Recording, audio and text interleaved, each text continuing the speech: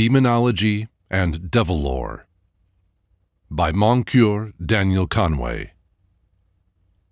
Narrated by Matthew Schmitz.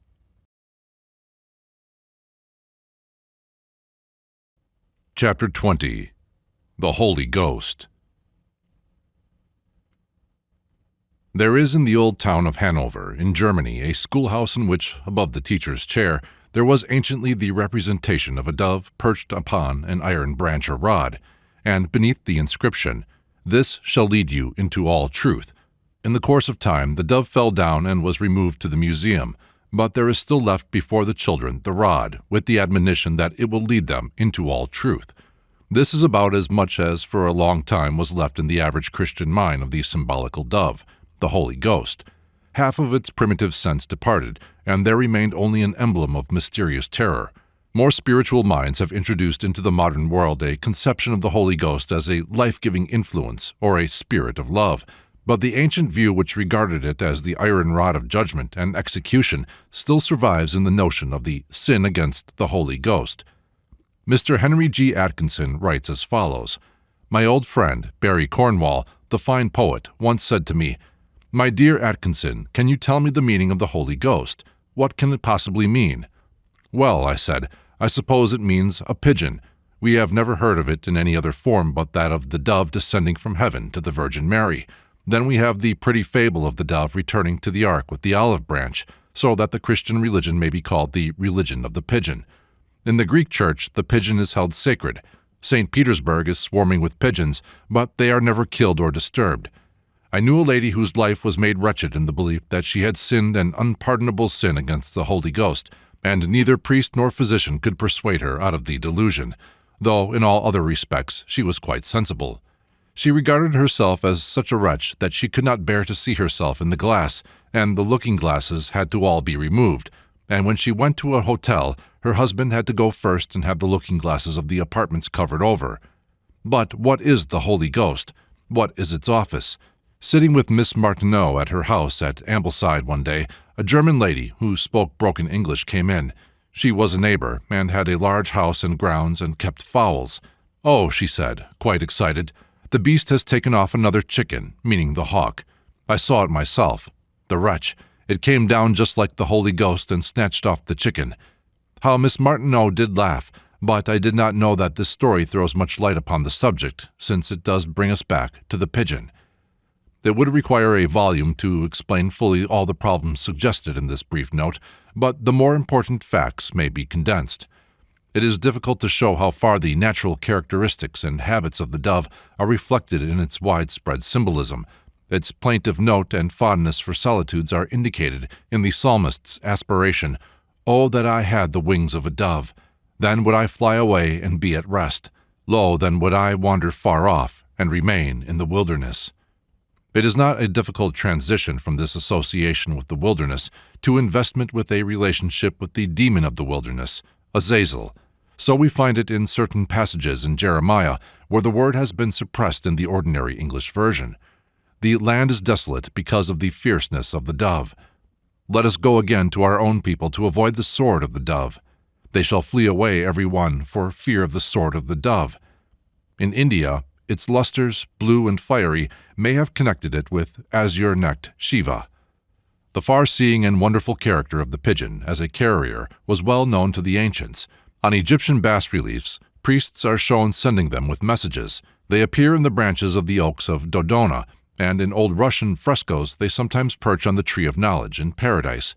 It is said that, in order to avail himself of this universal symbolism, Muhammad trained a dove to perch on his shoulder. As the raven was said to whisper secrets to Odin, so the dove was often pictured at the ear of God. In Notre Dame de Chartres, its beak is at the ear of Pope Gregory the Great. It passed, man did not have far to go, to be the familiar of kings. It brought the chrism from heaven at the baptism of Clovis. White doves came to bear the soul of Louis of Thuringia to heaven. The dove surmounted the scepter of Charlemagne. At the consecration of the kings of France, after the ceremony of unction, white doves were let loose in the church. At the consecration of a monarch in England, a duke bears before the sovereign the scepter with the dove. By association with both ecclesiastical and political sovereignty, it came to represent very nearly the old fatal serpent power which had lurked in all its transformations. When the Holy Ghost was represented as a crowned man, the dove was pictured on his wrist like that of a falcon with which the German lady, mentioned by Mr. Atkinson, identified it. But in this connection its symbolism is more especially referable to a passage in Isaiah. "There shall come forth a rod out of the stem of Jesse, and a branch shall grow out of his roots, and the Spirit of the Lord shall rest upon him, the Spirit of wisdom and understanding, the Spirit of counsel and might, the Spirit of the knowledge and of the fear of the Lord." The sanctity of the number 7 led to the partition of the last clause into 3 spirits, making up the 7, which were wisdom, understanding, counsel, strength, knowledge, piety, fear. In some of the representations of these, where each of the 7 doves is labeled with its name, fear is at the top of their arch, a psalm having said, "The fear of the Lord is the beginning of wisdom." When the Knightly Order of the Holy Ghost was created in 1352, it was aristocratic, and when reorganized by Henry III of France in 1579, it was restricted to magisterial and political personages. With them was the spirit of fear, certainly, and order shows plainly what had long been the ideas connected with the Holy Ghost. M. Didron finds this confirmed in the legends of every country, and especially refers to a story of St. Dunstan, Archbishop of Canterbury in the 10th century. 3 men convicted of coining false money had been condemned to death. Immediately before the celebration of Mass on the day of Pentecost, the festival of the Holy Ghost, St. Dunstan inquired whether justice had been done upon the 3 criminals. He was informed in reply that the execution had been delayed on account of the solemn feast of Pentecost, then in celebration. "It shall not be thus," cried the indignant archbishop, and gave orders for the immediate execution of the guilty men. Several of those who were present remonstrated against the cruelty of that order. It was nevertheless obeyed. After the execution of the criminals, Dunstan washed his face and turned with a joyful countenance towards his oratory. "I now hope," said he, "that God will be pleased to accept the sacrifice I am about to offer." And in fact, during the celebration of Mass, at the moment when the saint raised his hands to implore that God the Father would be pleased to give peace to his church, to guide, guard, and keep it in unity throughout the world, a dove as white as snow was seen to descend from heaven, and during the entire service remained with wings extended, floating silently in air above the head of the archbishop. The passionate sexual nature of the dove made it emblem of Aphrodite, and it became spiritualized in its consecration to the Madonna. From its relation to the falsely accused Mary, there grew around the dove a special class of legends, which show it attesting female innocence or avenging it. The white dove, said to have issued from the mouth of Joan of Arc, is one of many instances. There is still, I believe, preserved in the Littleton family the picture painted by Dowager Lady Littleton in 1780, in commemoration of the warning of death given to Lord Littleton by the mother of 2 girls he had seduced, the vision being attended by a fluttering dove. The original account of his vision or dream, attributed to Lord Littleton, mentions only a bird. When next told, it is that he heard a noise resembling the fluttering of a dove, and on looking to the window saw an unhappy female whom he had seduced. But the exigencies of orthodoxy are too strong for original narratives, as the bird attested an announcement that on the 3rd day, that too was gradually added, he would die. It must have been a dove. And as the dove attends only the innocent, it must have been the poor girl's mother that appeared. It was easy to have the woman die at the precise hour of appearance.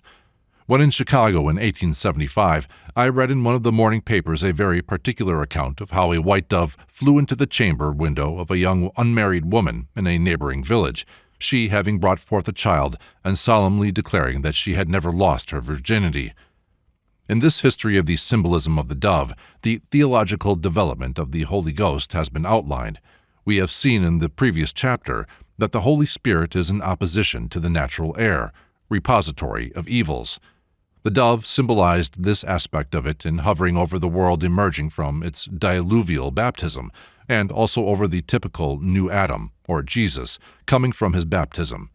But in this it corresponds with the serpent symbol of life in Egyptian mythology, brooding over the primal mundane egg, as in Figure 23, Volume 1. Nathaniel Hawthorne found a mystical meaning in the beautiful group at Rome, representing a girl pressing a dove to her bosom while she is attacked by a serpent. But in their theological aspects, the dove and the serpent blend. They are at once related and separated in Christ's words, "Be ye wise as serpents and harmless as doves." But in the office of the Holy Ghost as representing a divine intelligence, and its consequent evolution as executor of divine judgments, it fulfills in Christendom much the same part as the serpent in the more primitive mythologies. "Every sin and blasphemy will be forgiven unto men," said a legendary Christ, "but the blasphemy against the Spirit will not be forgiven. And whosoever shall speak a word against the Son of Man, it will be forgiven him. But whosoever shall speak against the Holy Ghost, it will not be forgiven him, neither in this world nor in that to come." In Mark it is said, "All things shall be forgiven unto the sons of men, the sins and the blasphemies wherewith they shall blaspheme. But whosoever shall blaspheme against the Holy Ghost has never forgiveness, but will be guilty of everlasting sin," because, they said, he has an unclean spirit. When Christ uttered these tremendous words, no disciple seems to have been startled or to have inquired into the nature of that sin, so much worse than any offense against himself or the Father, which has since employed so much theological speculation. In fact, they needed no explanation. It was an old story. The unpardonable sin was a familiar feature of ancient Jewish law. Therein, the sin excluded from expiation was any presumptuous language or action against Jehovah. It is easy to see why this was so. Real offenses, crimes against man or society, were certain of punishment, through the common interest and need, but the honor and interests of Jehovah, not being obvious or founded in nature, required special and severe statutes. The less a thing is protected by its intrinsic and practical importance, the more it must, if at all, be artificially protected. This is illustrated in the story of Eli and his 2 sons. These youths were guilty of the grossest immoralities, but not a word was said against them, they being sons of the high priest, except a mild remonstrance from Eli himself. But when, on occasion, these youths tasted the part of the sacrificial meat offered to Jehovah, the divine wrath was kindled. Eli, much more terrified at this ceremonial than the moral offense, said to his sons, "If one man sin against another, the judge shall judge him, but if a man sin against Jehovah, who shall entreat for him?" In protecting his interests, Jehovah's destroying angel does not allude to any other offense of Eli's sons except that against himself. But when the priestly guardians of the divine interests came with their people under the control of these successive Gaios, aliens who cared not for their ceremonial law and declined to permit the infliction of its penalties, as England now forbids suttee in India, the priests could only pass sentences. Execution of them had to be adjourned to a future world. The doctrine of a future state of rewards and punishments is not one which a priesthood would naturally prefer or invent. So long as a priesthood possesses the power of life and death over the human body, they would not, by suggesting future awards, risk the possibility of a heresy arising to maintain deorum injuria dies cura. But where an alien jurisdiction has relegated to local deities the defense of their own majesty, there must grow up the theory that such offenses as cannot be expiated on earth are unpardonable, and must, because of the legal impunity with which they can be committed, be all the more terribly avenged somewhere else. Under alien influences also, the supreme and absolute government of Jehovah had been divided, as is elsewhere described. He who originally claimed the empire of both light and darkness, good and evil, when his rivalry against other gods was on a question of power, had to be relieved of responsibility for earthly evils when the moral sense demanded dualism. Thus there grew up a separate personification of the destructive power of Jehovah, which had been supposed to lodge in his breath. The last breath of man obviously ends life. There is nothing more simple in its natural germ than the association of the first breath and the last with the creative spirit. This potency of the breath or spirit is found in many ancient regions. It is the natural teaching of the destructive simoon, or even of the annual autumnal breath which strikes the foliage with death. Persia especially abounded with superstitions of this character. By a sorcerer's breath, the 2 serpents were evoked from the breast of Zohak. Nizami has woven the popular notion into his story of the 2 physicians who tried to destroy each other, one of whom survived his rival's poisonous draught and killed that rival by making him smell a flower on which he had breathed. Such notions as these influenced powerfully the later development of the idea of Jehovah, concerning whom it was said of old, "With the breath of his mouth shall he slay the wicked. The breath of the Lord, like a stream of brimstone, doth kindle." Tophet. Meanwhile, in all the Trinitarian races which were to give form to Christian mythology, destructiveness had generally, not invariably, become the traditional role of the third person. In Egypt, there were Osiris the creator, Horus the preserver, Typhon the destroyer. In Babylonia, Anu the upper air, Sin or Uri the moon, Samis the sun. In Assyria, the sun regains his place and deadly influences were ascribed to the moon. In India, Brahma the father, Vishnu the savior, Shiva the destroyer. In Persia, Zerue-Nakrane, infinite time, Ormuzd the good, Ahriman the evil. In Greece, Zeus, Poseidon, and Hades, or heaven, ocean, and hell, were the firstborn of time. The Trinitarian form had gradually crept in among the Jews, though their Jehovistic theology only admitted its application to inferior deities: Cain, Abel, Seth, Moses, Aaron, Hur, Abraham, Isaac, Jacob. As time went on, these succeeded the ideas of Jehovah, messiahs, and wisdom, but already the serpent was the wisest of all the beasts in the field of Jewish mythology, and the personified wisdom was fully prepared to be identified with Athene, the Greek wisdom, who sprang armed from the head of Zeus, the air, and whose familiar was a serpent. On the other hand, however, the divine breath had also its benign significance. Shiva, the auspicious, inherited the character of Rudra, roaring storm, but it was rather supported later on by his wife Kali. Athena, though armed, was the goddess of agriculture. The breath of Elohim had given man life. "I now draw in and now let forth," says Krishna. "I am generation and dissolution. I am death and immortality. Thou wilt fancy it the dawning zephyr of an early spring," says Sadi, "but it is the breath of Isa, or Jesus, for in that fresh breath and verdure the dead earth is reviving. The voice of the turtle is heard in the land," sings Solomon. When the third person of the Christian Trinity was constituted, it inherited the fatality of all the previous third persons, the destroyers, while it veiled them in mystery. When the Holy Ghost inspired the disciples, the account is significant. "Suddenly there came a sound from heaven as of a rushing mighty wind, and there appeared unto them cloven tongues like as of fire, and it sat upon each of them, and they were all filled with the Holy Ghost." This was on the day of Pentecost, the harvest festival, when the first fruits were offered to the quickening spirit or breath of nature. But the destructive feature is there also. The tongues are cloven like those of serpents. The beneficent power was manifest at the gate called Beautiful, when the lame man was made to walk by Peter's power. But its fatal power was with the same apostle. And when he said, "Why hath Satan filled thy heart to lie to the Holy Ghost?" instantly Ananias fell down and gave up the ghost. The spirit was carried, it is said, in the breath of the apostles. Its awfulness had various illustrations. Mary offered up 2 doves in token of her conception by the Holy Ghost. Jesus is described as scourging from the temple those that sold doves, and the allegory is repeated in Peter's denunciation of Simon Magus, who offered money for the gift of the Holy Ghost. In one of his sermons, Mr. Moody said, "Nearly every day we have somebody coming into the inquiry room very much discouraged and disheartened and cast down because they think they have committed a sin against the Holy Ghost and that there is no hope for them." Mr. Moody said he believed the sin was nearly impossible, but he adds this remarkable statement: "I don't remember of ever hearing a man swear by the Holy Ghost except once, and then I looked upon him expecting him to fall dead, and my blood ran cold when I heard him."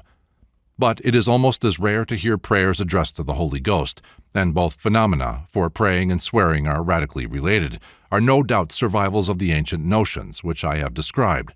The forces of nature out of which the symbol grew, the life that springs from death and grows by decay, is essentially repeated again by those who adhere to the letter that kills, and also by those who ascend with the spirit that makes alive. It is possible that no more terrible form of the belief in a devil survives than this Holy Ghost dogma, which, lurking in vagueness and mystery, like the serpent of which it was born, passes by the self-righteous to cast its shadows over the most sensitive and lowly minds, chiefly those of pure women prone to exaggerate their least blemishes. In right reason, the fatal Holy Ghost stands as the type of that fear by which priesthoods have been able to preserve their institutions after the deities around whom they grew had become unpresentable, and which could best be fostered beneath the veil of mystery. Those who love darkness rather than light because their deeds cannot bear the light veil their gods, not to abolish them, but to preserve them. Calvinism is veiled, and Athanasianism and Romanism. They are all veiled idols, whose power lives by being hid in a mass of philology and casuistry. So long as Christianity can persuade the Pope and Dr. Martineau, Dean Stanley and Mr. Moody, Quakers, Shakers, Jumpers, all to describe themselves alike as Christians, its real nature will be veiled, its institutions will cumber the ground, and draw away the strength and intellect due to humanity. The indefinable infidel will be a devil. This process has been going on for a long time. The serpent god, accursed by the human mind which grew superior to it, has crept into its ark, but its fang and venom linger with that bishop breathing on a priest, the priest breathing on a sick child, and bears down side by side with science that atmosphere of mystery in which creep all the old reptiles that throttle common sense and send their virus through all the social frame. In Demonology, the Holy Ghost is not a devil, but in it are reflected the diabolization of culture and progress and art. It was these devils which compelled the gods to veil themselves through successive ages, and to spiritualize their idols and dogmas to save their institutions. The deities concealed have proved far more potent over the popular imagination than when visible. The indefinable terrible menace of the Holy Ghost was a consummate reply to that equally indefinable spirit of loathing and contempt which rises among the cultured and refined towards things that have become unreal, their formalities and their cant. It is this ever-recurring necessity that enables clergymen to denounce belief in hell and a devil in churches which assuredly would never have been built for the superstition so denounced. The ancient beliefs and the present denunciation of them are on the same thread, the determination of a church to survive and hold its power at any and every cost. The Jesuitical power to veil the dogma is the most successful method of confronting the spirit of an age, which, in the eye of reason, is the only Holy Spirit, but which, to ecclesiastical power struggling with enlightenment, is the only formidable Satan. Chapter 21. Antichrist. In the Padma Purana, it is recorded that when King Vena embraced the heretical doctrine and abjured the temples and sacrifices, the people following him, 7 powerful rishis or high priests, visited him and entreated him to return to their faith. They said, "These acts, O king, which thou art performing, are not of our holy traditions, nor fit for our religion, but are such as shall be performed by mankind at the entrance of Kali, the last and sinful age, when thy new faith shall be received by all, and the service of the gods be utterly relinquished."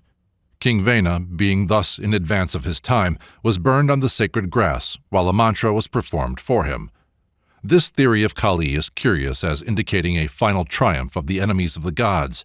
In the Scandinavian theory of Ragnarok, the twilight of the gods, there also seems to have been included no hope of the future victory of the existing gods.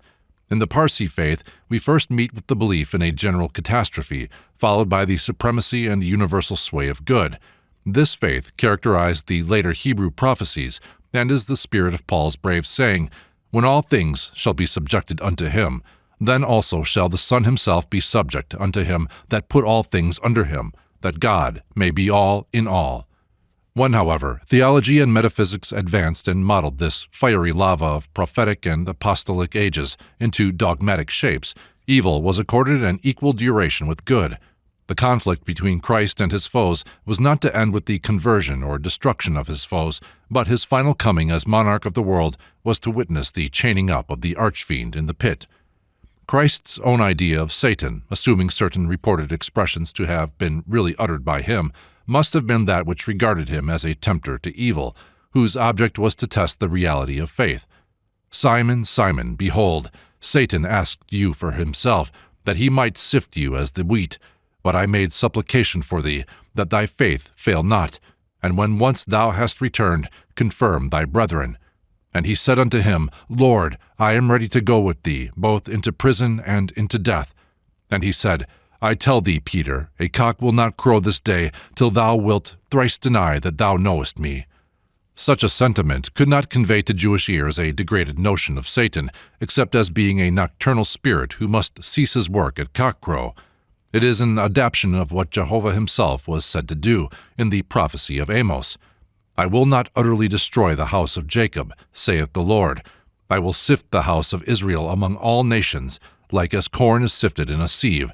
yet shall not the least grain fall upon the earth.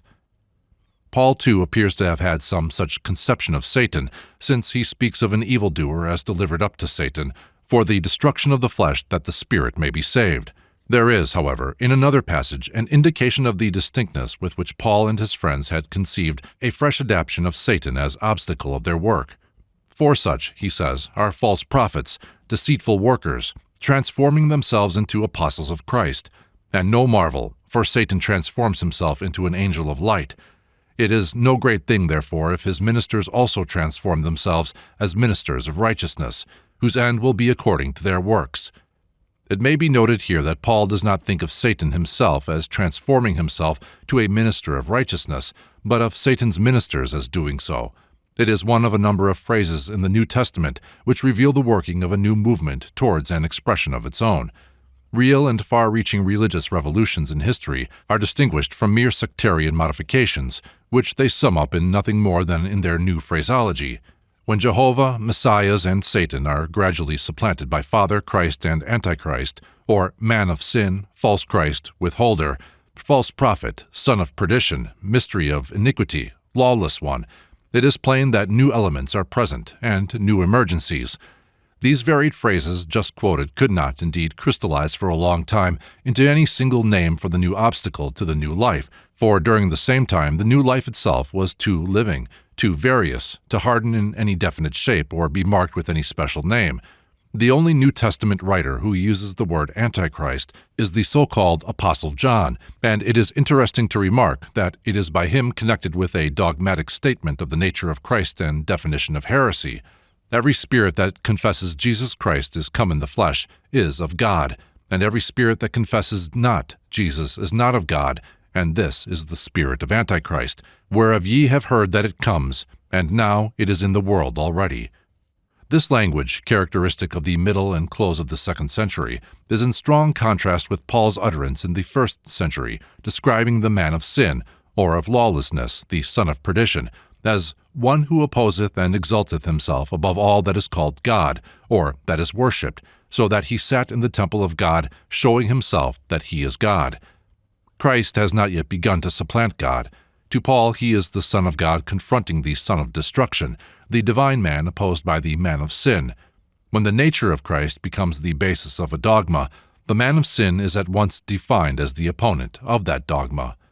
As this dogma struggled on to its consummation and victory, it necessarily took the form of a triumph over the Caesars, who were proclaiming themselves gods and demanding worship as such. The writer of the 2nd epistle bearing Peter's name saw those Christians who yielded to such authority typified in Balaam, the erring prophet who was opposed by the angel. The writer of the Gospel of John saw the traitor Judas as the son of perdition, representing Jesus as praying that the rest of his disciples might be kept out of the evil one.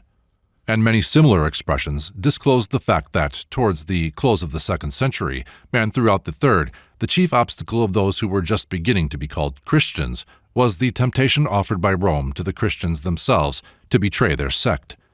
It was still a danger to name the very imperial gods who successively set themselves up to be worshipped at Rome, but the pointing of the phrases is unmistakable long before the last of the pagan emperors held the stirrup for the first Christian pontiff to mount his horse. Nero had answered to the portrait of the son of perdition sitting in the temple of God perfectly. He aspired to the title King of the Jews. He solemnly assumed the name of Jupiter. He had his temples and his priests, and shared divine honors with his mistress Poppaea. Yet when Nero and his glory had perished under those fires of wrath described in the Apocalypse, a more exact image of the insidious false Christ appeared in Vespasian. His alleged miracles, or lying wonders, and the reported prediction of his greatness by a prophet on Mount Carmel, his oppression of the Jews, who had to contribute the annual double drachma to support the temples and gods which Vespasian had restored, altogether made this decorous and popular emperor a more formidable enemy than the beast Nero, whom he succeeded. The virtues and philosophy of Marcus Aurelius still increased the danger. Political conditions favored all those who were inclined to compromise, and to mingle the popular pagan and the Jewish festivals, symbols, and ceremonies.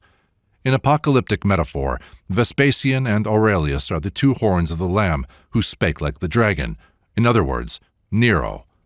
The beginnings of that mongrel of superstitions which at last gained the name of Christianity were in the liberation, by decay of parts and particles, of all those systems which Julius Caesar had caged together for mutual destruction.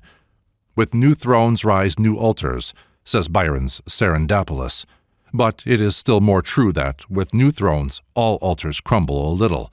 At an early period, the differences between the believers in Christ and those they called idolaters were mainly in name, and with the increase of Gentile converts, the adoption of the symbolism and practices of the old religions was so universal that the quarrel was about originality.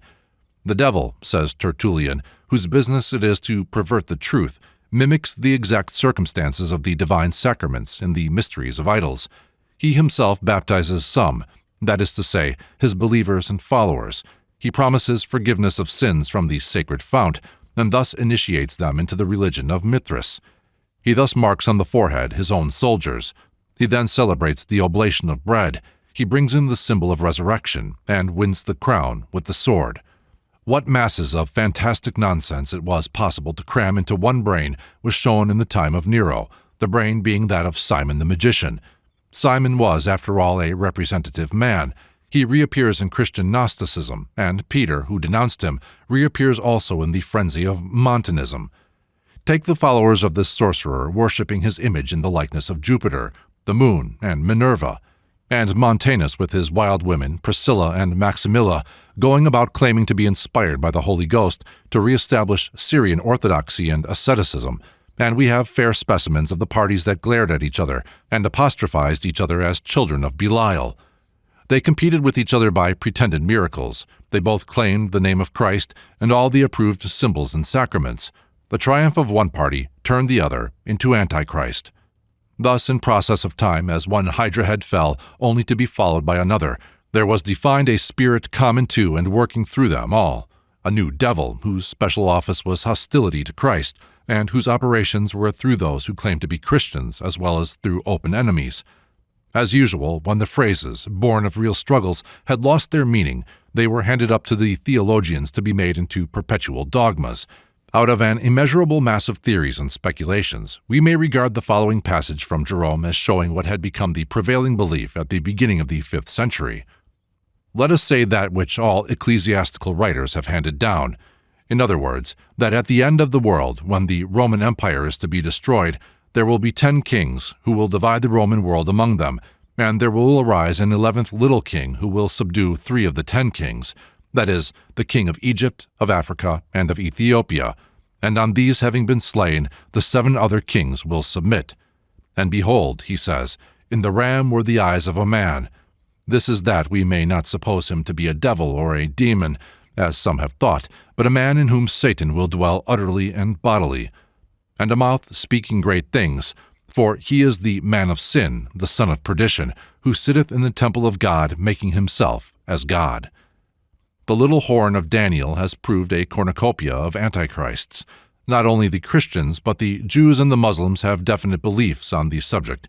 The rabbinical name for Antichrist is Armilus, a word found in the Targum. By the word of his mouth the wicked Armilus shall die. There will be 12 signs of the Messiah's coming, appearance of 3 apostate kings, terrible heat of the sun, dew of blood, healing dew, the sun darkened for 30 days, universal power of Rome with affliction for Jews, and the appearance of the first messiahs, Joseph's tribe, Nehemiah. The next and 7th sign will be the appearance of Armilus, born of a marble statue in a church at Rome. The Romans will accept him as their god, and the whole world will be subject to him. Nehemiah alone will refuse to worship him, and for this will be slain, and the Jews suffer terrible things. The 8th sign will be the appearance of the angel Michael with 3 blasts of his trumpet, which shall call forth Elias, the forerunner, and the true messiahs, Ben David, and bring on the war with Armilus, who shall perish, and all Christians with him. The 10 tribes shall be gathered into paradise. Messiah shall wed the fairest daughter of their race, and when he dies, his sons shall succeed him, and reign in unbroken line over a beatified Israel. The Muslim modification of the notion of Antichrist is very remarkable. They call him al-Dajjal, that is, the impostor. They say Muhammad told his follower, Misri al-Dari, that at the end of the world, Antichrist would enter Jerusalem seated on an ass. but that Jesus will then make his second coming to encounter him. The beast of the apocalypse will aid Antichrist, but Jesus will be joined by Imam Mahdi, who has never died. Together they will subdue Antichrist, and thereafter the Muslims and Christians will forever be united in one religion. The Jews, however, will regard Antichrist as their expected Messiah. Antichrist will be blind of one eye and deaf of one ear. Unbeliever will be written on his forehead. In that day the sun will rise in the west.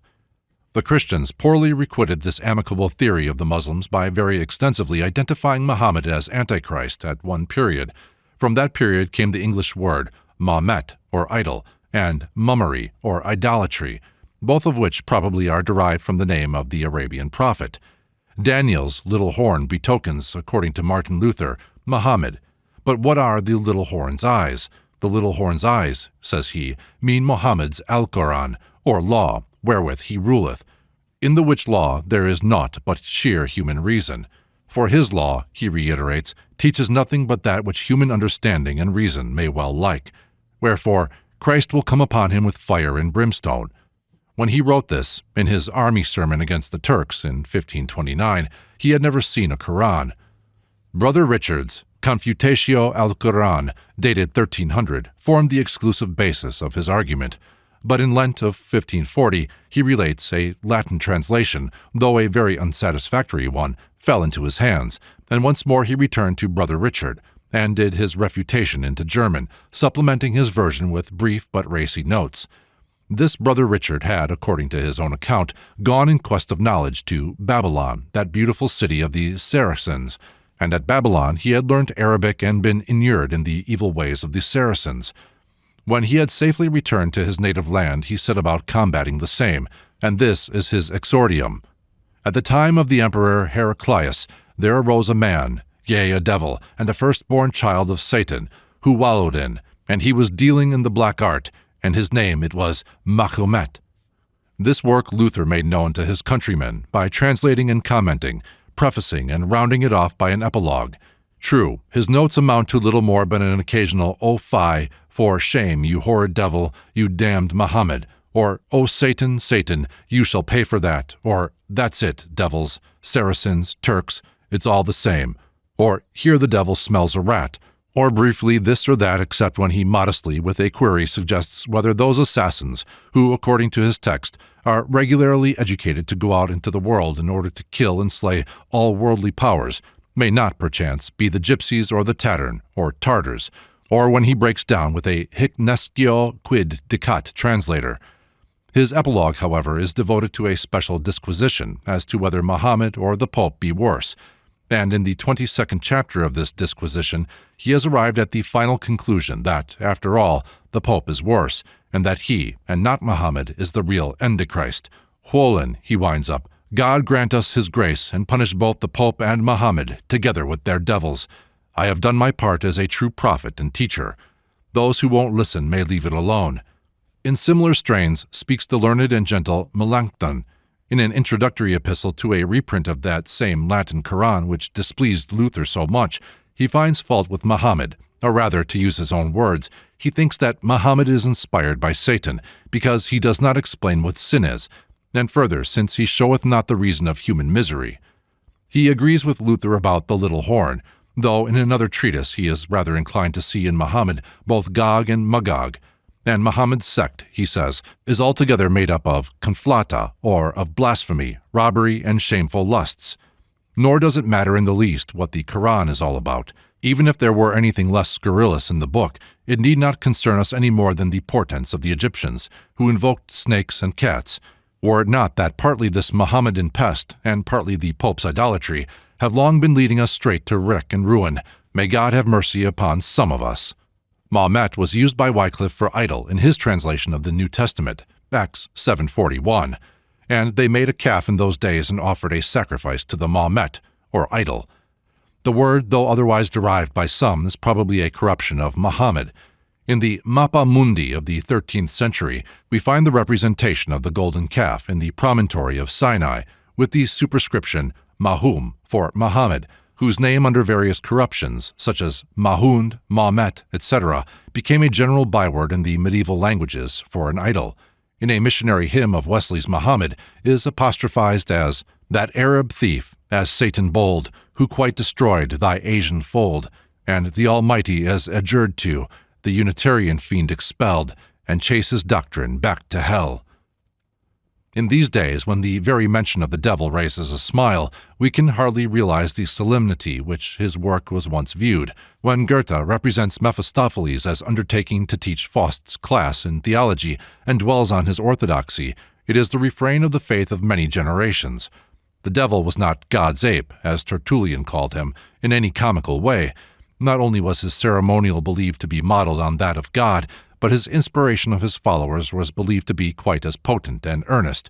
Tertullian was constrained to write in this strain, "Blush, my Roman fellow soldiers, even if ye are not judged by Christ, but by any soldier of Mithras, who, when he is undergoing initiation in the cave, the very camp of the powers of darkness, when the wreath is offered him, a sword being placed between as if in semblance of martyrdom, and then about to be set on his head, he is warned to put forth his hand and push the wreath away, transferring it to, perchance, his shoulder, saying at the same time, My only crown is Mithras, and thenceforth he never wears a wreath, and this is a mark he has for a test, whenever tried as to his initiation, for he is immediately proved to be a soldier of Mithras if he throws down the wreath offered him, saying his crown is in his God.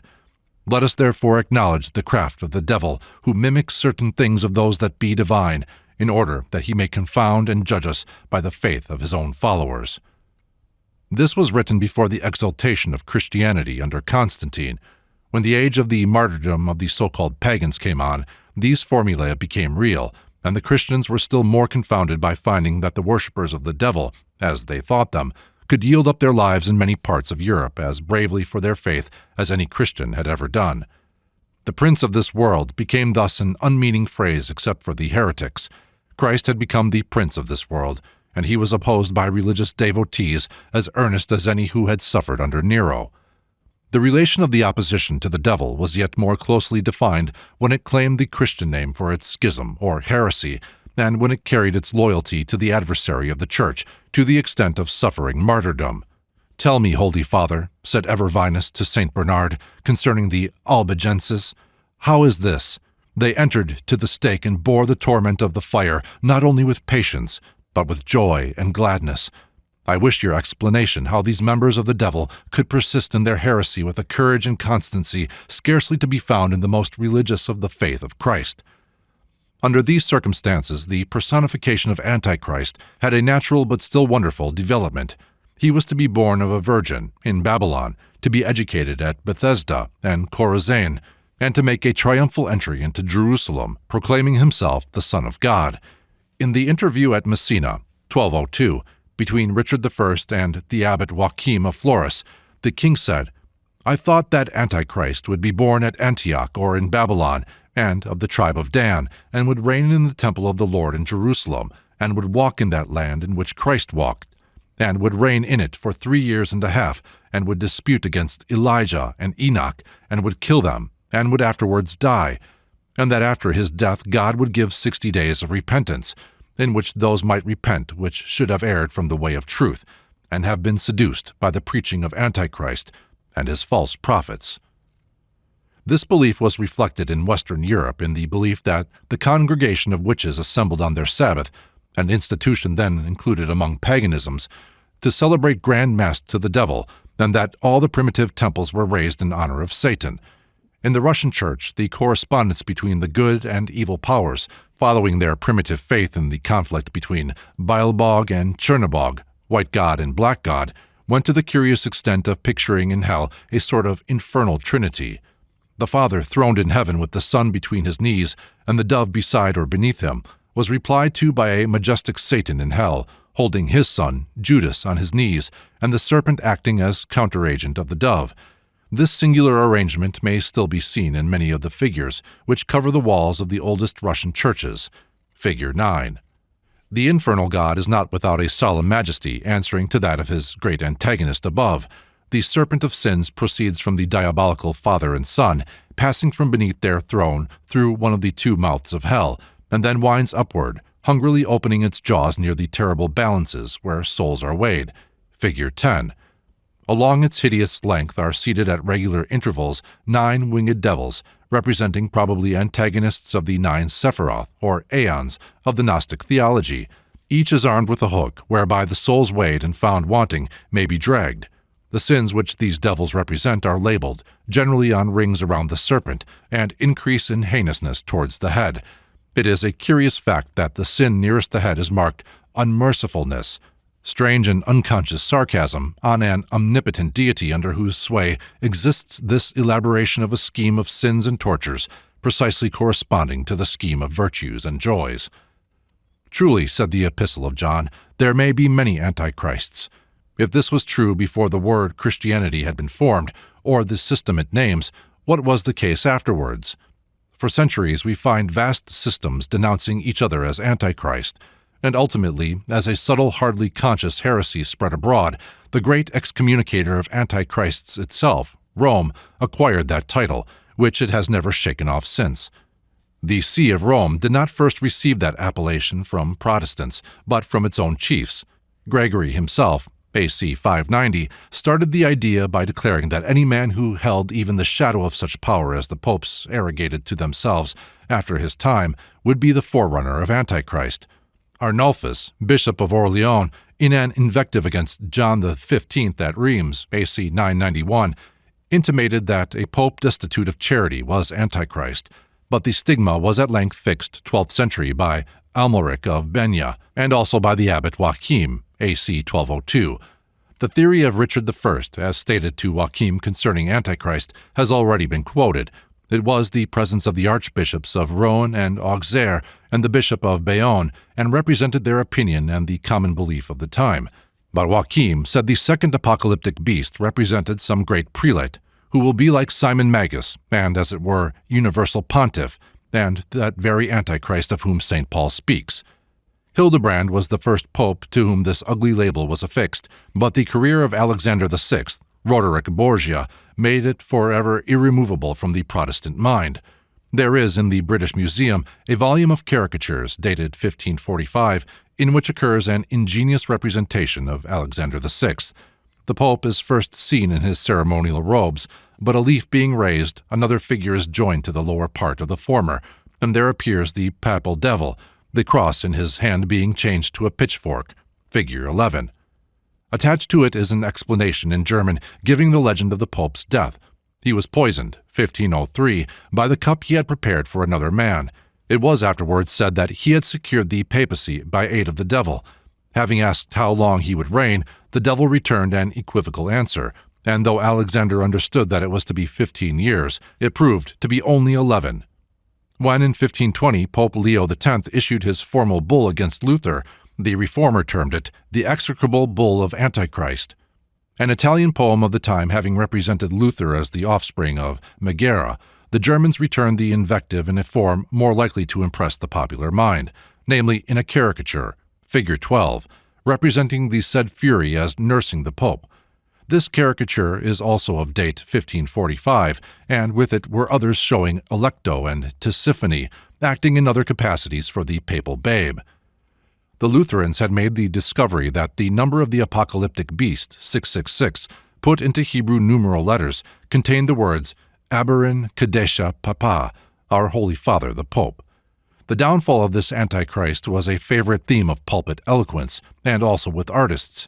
A very spirited pamphlet was printed, 1521, and illustrated with designs by Luther's friend, Lucas Cranach. It was entitled Passional Christi und Antichristi. The fall of the papal Antichrist, figure 13, has for its companion one of Christ washing the feet of his disciples. But the Catholics could also make discoveries, and among many other things they found that the word Luther in Hebrew numerals also made the number of the beast. It was remembered that one of the earliest predictions concerning Antichrist was that he would travesty the birth of Christ from a virgin by being born of a nun by a bishop. Luther's marriage with the nun Catherine von Bora came sufficiently near the prediction to be welcomed by his enemies. The source of his inspiration, as understood by Catholics, is cleverly indicated in a caricature of the period, figure 14. The theory that the papacy represents Antichrist has so long been the solemn belief of rebels against its authority that it has become a vulgarized article of Protestant faith. On the other hand, Catholics appear to take a political and prospective view of Antichrist. Cardinal Manning, in his pastoral following the election of Leo XIII, said, "A tide of revolution has swept over all countries. Every people in Europe is inwardly divided against itself, and the old society of Christendom, with its laws, its sanctities, and its stability, is giving way before the popular will, which has no law, or rather which claims to be a law to itself. This is at least the forerunning sign of the lawless one, who in his own time shall be revealed." Throughout the endless exchange of epithets, it has been made clear that Antichrist is the reductio ad absurdum of the notion of a personal devil. From the day when the word was first coined, it has assumed every variety of shape, has fitted with equal precision the most contrarious things and persons, and the need of such a novel form at one point or another in the progress of controversy is a satire on the inadequacy of Satan and his ancient ministers. Bygone devils cannot represent new animosities. The ascent of every ecclesiastical or theological system is traceable in massacres and martyrdoms.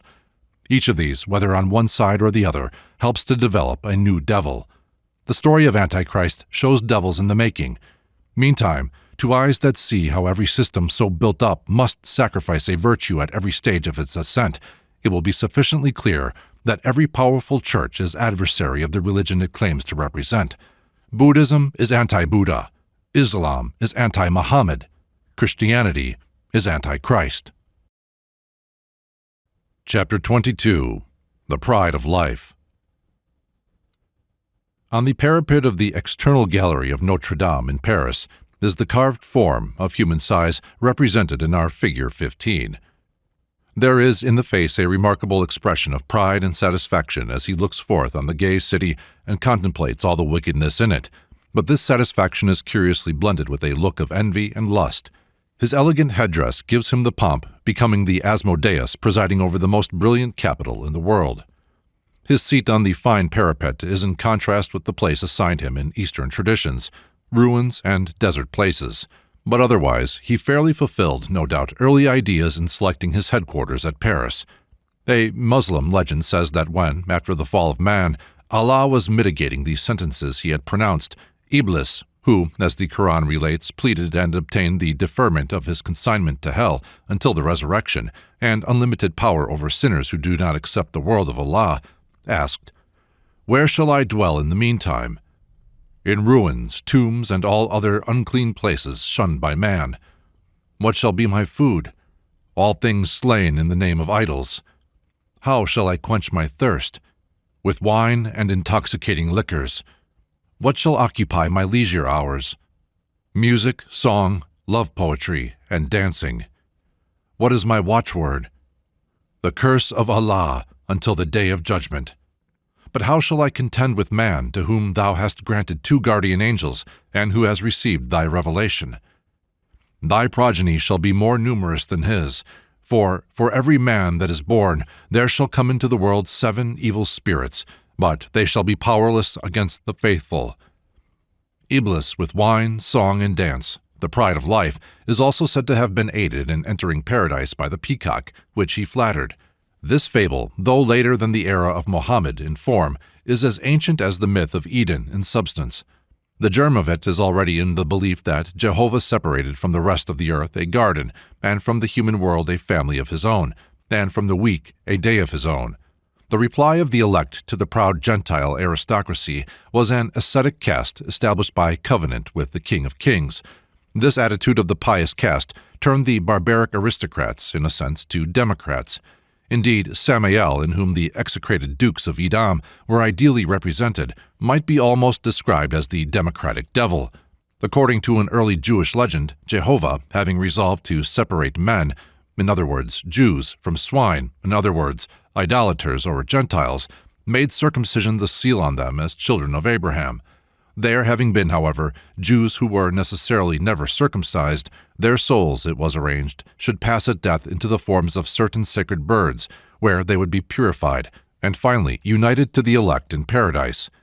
Now Samael, or Adam Belial, as he was sometimes called, is said to have appealed to the Creator that this arrangement should include all races of beings. "Lord of the world," he said, "we also are of your creation, thou art our Father." As thou savest the souls of Israel by transforming them, that they may be brought back again and made immortal, so also do unto us. Why shouldest thou regard the seed of Abraham before us? Jehovah answered, Have you done the same that Abraham did, who recognized me from his childhood and went into Chaldean fire for love of me? You have seen that I rescued him from your hands, and from the fiery oven which had no power over him, and yet you have not loved and worshipped me. Henceforth speak no more of good or evil. The old rabbinical books which record this conversation do not report Samael's answer, nor is it necessary. That answer was given by Jesus and Paul, breaking down the partitions between Jew and Gentile. It was quite another thing, however, to include the world morally. Jesus, it would seem, aimed at this also. He came eating and drinking, and the Orthodox said Samael was in him. Personally, he declined to substitute even the cosmopolitan rite of baptism for the discredited national rite of circumcision. But Paul was of another mind. His Phariseeism was spiritualized and intensified in his new faith, to which the great world was all an adversary. It was a tremendous concession, this giving up of the gay and beautiful world, with its mirth and amusements, its fine arts and romance, to the devil. Unswerving nemesis had followed that wild theorem in many forms, of which the most significant is Asmodeus. Asmodeus, or Ashma-Deva of the Zen texts, the modern Persian Kazm, is etymologically what Carlyle might call the god wish. Aisha meaning wish from the Sanskrit root ish, to desire. An almost standing epithet of Aishma is Kurvijra, meaning apparently having a hurtful weapon or lance. He is occasionally mentioned immediately after Anro-Mainyu, or Ahriman, sometimes is expressly named as one of his most prominent supporters. In the remarkable combat between Ahura Mazda, or Urmuzd, and Anro-Mainyu described in Zam, the good deity summons to his aid Vohu Manu, Ashavista, and fire, while the evil one is aided by Akomano, Aishma, and Ajidahaka. Here, therefore, Aishma appears as opposed to Ahavahishta, supreme purity of the Lord of Fire. Aishma is the spirit of the lower or impure fire, lust and wrath. A Sanskrit text styles him Kosadeva, the god of wrath. Aishma's opponent is invoked to shield the faithful in both worlds from death, the violent, from Aishma, the violent, from the hosts of violence that raise aloft the terrible banner, from the assaults of Aishma that he makes along with Vidatu, or divider and destroyer, the demon created. He is thus the leading representative of dissolution, the fatal power of Ahriman. Ormuzd is said to have created Suryosha, to be the destroyer of Aishma of the fatal lance. Suryosha, the hearer, is the moral vanquisher of Aishma, in distinction from Heoma, who is his chief opponent in the physical domain. Such, following Windishman, is the origin of the devil whom the apocryphal book of Tobit has made familiar in Europe as Asmodeus. Ashmedai, as the Jews call him, appears in this story as precisely that spirit described in the Avesta, the devil of violence and lust, whose passion for Sarah leads him to slay her 7 husbands on their wedding night. The devils of lust are considered elsewhere, and Asmodeus among them. There is another aspect of him which here concerns us. He is a fastidious devil. He will not have the object of his passion liable to the embrace of any other. He cannot endure bad smells, and that raised by the smoke of the fish entrails burnt by Tobit drives him into the utmost parts of Egypt, where the angel bound him. It is, however, of more importance to read the story by the light of the general reputation of Ashmedai among the Jews and Arabians. It was notably that of the devil represented in the Muslim tradition at the beginning of this chapter. He is the Eastern Don Giovanni and Lothario. He plies Noah and Solomon with wine, and seduces their wives, and always aims high with his dashing intrigues. He would have cried Amen to Luther's lines, "Who loves not wine, woman, and song? He lives a fool his whole life long." Besides being an aristocrat, he is a scholar and most learned master of arts, educated in the great college of hell, founded by Asa and Asael, as elsewhere related. He was fond of gaming, and so fashionable that Calmet believed his very name signifies fine dress. Now, the moral reflections in the book of Tobit, and its casual intimations concerning the position of the persons concerned, show that they were Jewish captives of the humblest working class, whose religion is of a type now found chiefly among the more ignorant sectarians. Tobit's moral instructions to his son, In pride is destruction and much trouble, and in lewdness is decay and much want. Drink not wine to make thee drunken. And his careful instructions about finding wealth in the fear of God are precisely such as would shape a devil in the image of Asmodeus. Tobit's moral truisms are made falsities by his Puritanism. Prayer is good with fasting and alms and righteousness, but give nothing to the wicked.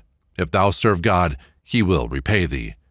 Cakes and ale do not cease to exist because Tobits are virtuous, but unfortunately they may be raised from their subordinate to an insubordinate place by the transfer of religious restraints to the hands of ignorance and cant.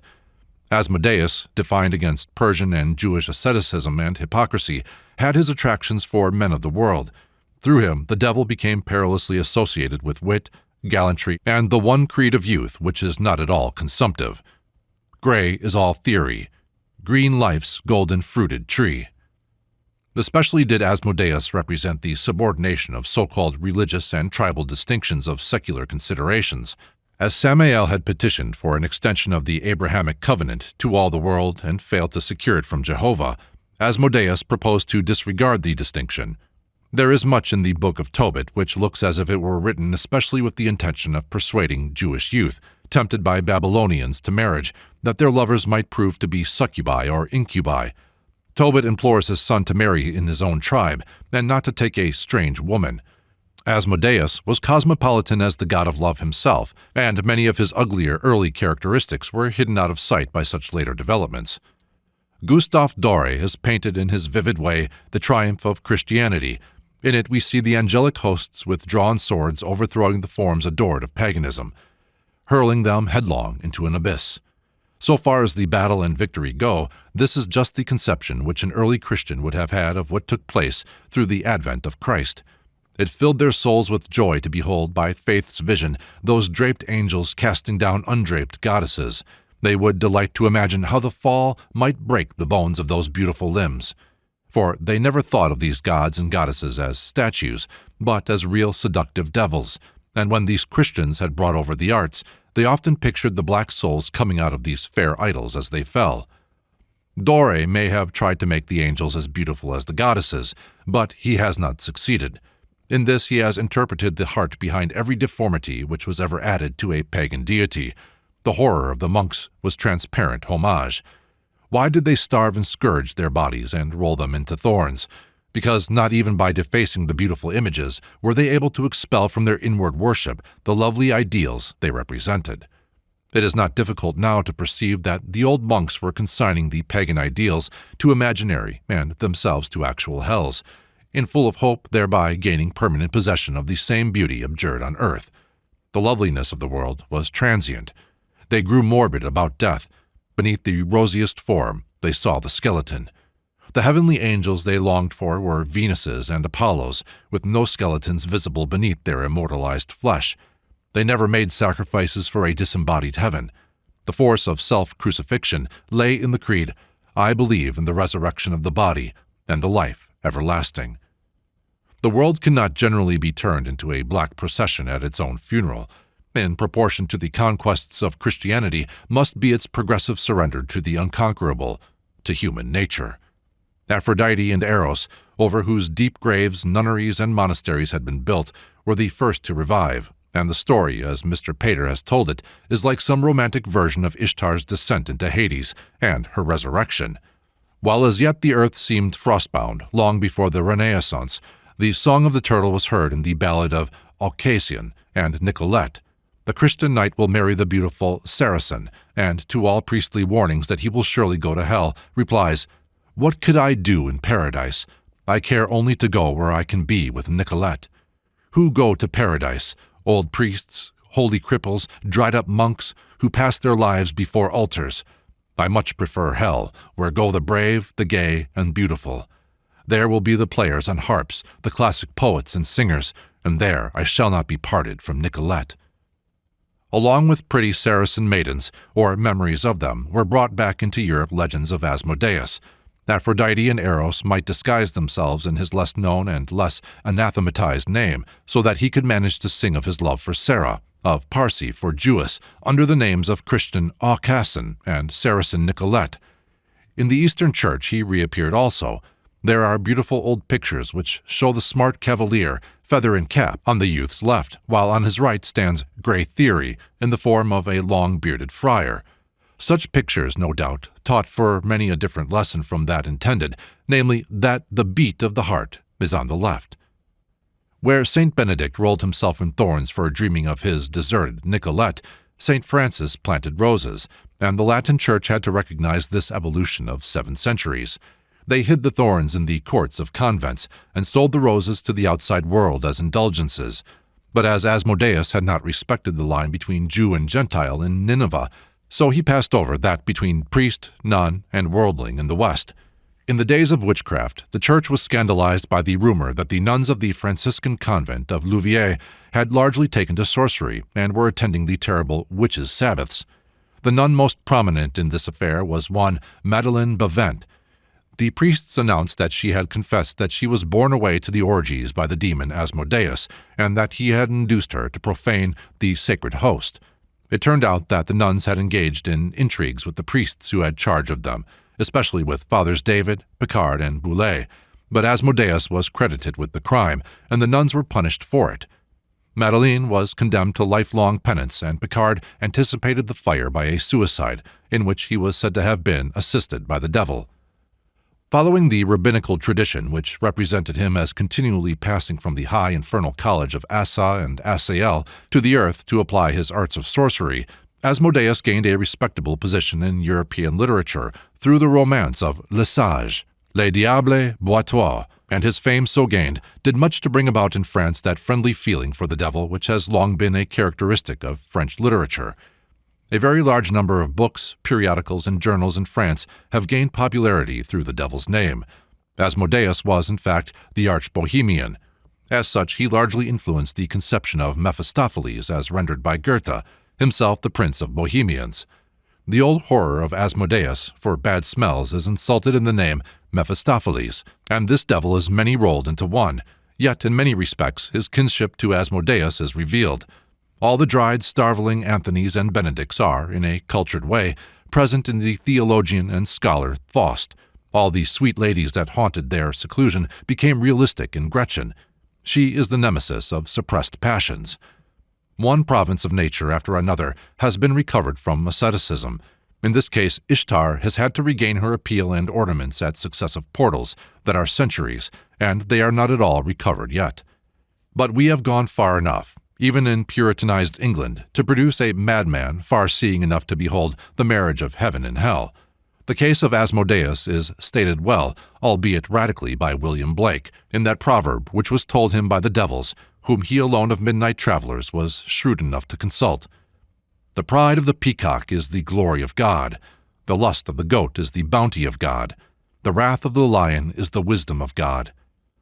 When that statement is improved, as it well may be, it will be when those who represent religion shall have learned that human, like other nature, is commanded by obedience. In this connection may be mentioned a class of legends indicating the devil's sensitiveness with regard to his personal appearance.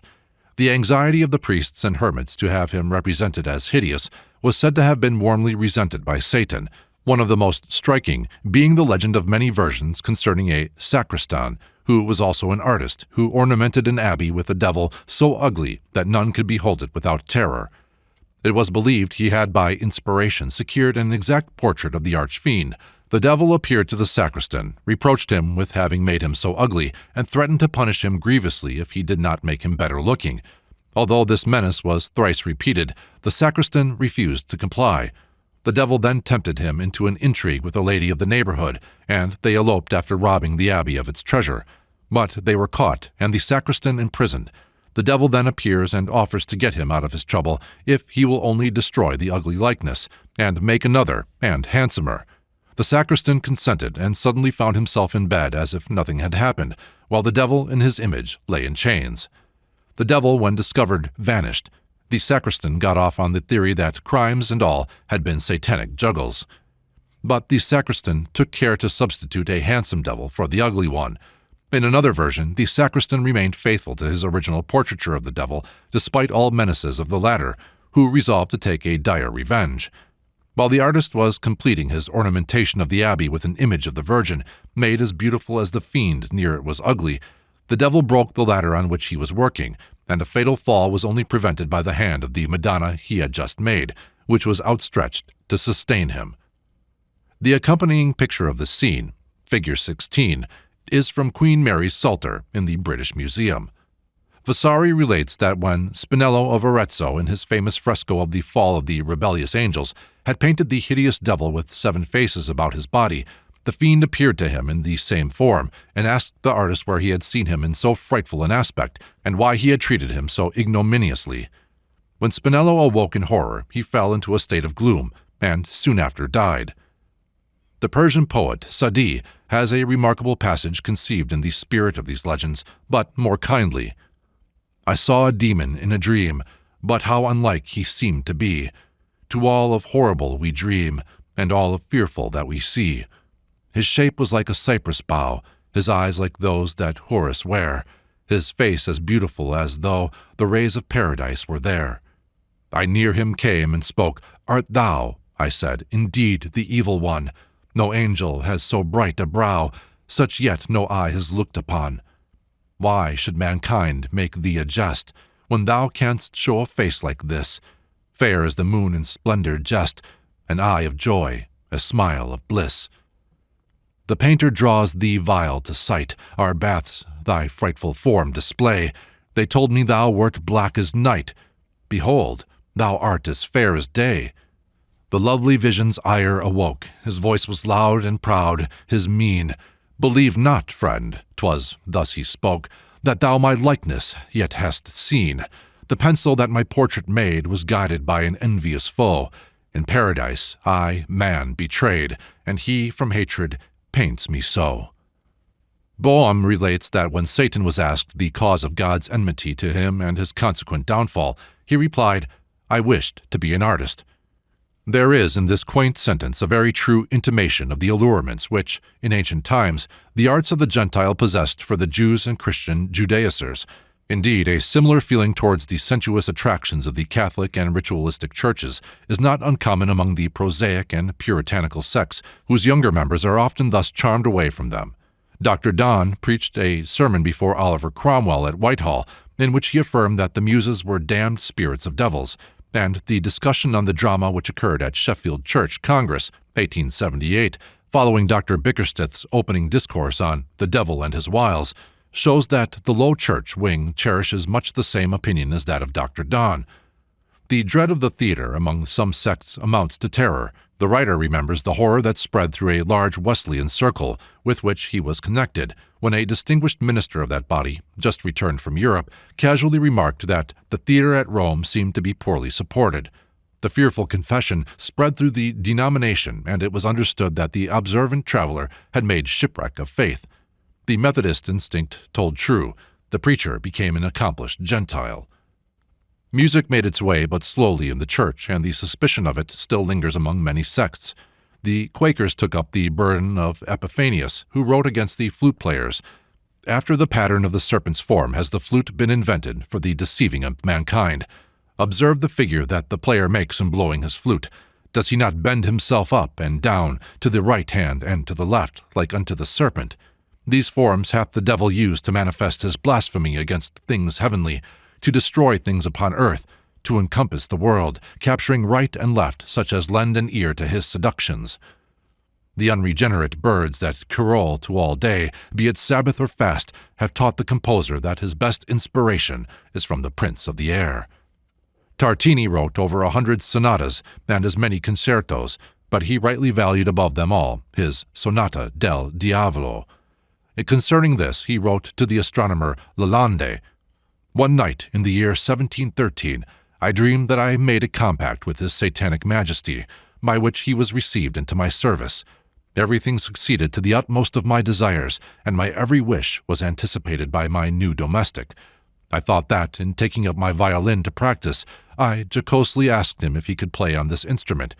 He answered that he believed he was able to pick out a tune, when, to my astonishment, he began a sonata, so strange and yet so beautiful, and executed in so masterly a manner, that, in the whole course of my life, I had never heard anything so exquisite. So great was my amazement that I could scarcely breathe. Awakened by the violence of my feelings, I instantly seized my violin in the hope of being able to catch some part of the ravishing melody which I had just heard, but all in vain. The piece which I composed according to my scattered recollections is, it is true, the best I have ever produced. I have entitled it Sonata del Diavolo, but it is so far inferior to that which had made so forcible an impression on me that I should have dashed my violin into 1,000 pieces and given up music forever in despair had it been possible to deprive myself of the enjoyments which I received from it. The fire and originality of Tartini's great work is a fine example of that power which Timoleon called automatia and Goethe the Dämonische, that which cannot be explained by reason or understanding. It is not in my nature, but I am subject to it. It seems to play at will with all the elements of our being. The Puritans brought upon England and America that relapse into the ancient asceticism which was shown in the burning of great pictures by Cromwell's Parliament. It is shown still in the jealousy with which the Puritanized mind of both countries views all that aims at the simple decoration of life, and whose ministry is to the sense of beauty. On that day of the week when England and New England Hebraise, as Matthew Arnold says, it is observable that the Sabbatarian fury is especially directed against everything which proposes to give simple pleasure or satisfy the popular craving for beauty. Sabbatarianism sees a great deal of hard work going on, but is not much troubled so long as it is ugly and dismal work. It utters no cry at the thousands of hands employed on Sunday railways, but is beside itself if one of the trains takes excursionists to the seaside, and is frantic at the thought of a comparatively few persons being employed on that day in museums and art galleries. It is a survival of the old feeling that the devil lurks about all beauty and pleasure. A money-making age has measurably dispersed these superstitions which once connected the devil with all great fortunes. For a long time, and in many regions of the world, the Jews suffered grievously by being supposed to get their wealth by the devil's help. Their wealth, largely the result of their not exchanging it for worldly enjoyments, so often proved their misfortune, that it was easy to illustrate by their case the monkish theory that devil's gifts turn to ashes. Princes were indefatigable in relieving the Jews of such ashes, however. The lords of Trier, who possessed the mines of Glocksbrunn, were believed to have been guided to them by a gold stag which often appeared to them, of course, the devil. It is related that when St. Wolfram went to convert the Frieslanders, their king Radbot was prevented from submitting to baptism by a diabolical deception. The devil appeared to him as an angel clothed in a garment woven of gold, on his head a jeweled diadem, and said, "Bravest of men, what has led thee to depart from the prince of thy gods? Do it not. Be steadfast to thy religion, and thou shalt dwell in a house of gold which I will give into thy possession to all eternity. Go to Wolfram tomorrow, ask him about those bright dwellings he promises thee. If he cannot show them, let both parties choose an ambassador. I will be their leader, and will show them the gold house I promise thee." St. Wolfram, being unable to show Radbot the bright dwellings of paradise, one of his deacons was sent along with a representative of the king, and the devil, disguised as a traveler, took them to the house of gold, which was of incredible size and splendor. The deacon exclaimed, "If this house be made by God, it will stand forever. If by the devil, it must vanquish speedily." Whereupon he crossed himself. The house vanished, and the deacon found himself with the Frieslander in a swamp. It took them 3 days to extricate themselves and return to King Radbot, whom they found dead. The ascetic principle which branded the arts, interests, and pursuits and pleasures of the world as belonging to the domain of Satan involved the fatal extreme of including among the outlawed realms all secular learning. The scholar and man of science were also declared to be inspired by the pride of life, but this part of our subject requires a separate chapter. Chapter 23. The Curse on Knowledge. In Lucas van Leyden's picture of Satan tempting Christ, Figure 6, the fiend is represented in the garb of a university man of the time. From his head falls a streamer which coils on the ground to a serpent. From that serpent to the skeptical scholar demanding a miracle, the evolution is fully traceable. The serpent of the old seer was in its Semitic adaptation a tempter to forbidden knowledge. This was the earliest priestly outcry against godless education. During the Shakespeare Tercentenary Festival at Stratford-on-Avon, the Bishop of St. Andrews declared that there is not a word in the Bible warranting homage to intellect, and such a boast beside the grave of the most intellectual of Englishmen is in itself a survival illustrating the tremendous curse hurled by jealous Jehovah on man's first effort to obtain knowledge. That same serpent of knowledge has passed very far, and his curse has many times been repeated. In the Akkadian poem of the Fatal Seven, as we have seen, it is said, "In watching was their office," and the Assyrian version says, "Unto heaven that which was not seen they raised." On the Babylonian cylinders is inscribed the curse of the god of intelligence, Hea, upon man. "Wisdom and knowledge hostilely may they injure him." The same serpent twined round the staff of Aesculapius and whispered those secrets which made the gods jealous, so that Jove killed the learned physician with a flash of lightning. Its teeth were sown when Cadmus imported the alphabet into Greece, and when these alphabetical dragon's teeth had turned to type, the ancient curse was renewed in legends which connected Faust with the devil. The Hebrews are least among races responsible for the legend which has drifted into Genesis, nor was the bishop's boast about their Bible correct. The homage paid to Solomon was hardly on account of his moral character. He spake of trees, from the cedar tree that is in Lebanon, even unto the hyssop that springeth out of the wall. He spake also of beasts, and of fowl, and of creeping things, and of fishes. While the curse on man for eating the fruit of knowledge is never quoted in Hebrew scriptures, there are many indications of their devotion to knowledge, and their prophets even heard Jehovah saying, "My people are destroyed through lack of knowledge." It is not wonderful, therefore, that we find among the Jews the gradual growth of a legend concerning Seth, which may be regarded as a reply to the curse on the serpent. The apotheosis of Seth in rabbinical and Muslim mythology represents a sort of Semitic renaissance. As we have seen in a former chapter, the Egyptians and Greeks identified Set with Typhon, but at the same time that demon was associated with science. He is astronomically located in Capricorn, the sphere of the Hierophants in the Egyptian mysteries, and the mansion of the guardians of science. Thus he would correspond with the serpent, who, as adapted by the Hebrews in the myth of Eden, whispers to Eve of divine knowledge. But, as detached from Typho, Seth, while leaving behind the malignancy, carried away the reputation of learning usually ascribed to devils. Thus, while we have had to record so many instances of degraded deities, we may note in Seth a converted devil.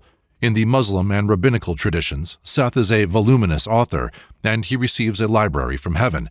He is the originator of astronomy and of many arts, and as an instructor in cultivation, he restores many an acre which, as Set, he had blighted. In the apocryphal Genesis, he is represented as having been caught up to heaven and shown the future destiny of mankind. Anastasius of Sinai says that God created Adam after his own image. He breathed into him grace and illumination, and a ray of the Holy Spirit. But when he had sinned, this glory left him. Then he became the father of Cain and Abel. But afterwards, it is said, Adam begat a son in his own likeness, after his image, and called his name Seth, which is not said of Cain and Abel, and this means that Seth was begotten in the likeness of unfallen man in paradise, Seth meaning resurrection. And all those then living, when they saw how the face of Seth shone with divine light, and heard him speak with divine wisdom, said, He is God. Therefore his sons were commonly called the sons of God. That this resurrection of departed glory and wisdom was really, as I have said, a renaissance, a restored of learning from the curse put upon it in the story of the serpent, is indicated by its evolution in the Gnostic myth, wherein Seth was made to avenge Satan. He took under his special care the tree of knowledge of good and evil, and planted it in his father's grave, figure 8. Rabbins carried their homage to Seth even to the extent of vindicating Saturn, the most notorious of planets, and say that Abraham and the prophets were inspired by it.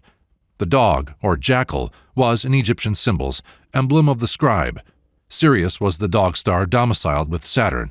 Seth was by them identified with Sirius, as the god of occult and infernal knowledge. He was near relative of the serpent Sesha, familiar of Aesculapius, and so easily connected with the subtlest of the beasts in Eden which had crept in from the Iranian mythology. This reaction was instituted by scholars, who, in their necessarily timid way of fable, may be said to have recovered the tree of knowledge under guise of homage to Seth. It flourished, as we have seen, to the extent of finally raising the serpent to be a god, and lowering Jehovah, who cursed him, to a jealous devil. But the terror with which Jehovah is said to have been inspired when he said, The man has become as one of us, to know good and evil, never failed to reappear among priesthoods when anything threatened to remove the means of learning from under their control. The causes of this are too many to be fully considered here, but the main cause unquestionably was the tendency of learning to release men from the sway of the priest. The primitive man of science would speedily discover how many things existed of which his priest was ignorant, and thus the germ of skepticism would be planted. The man who possessed these sacred books, in whole or in part, might become master of the spells supposed to be contained in its words and sentences, and might use them against the priests, or at any rate, he might feel independent of the ordinary apparatus of salvation. The anxiety of priests to keep fast hold of the keys of learning so that no secular son of Adam should become as one of them, coupled with the wonderful powers they professed ability to exercise, powerfully stimulated the curiosity of intellectual men, and led them to seek after this forbidden fruit in subtle ways, which easily illustrated the story of the serpent. The poet Shelley, who was suspected at Oxford because of his fondness for chemistry, recognized his mythological ancestry, and used to speak of "my cousin, the serpent." The joke was born of circumstances sufficiently scandalous in the last generation to make the Oxonian of today blush, but the like histories of earlier ages are so tragical that, when fully known by the common people, they will change certain familiar badges into brands of shame. While the cant goes on about the Church being the protector of learning through the Dark Ages, the fact is that, from the burning of valuable books at Ephesus by Christian fanatics to the present day, the Church has destroyed tenfold more important works than it ever produced, and almost suffocated the intellectual life of 1,000 years. Amid the unbroken persecution of the Jews by Christian cruelty, which lasted from the early 11th century for 500 years, untold numbers of manuscripts were destroyed, which might have now been giving the world full and clear knowledge concerning ages, for whose records archaeological scholars are painfully exploring the crumbled ruins of the East. Synagogues were believed to be temples of Satan. They were plundered and razed to the ground, and their precious archives strewed the streets of many cities. On the 17th of June, 1244, 24 cartloads of these ancient manuscripts were burned in Paris alone, and all this by our holy protector of learning through the Middle Ages. The Japanese have pictures of a famous magician who conjured up a demon, vast, vague, and terrible, out of his inkstand. They call it, latterly, emblem of a licentious press, but no doubt it was originally used to terrify the country, generally concerning the press. That devil has also haunted the ecclesiastical imagination of Europe. Nearly every book written without priestly command was associated with the devil, and there are several old books in Europe, laboriously and honestly written, which to this day are invested with popular superstitions, reporting the denunciations with which they were visited.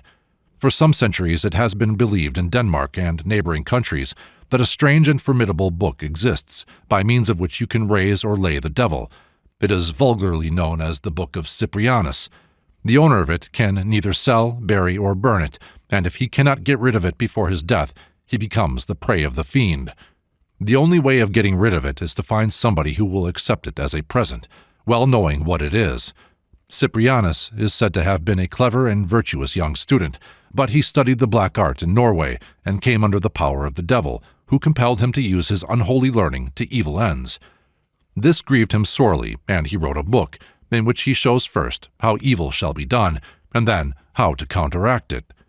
The book is probably one which really exists or existed, and professed to teach the art of sorcery and likewise the charms against it. It consists of 3 parts, severally called Cyprianus, Dr. Faust, and Jacob Ramel. The 2 latter are written in cipher.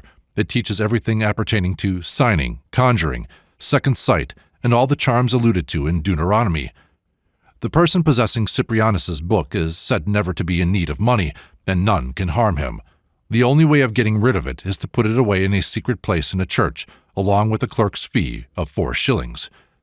In Stockholm, I saw the so-called Devil's Bible, the biggest book in the world, in the Royal Library. It is literally as they describe it. Gigas Librorum. No single man can lift it from the floor.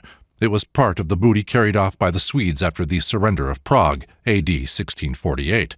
It contains 300 parchment leaves, each one made of an ass's hide, the cover being of oak planks, 1½ inches thick.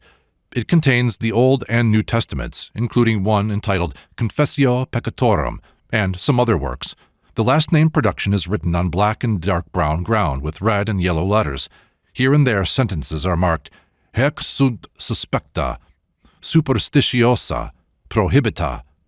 One manuscript, which is headed Experimentum de Furto et Febribus, is a treatise in monkish Latin on the exorcism of ghosts and evil spirits, charms against thieves and sickness, and various prescriptions in white magic.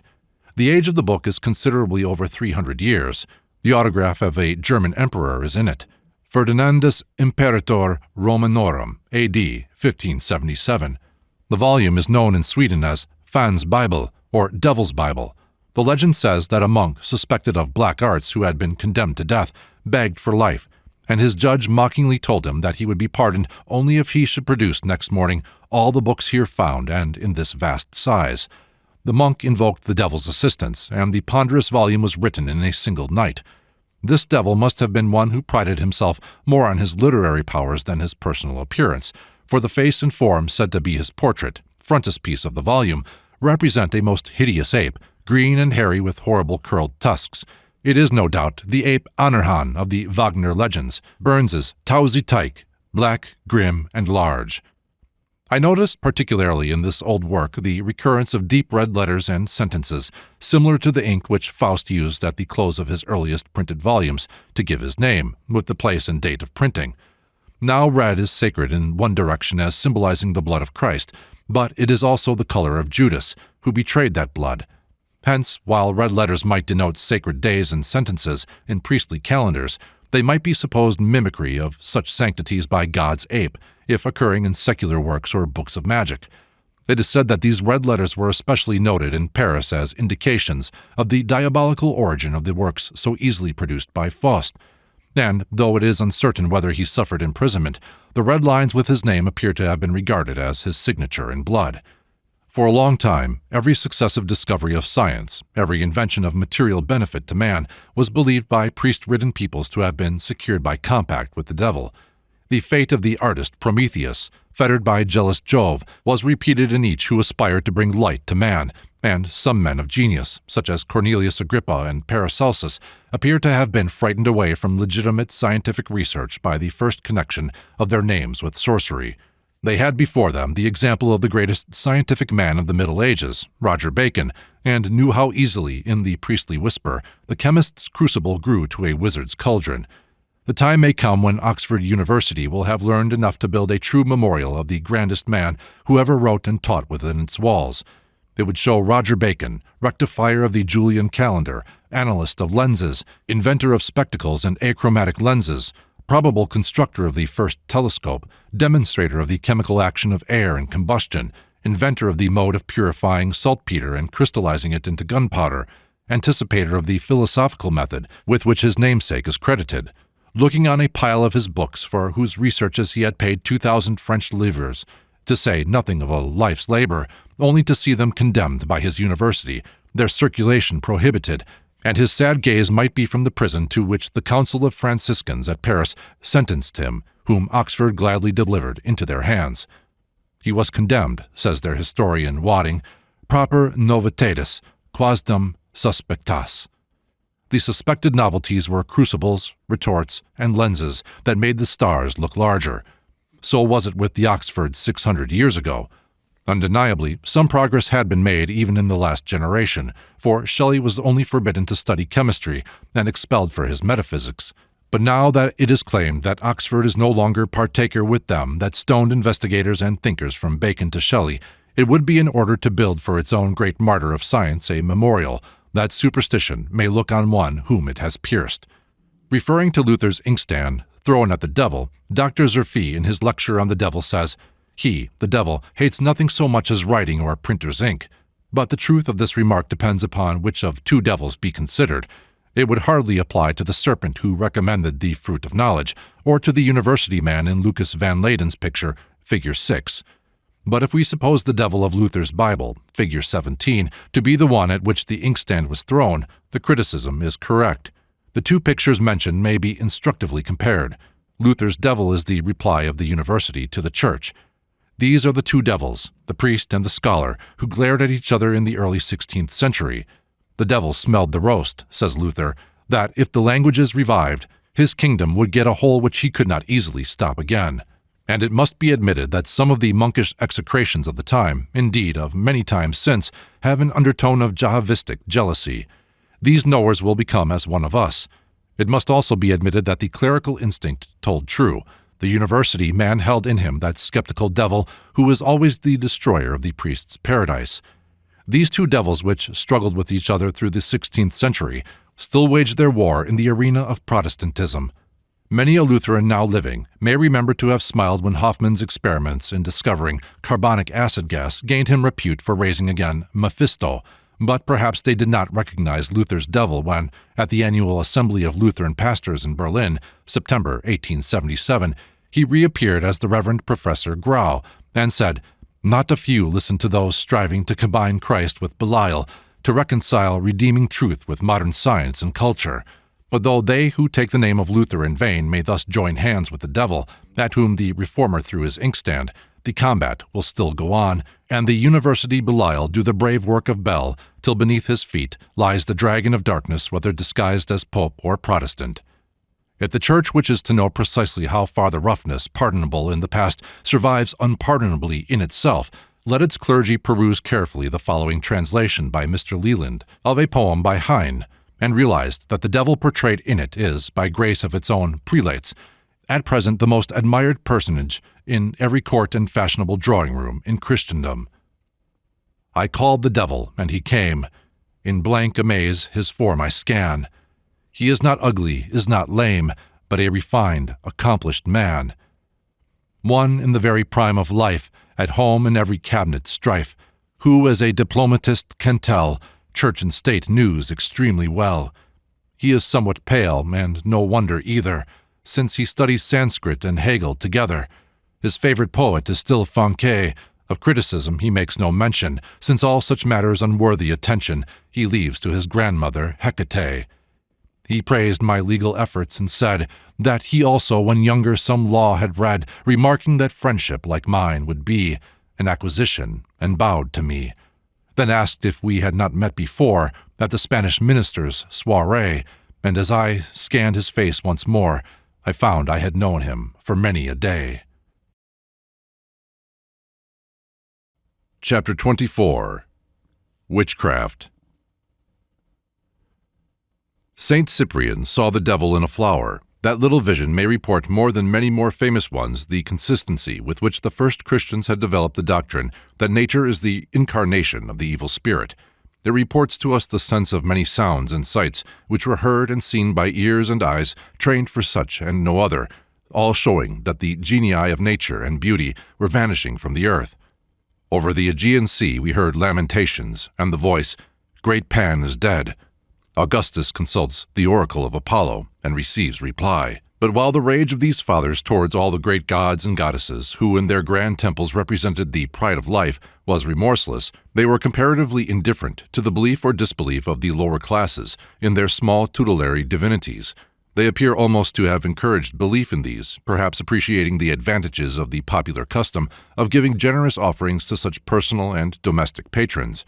At a very early period, there seems to have arisen an idea of converting these more plebeian spirits into guardian angels with Christian names. Thus Jerome relates, in his Life of the First Hermit Paul, that when St. Anthony was on his way to visit that holy man, he encountered a centaur who pointed out the way, and next a human-like dwarf with horns, hooked fingers, and feet like those of a goat. St. Anthony, believing this to be an apparition of the devil, made the sign of the cross. But the little man, nowise troubled by this, respectfully approached the monk, and having been asked who he was, answered, "I am a mortal, and one of those inhabitants of the desert whom the Gentiles in their error worship under the names of fauns, satyrs, and incubi. I am delegated by my people to ask of thee to pray for us to our common God, who we know has descended for the salvation of the world, and whose praises resound in all the earth." At this glorification of Christ, St. Anthony was transported with joy, and turning towards Alexandria, he cried, "Woe to thee, adulterous city, which adorest animals as gods!" Perhaps the evolution of these desert demons into good Christians would have gone on more rapidly and completely if the primitive theologians had known as much of their history as comparative mythology has disclosed to the modern world. St. Anthony was, however, fairly on the track of them when he turned towards Alexandria. Egypt appears to have been the especial center from which were distributed through the world the fetish guardians of provinces, towns, households, and individuals. Their serapes reappear in the teraphim of Laban, and many of the forms they used reappear in the penates, lares, and genii of Latin countries. All these in their several countries were originally related to its ancient religion or mythology, but before the Christian era they were very much the same in Egypt, Greece, and Italy. They were shaped in many different but usually natural forms, such as serpents, dogs, boys, and old men, though often some intimation was given of their demonic character. They were so multiplied that even plants and animals had their guardians. The anthropomorphic genii, called the patrii, who were supposed to preside over provinces, were generally represented bearing weapons with which they defended the regions of which they were patrons. These were the averanci, or apatrope. There are many interesting branches of this subject which cannot be entered into here, and others have already been considered in the foregoing parts of this work.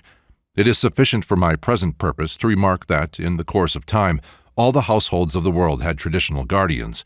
These were generally represented in some shape on amulets and talismans, on which were commonly inscribed the verbal charms by which the patron could be summoned. In the process of further time, the amulets, especially such as were reproduced by tribes migrating from the vicinity of good engravers, might be marked only with the verbal charms. These again were, in the end, frequently represented only by some word or name. This was the spell. Imagination fails in the effort to conceive how many strata of extinct deities had bequeathed to the ancient Egypts those mystical names whose exact utterance they believed would constrain each god, so named, to appear and bind him to serve the invoker's purpose, whether good or evil. This idea continued among the Jews and shaped the commandment, "Thou shalt not take the name of the Lord thy God in vain." It was in these diminutive forms that the great system survived among the common people. Amid natural convulsions, ancient formations of faith were broken into fragments. In the ebb and flow of time, these fragments were smoothed, as it were, into these talismanic pebbles.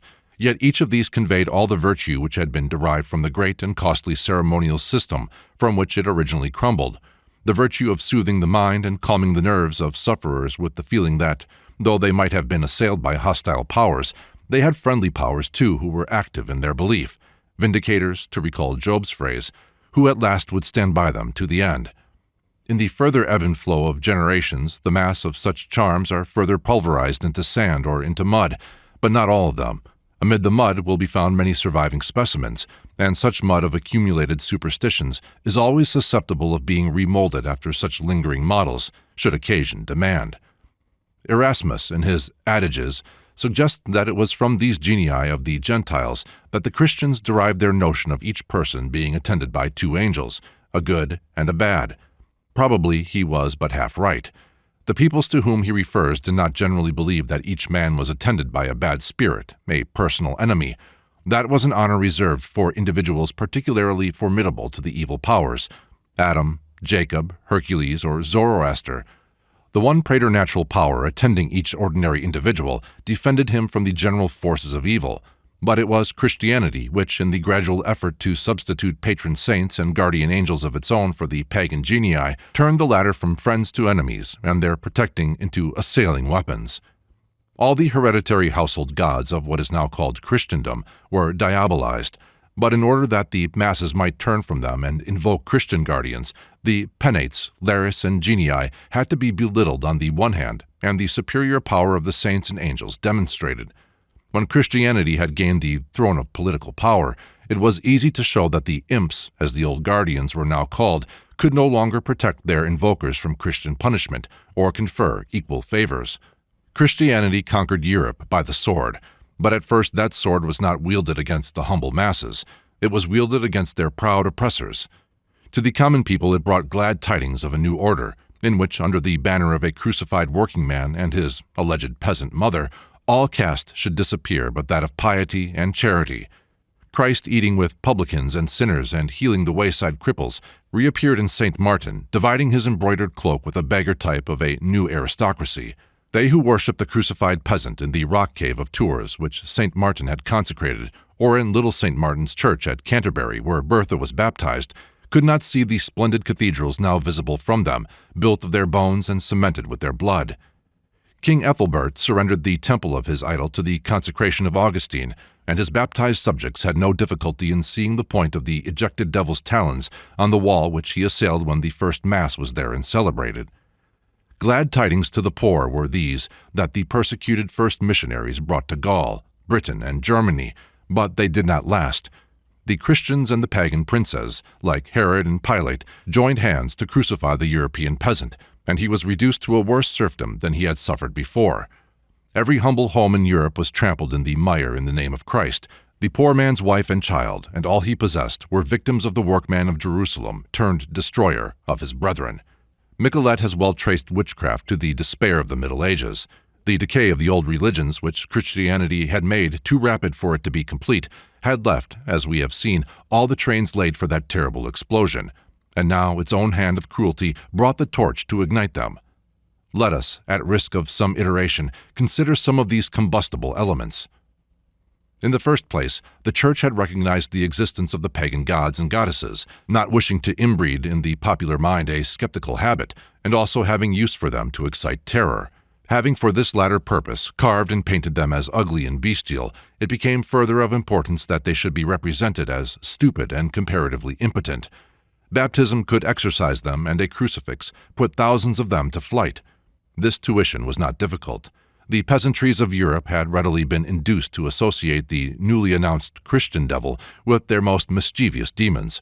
But we have already considered the forces under which these demons had entered on their decline before they were associated with Satan. Many conquered obstructions had rendered the demons which represented them ridiculous. Hence the Dummteufel of so many German fables and of the medieval miracle plays. No greater proof, says Dr. Descent, can be given of the small hold which the Christian devil has taken of the Norse mind than the heathen aspect under which he constantly appears, and the ludicrous way in which he is always outwitted.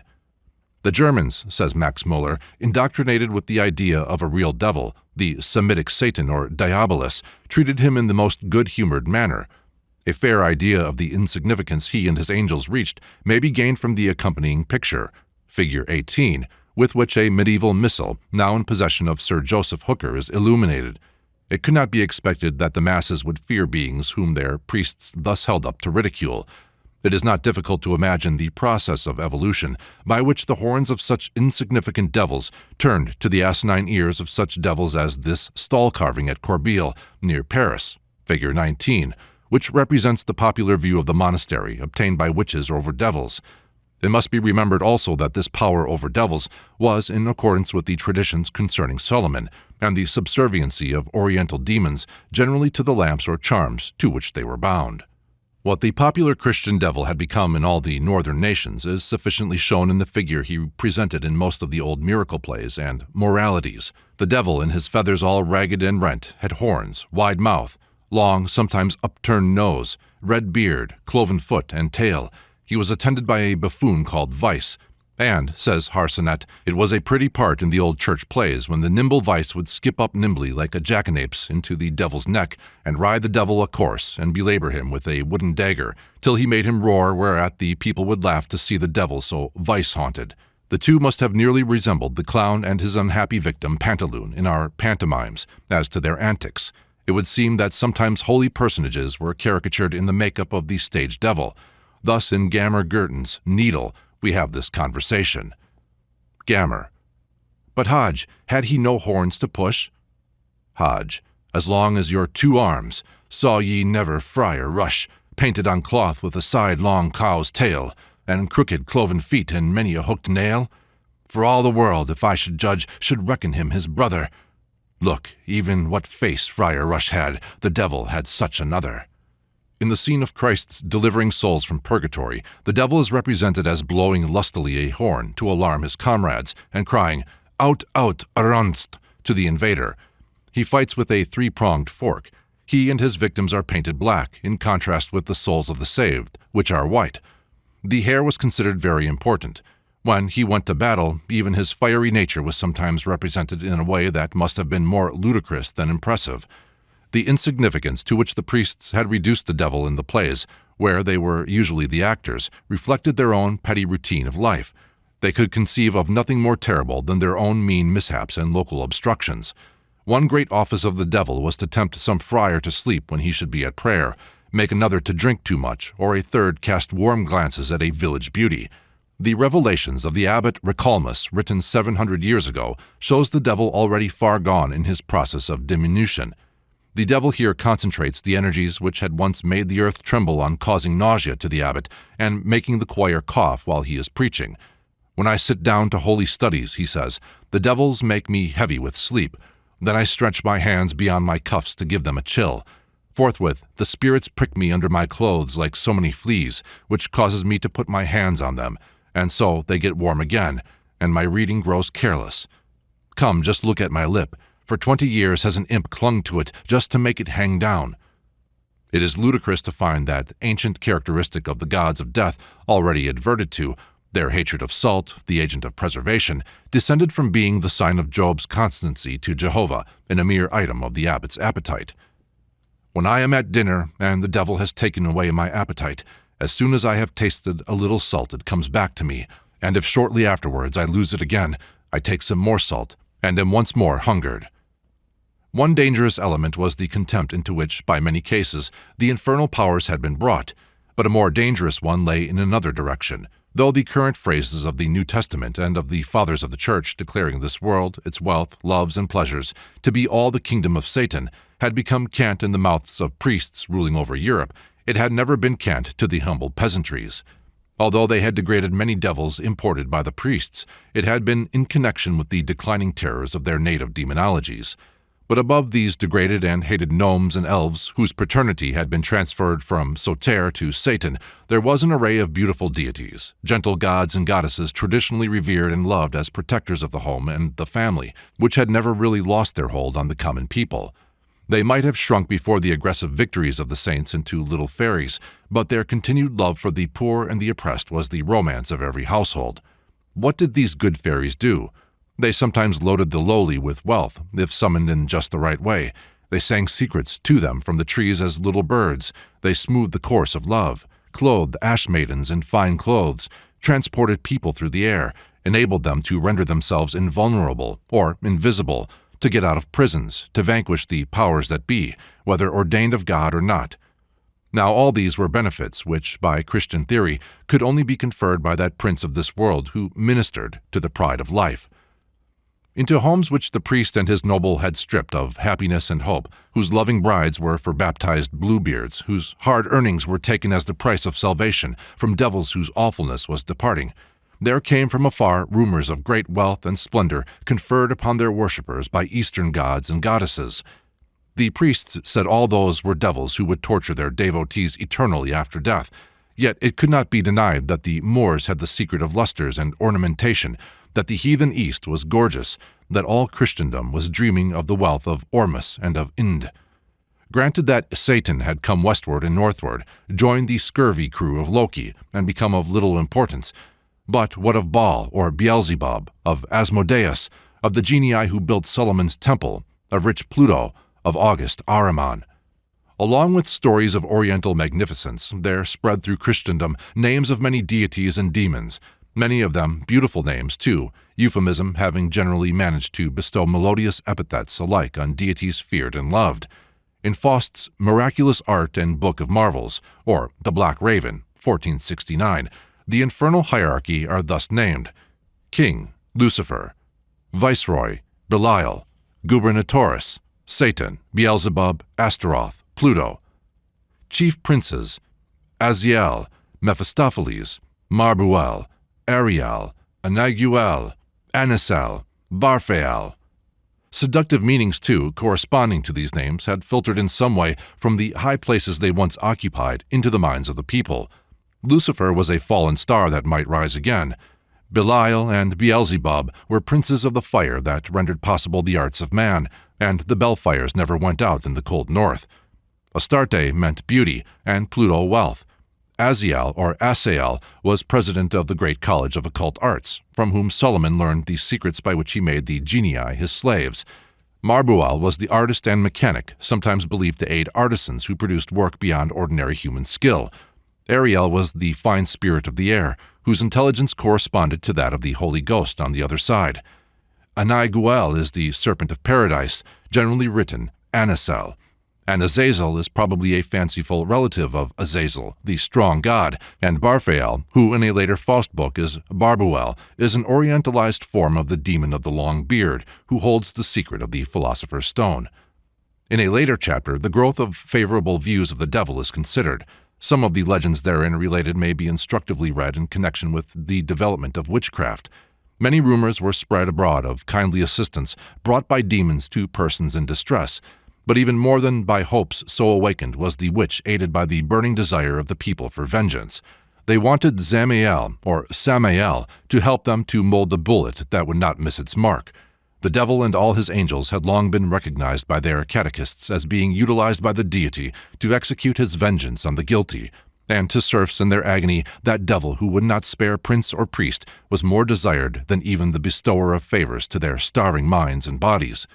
Under the long ages of war in Europe, absorbing the energies of men, women had become the preservers of letters. The era of witchcraft in Europe found that sex alone able to read and write, arts disesteemed in men, among the peasantry at least. To them men turned when it had become a priestly lesson that a few words were more potent than the weapons of princes. Besides this, women were the chief sorcerers because they were the chief sufferers. In Alsace, 1615, out of 75 who perished as witches, 62 were women. The famous Malleus Maleficorum, which did more evil than any work ever published, derives femina from fide minus. Although in the Faust legend Mephistopheles objects to marriage, many stories represent diabolical weddings.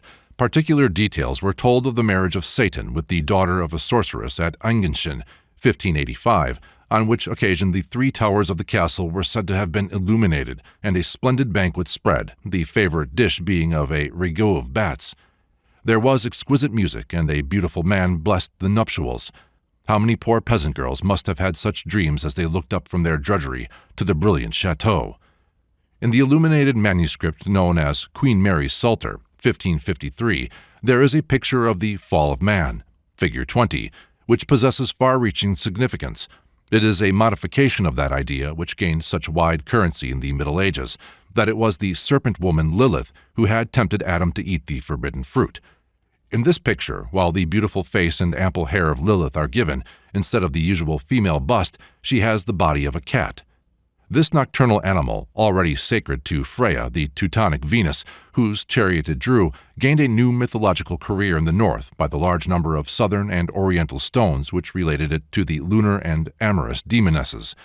When the gods fled before the Titans, Diana, as Ovid relates, changed herself to a cat, and as infernal Hecate, that animal was still beside her. If my reader will turn to Volume 1, page 130, some of the vast number of myths which prepared the cat to take its place as familiar of the witch may be found.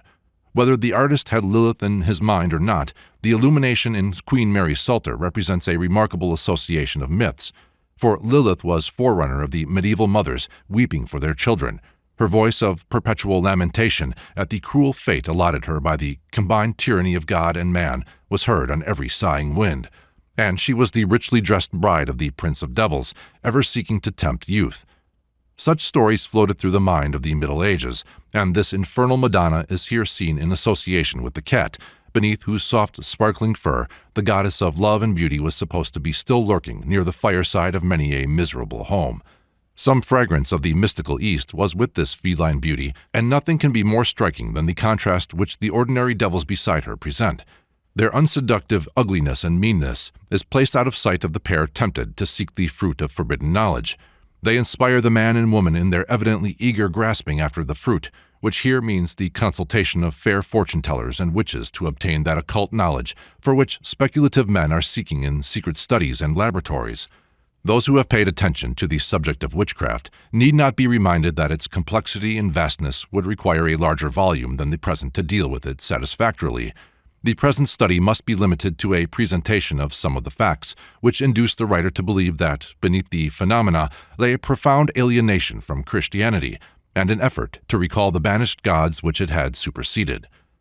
The first Christian church was mainly Jewish, and this is also to say that it inherited the vast angelolatry and the system of spells which that tribe had brought from Babylon.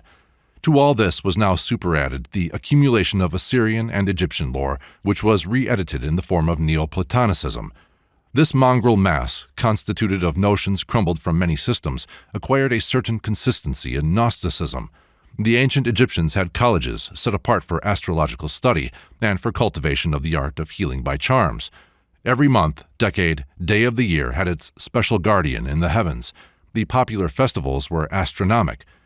To the priests in the colleges were reserved study of the sacred books, in which the astrological secrets were contained, and whose authorship was attributed to the god Thoth, inventor of writing, the Greek Hermes, and later Egyptian Hermes Trismegistus.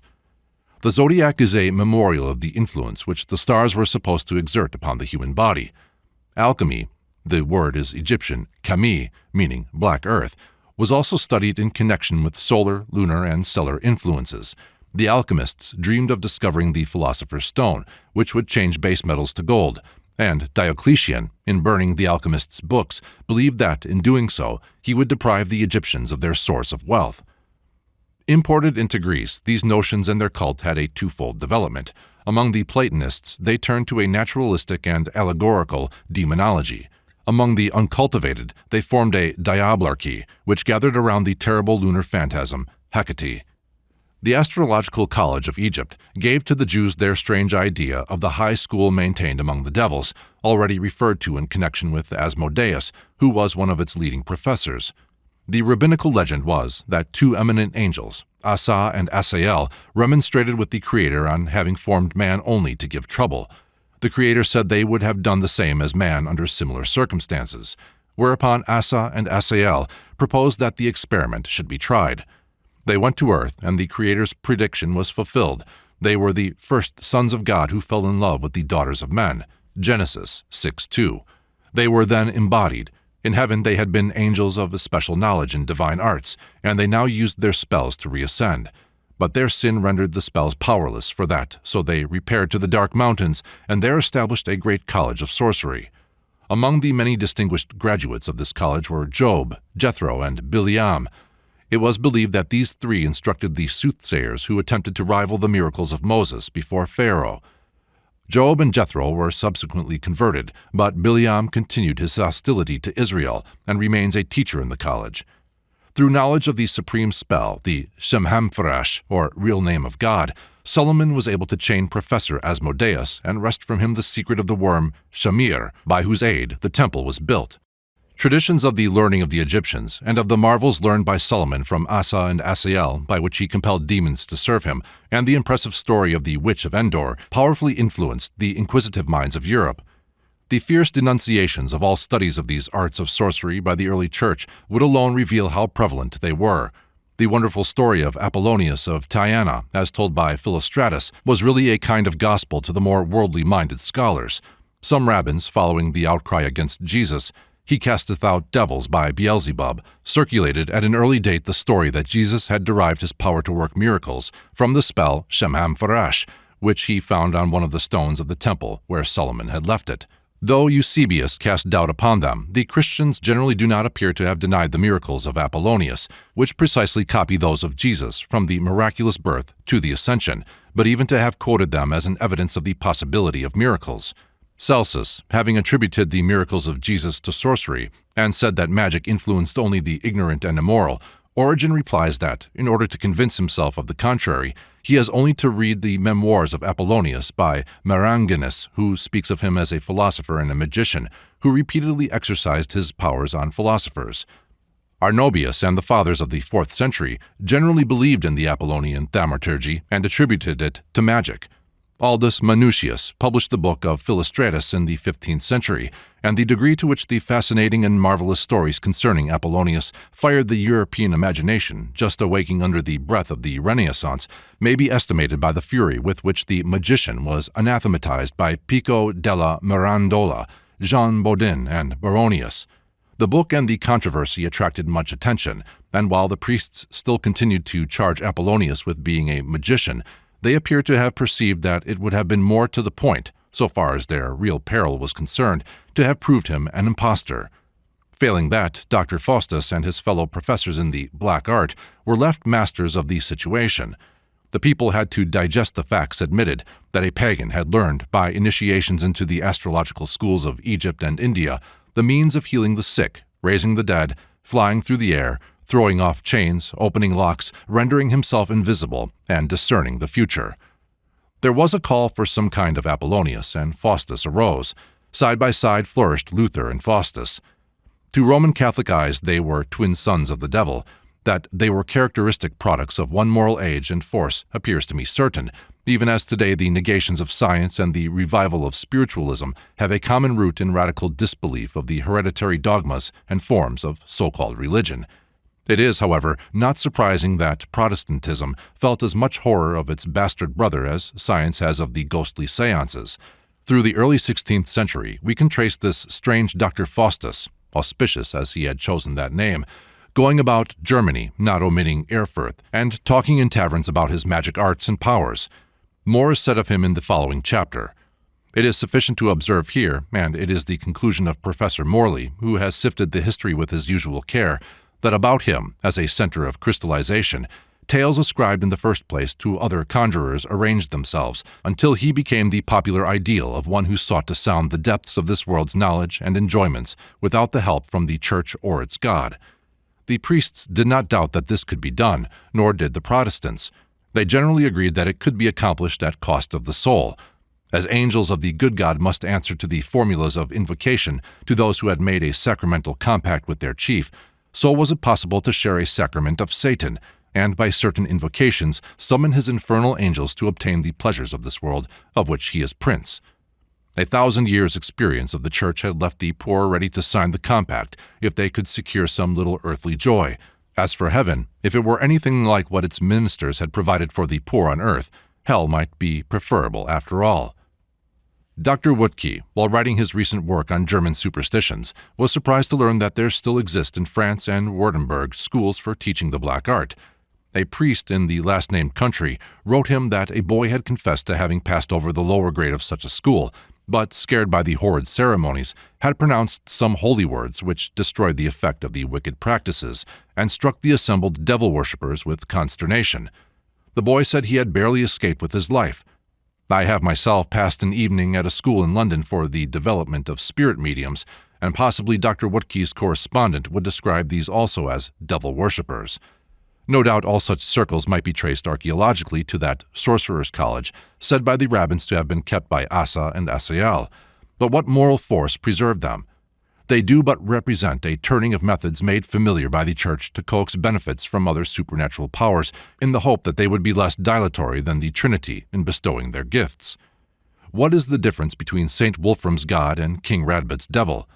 The one offers a golden mansion on earth, warranted to last through eternity, the other a like mansion in the skies, receivable after death. The saint agrees that if Radbot's devil can build him such a house, the king would be quite right to worship the architect. The question of the comparative moral merits of the two invisible powers is not mentioned. This legend, related in a preceding chapter, is characteristic of the motives to which the priesthood appealed through the Middle Ages.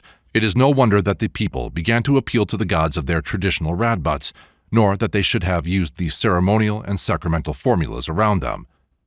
But to these were added other formulas borrowed from different sources. The compact with the devil had in it various elements. It appears to have been a custom of the Odinistic religion for men to sign acts of self-dedication to trusted deities, somewhat corresponding to the votive tablets of Southern religion. It was a legend of Odin that when dying he marked his arm with the point of a spear, and this may have been imitated. In the mysteries of pagan and Christian systems, blood played an important part, the human blood of earlier times being symbolized by that of animals, and ultimately, among Christians, in wine of the Eucharist. The primitive history of this blood covenant is given in another chapter. Some astrological formulas, and many of the deities invoked, spread through Europe with the Jews. The actual and quite as often fabulous wealth of that anti-Christian race was ascribed to Antichrist, and while Christian princes thought of such gold as legitimate spoil, the honest peasants sought from their astrologers the transmitted Key of Solomon, in virtue of which the demons served him. The famous compact therefore was largely of Christian Judaic origin, and only meant conveyance of the soul in consideration of precisely the same treasures as those promised by the Church to all whose names were written in the Lamb's Book, the only difference being in the period when redemption of the respective issues of priest and astrologer should fall due. One was payable during this life, the other after death. The ceremonial performances of witchcraft have also always existed in some form. What we are familiar with of late as spirit seances are by no means new. More than 100 years ago, Mr. Wesley and various clergymen were sitting at a table in Cock Lane, asking the spirit Fanny to rap twice if she were in a state of progressive happiness. Nay, 100 years before that, in 1661, Sir Thomas Chamberlain and others, sitting in a haunted house at Tedworth, Wilts, asked Satan, "If the drummer set thee to work, give 3 knocks, and no more," which it did very distinctly and stopped. We also learned that in another town and case in 1654, a naked arm and hand appeared and beat the floor. It would not be difficult to go further back and find that the dark circle of our spiritualists, with much of its apparatus, had existed continuously through the Middle Ages. The dark seance which Goethe had represented in Faust, Part 2, at which the spirits of Helen and Paris are evoked, is a very accurate picture of the materializations now exhibited by mediums more than 40 years after its publication. These outer resemblances are physiognomical. The seance of today has lost the darker features of its medieval prototype, because the present has not a real and temporal, but only a speculative and sentimental despair, and this is the kind that possesses chiefly the well-to-do and idle classes. It is not difficult to meet the eye of our everyday human nature amid those frenzied periods when whole districts seemed afflicted with epidemic madness, and look deep in that eye to the fathomless heart of humanity. In an old parish register of Fewston, Yorkshire, are the following entries. 1621, Anne, daughter of Edward Fairfax, baptized the 12th June. 1621, Edward Fairfax, Esquire, a child named Anne, buried the 9th October. Then, in the history of Knaresborough, we read of this child. She was held to have died through witchcraft. In what dreams did that child, supposed to have been snatched away by diabolic malice, return as a pure spirit uplifted in light, yet shadowed by the anxiety and pain of the bereaved family? A medium is at hand, one through whose mind and heart all the stormy electricities of the time are playing. The most distinguished representative of the Fairfax family is off fighting for Parliament against the king. Edward Fairfax is a zealous churchman. His eldest daughter, Helen, aged 21, is a parishioner of the Reverend Mr. Smithson, yet she has come under the strong influence of a nonconformist preacher, Mr. Cook. The scholarly clergyman and his worldly church on one side, and the ignorant minister with his humble followers on the other, are unconscious personifications of vice and virtue, while between them, poor Helen is no Heraclea. 19 days after the burial of her little sister Anne, as mentioned above, Helen is found in a deadly trance. After a little she begins to speak, her words showing that she is, by imagination, in the church at Leeds, hearing a sermon by Mr. Cook. On November 3rd, as she lies on her bed, Helen exclaims, "A white cat hath been long upon me, and drawn my breath, and hath left in my mouth and throat so filthy a smell that it doth poison me." Next we have the following in the father's diary. Item: Upon Wednesday, the 14th of November, she saw a black dog by her bedside, and after a little sleep she had an apparition of one like a young gentleman, very brave, his apparel all laid with gold lace, a hat with a golden band, and a ruff in fashion.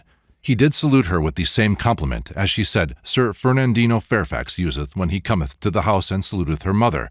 He said he was a prince, and would make her Queen of England and of all the world if she would go with him. She refused and said, "In the name of God, what art thou?" He presently did forbid her to name God, to which she replied, "Thou art no man if thou canst not abide the name of God.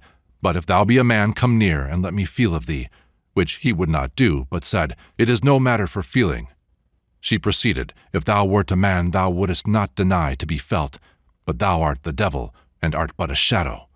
It is possible that Helen Fairfax had read in Shakespeare's Lear, printed 12 years before, that "the Prince of Darkness is a gentleman, Modo he's called, and Mahu." But the reader will remark how her vision anticipates that of Faust, the transformation of the poodle to finely dressed Mephistophiles. On the next apparition, a bit from Patmos is interpolated, the devil appearing as a beast with many horns. But the folklore of Yorkshire prevails, and presently he was like a very little dog, and desired her to open her mouth and let him come into her body, and then he would rule all the world. Lastly, he filled the room with fire. In the account thus far we have the following items of ancient mythology. 1. The cat. 2. The dog. 3. The pride of life, or Asmodeus, represented in the fine dress and manners of the fiend. 4. The prince of this world, offering its throne. 5. The Egyptian belief in potency of the name. 6. The hunger demon, who dares not be felt because his back is hollow, and, though himself a shadow, casts none. 7. the disembodied devil of the rabbins, who seeks to enter a human form in order to enjoy the higher powers of which man is capable. And 8. The fiend of fire. The period in which Helen Fairfax lived supplied forms for the materialization of these notions, flitting from the ancient cemeteries of theology. The gay and gallant Asmodeus had been transformed into a goat under the ascetic eye of Europe. His mistress is a naked witch. Her familiar and slave is a cat.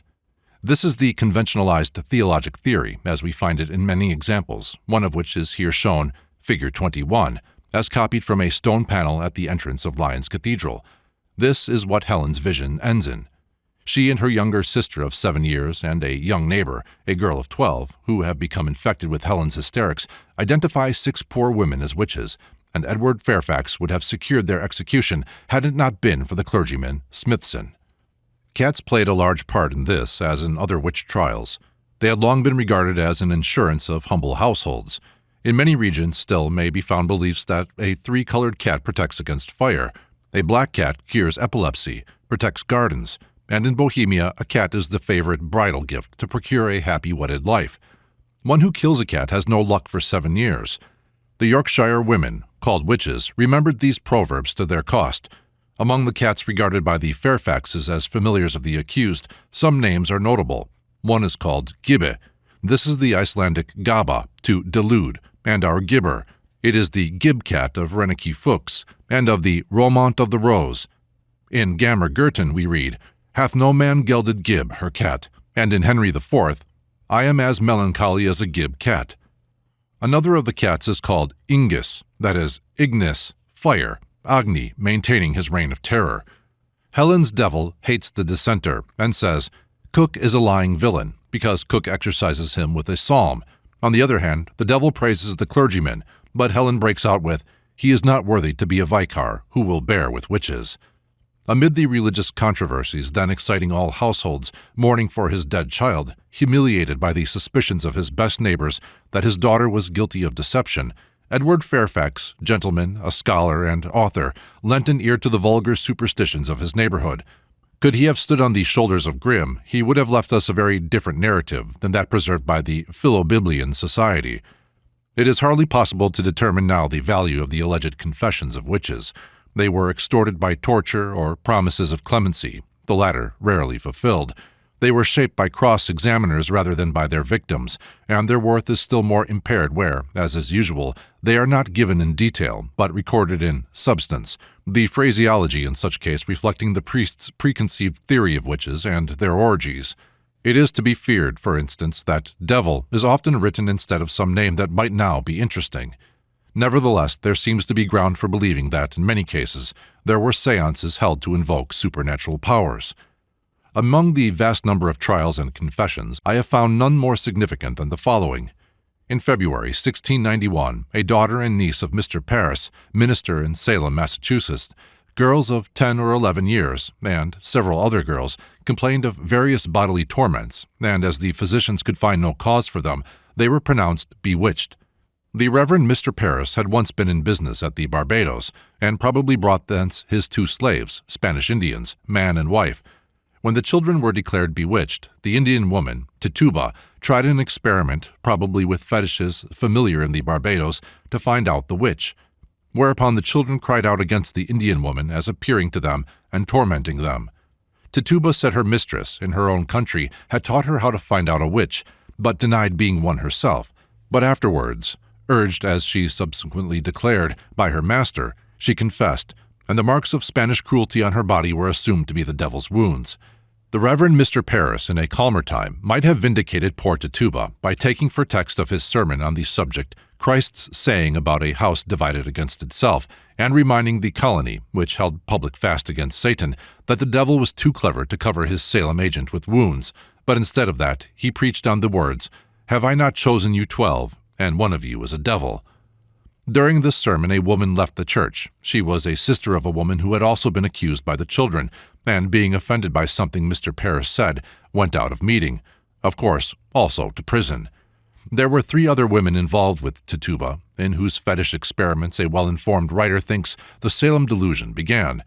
The examination before the deputy governor, Danforth, began at Salem, April 11, 1692, and there are several notable points in it.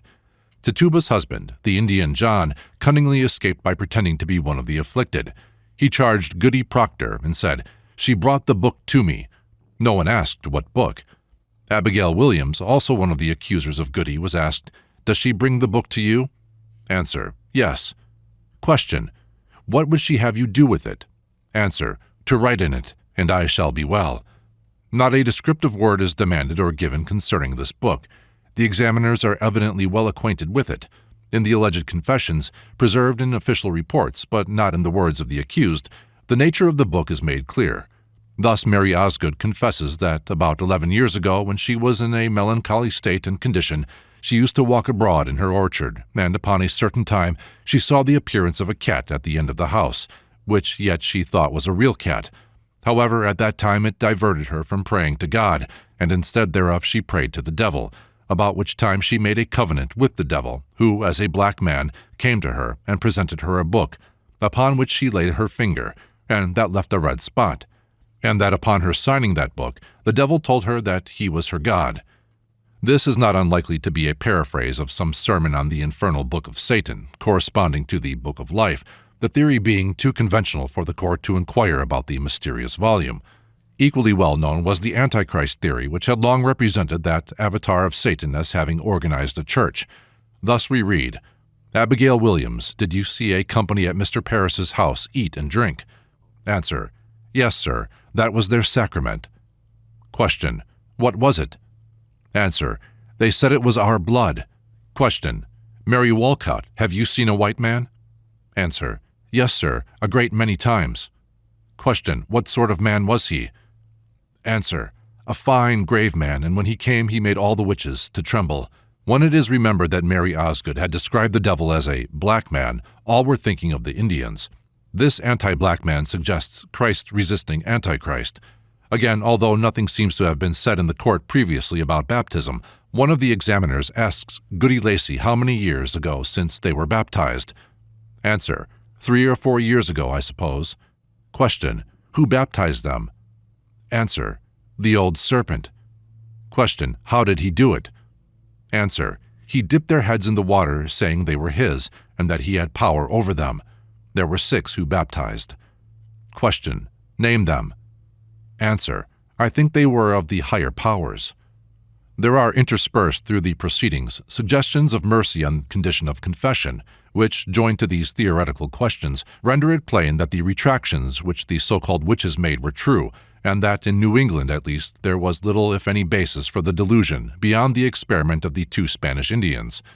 The terrible massacre of witches which occurred there was the result of the decision of English judges and divines that witchcraft is recognized in the Bible, and there assigned the death penalty. It will be observed here that ancient mythology to Salem is chiefly that of the Bible, modified by local conditions. White man and black man represent Christ and Antichrist, and we have the same symbols on both sides: Eucharists, baptisms, and names written in books. The survivals from European folklore met with the New England trials are the cat, the horse, rarely, and the dog.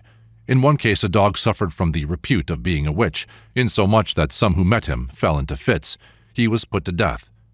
Riding through the air continues, but the American witches ride upon a stick or pole. The old-fashioned broom, the cloud symbol of the Wild Huntsman, is rarely mentioned. One thing, however, survives from England, at least: the same sharp controversy that is reflected in the Fairfax case. Cotton Mather tried one of the possessed with the Bible, the Assembly's Catechism, his grandfather's Milk for Babes, his father's Remarkable Providence, and a book to prove there were witches. And when any of those were offered for her to read in, she would be struck dead and fall into convulsions. But when he tried her with Popish and Quaker books, the English Prayer Book, and a book to prove there were no witches, the devil permitted her to read these as long as she pleased. One is at a loss, which most to admire, the astuteness of the accused witch in bearing testimony to the Puritan religion, or the phenomenon of its eminent representative seeking a witness to it in the Father of Lies.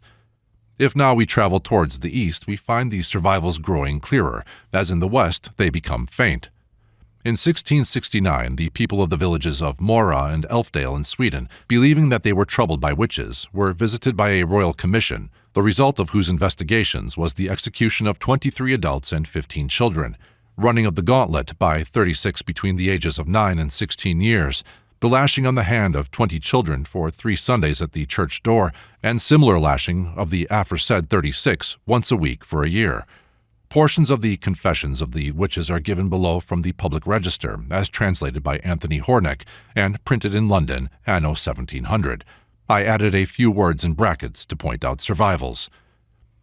We of the Providence of Elfdale do confess that we used to go to a gravel pit which lay hard by a crossway, Hecate, and there we put on a vest, or wolf girdle, over our heads, and then danced round, and after this ran to the crossway and called the devil thrice, first with a still voice, the second time somewhat louder, and the third time very loud, with these words, "Antecessor, come and carry us to Blackula."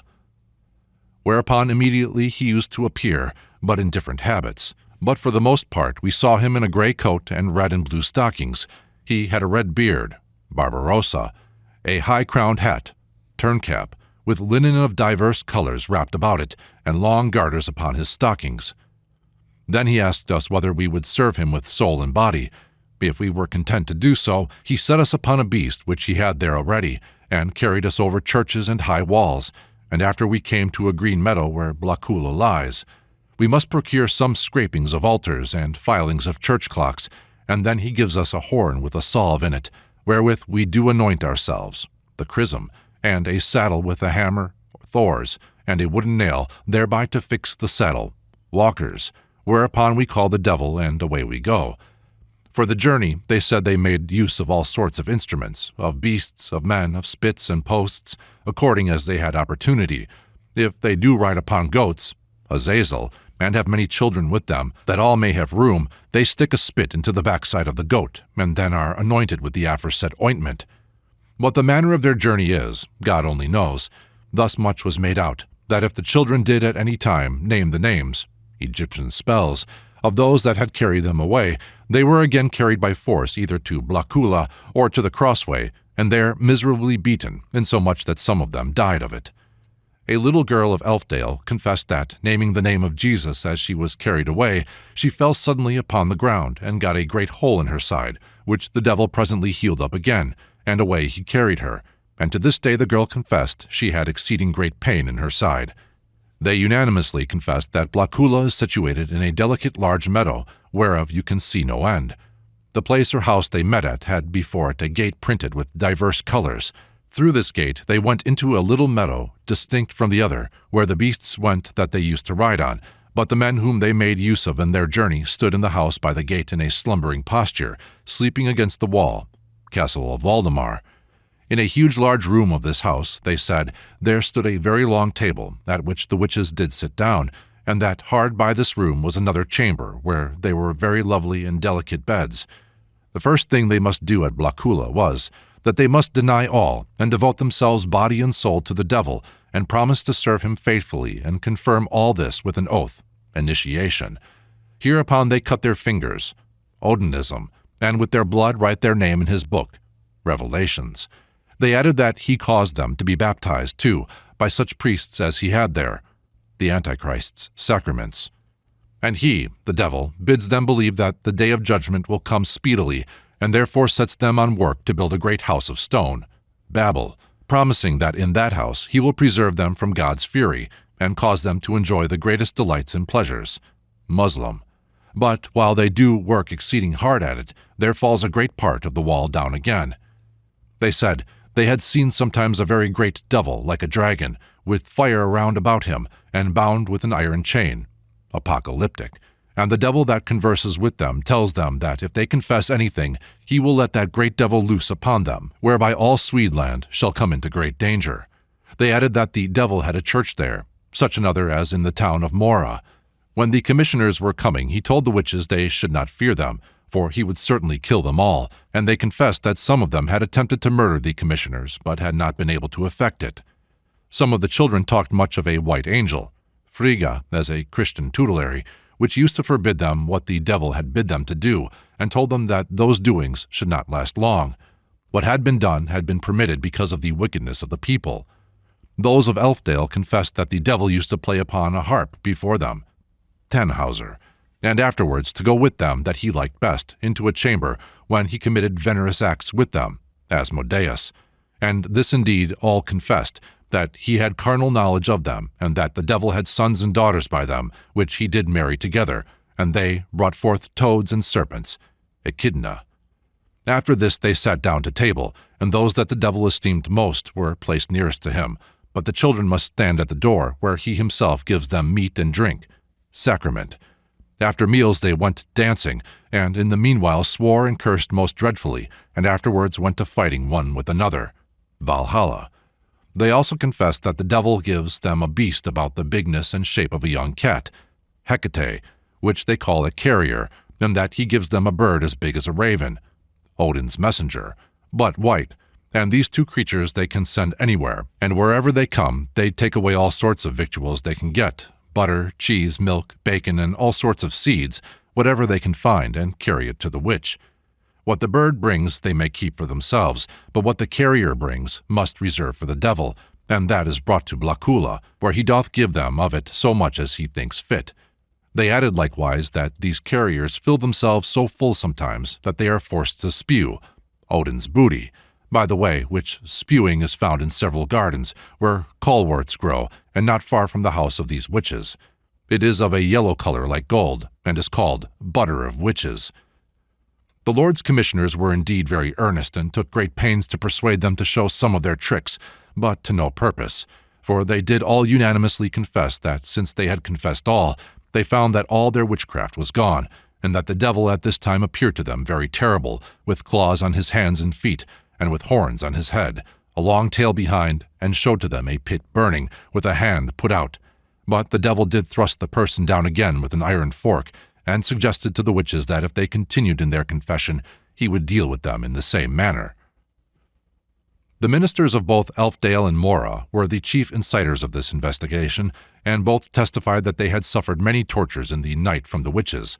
One was taken by the throat and so violently used that for some weeks he was not able to speak or perform divine service. We have in this narrative the official and clerical statement, and can never know to what the victims really confessed. Blacula seems to be a Swedish edition of Blocksberg, of old considered a great resort of witches. But we may especially note the epithet by which the witches are said to have first appealed to the devil, antecessor. Dr. Horneck has not given us the Swedish term of which this is a translation, but we may feel assured that it was not a phrase coined by the class among whom reputed witches were found.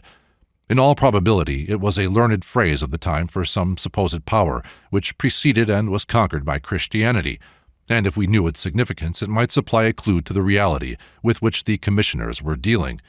There would seem to be strong probabilities that in Sweden also, as elsewhere, there had been a revival of faith in the old religion, whose barbaric rites had still survived in a few holes and corners where they were practiced by night. The antecessor was still present to hold out promises where a successor had broken all that his sponsors had made when the populace accepted his baptism. This probability is further suggested by the fact that some of these uncanny events happened at Elfdale, a name which hints at a region of especial sanctity under the old religion, and also by the statement that the devil had a church there, a sort of travesty of the village church. About the same time we find John Fian confessing in Scotland that the devil appeared to him in white raiment, and it is also testified that John heard the devil preach in a kirk in the pulpit in the night by candlelight, the candle burning blue. The names used by the Scotch witches are often suggestive of pagan survivals.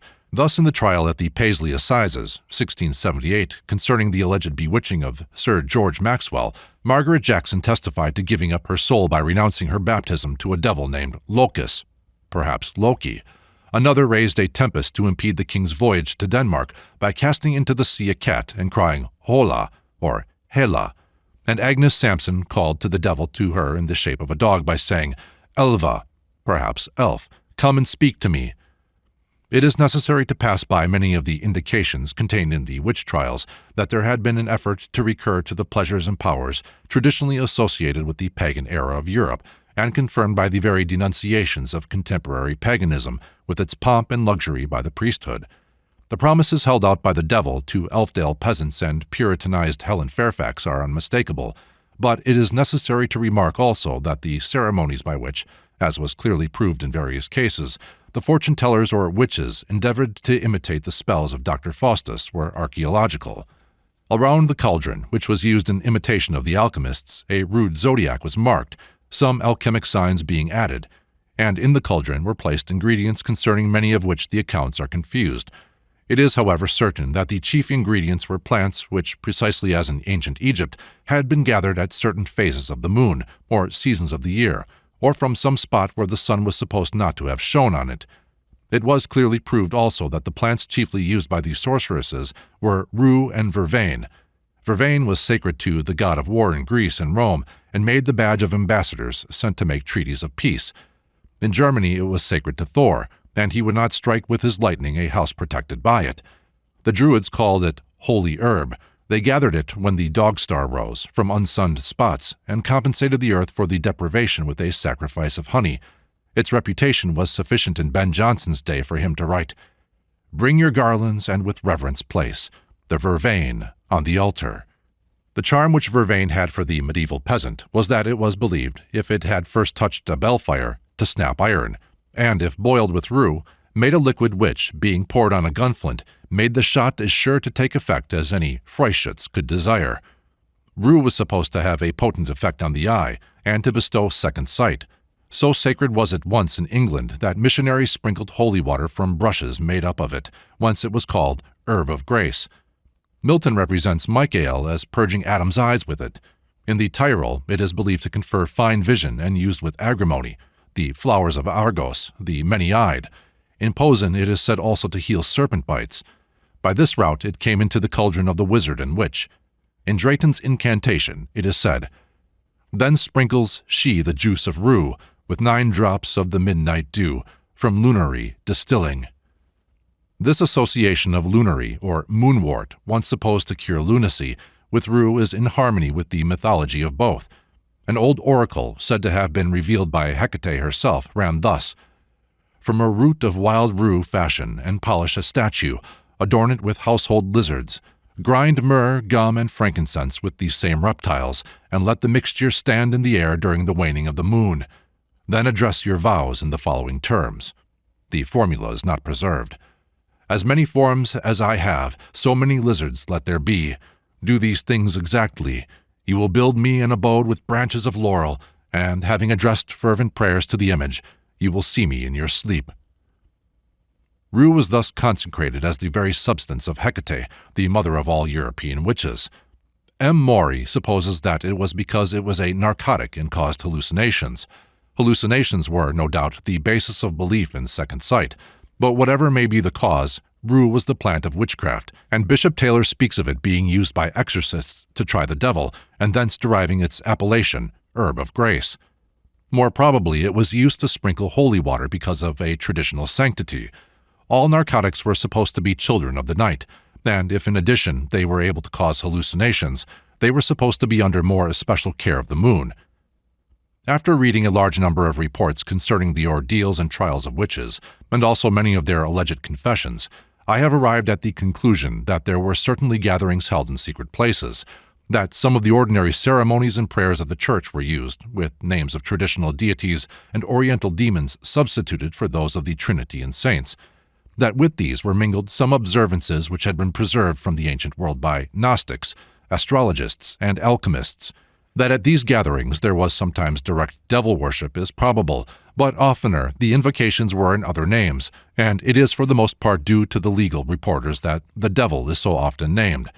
As to the confessions, many no doubt admitted that they had gone to the witches' Sabbath, who had been there only in feverish dreams, as must have been the case of many young children and morbid priests who were executed. Others confessed in hope of escape from charges they could not answer, and others were weary of their lives. The writer of this well remembers, in a small Virginian village, Falmouth, more than 30 years ago, the terrible persecutions to which an old white woman named Nancy Calamese was subjected because of her reputation as a witch. Rumors of lizards vomited by her poor neighbors caused her to be dreaded by the ignorant. The Negroes were in terror of her. She hardly dared pass through the streets for fear of being hooted by the boys. One morning, she waded into the Rappahannock River and drowned herself, and many of her neighbors regarded the suicide as her confession. Probably it was a similar sort of confession to many that we read in the reports of witch trials. The retribution that followed was more ferocious than could have visited mere attempts by the poor and ignorant to call up spirits to their aid. Every now and then the prosecutions disclosed the well-known animus of heresy, persecution, and also the fury of magistrates suspicious of conspiracies. In England, New England, and France particularly, an incipient rationalism was revealed in the party called Sadducees, who tried to cast discredit on the belief in witchcraft. This was recognized by Sir Matthew Hale in England and Cotton Mather in New England, subsequently by the chief of authorities in church and state in both countries, as an attack on biblical infallibility, since it was said in the Bible, "Thou shalt not suffer a witch to live." The leading wizards and witches were probably also persons who had been known in connection with the popular discontent and revolutionary feeling displayed in so many of the vindictive conjurations which were brought to light. The horrors which attended the crushing out of this last revival of paganism are such as recall the Bartholomew Massacre and the recent slaughter of communists in Paris, so vividly that one can hardly repress the suspicion that the same sort of mingled panic and fanaticism were represented in them all. Dr. Revel has summed up the fearful history of 300 years as follows. In the single year 1485, and in the district of Worms alone, 85 witches were delivered to the flames. At Geneva, at Basel, at Hamburg, at Ratisbon, at Vienna, and in a multitude of other towns, there were executions of the same kind.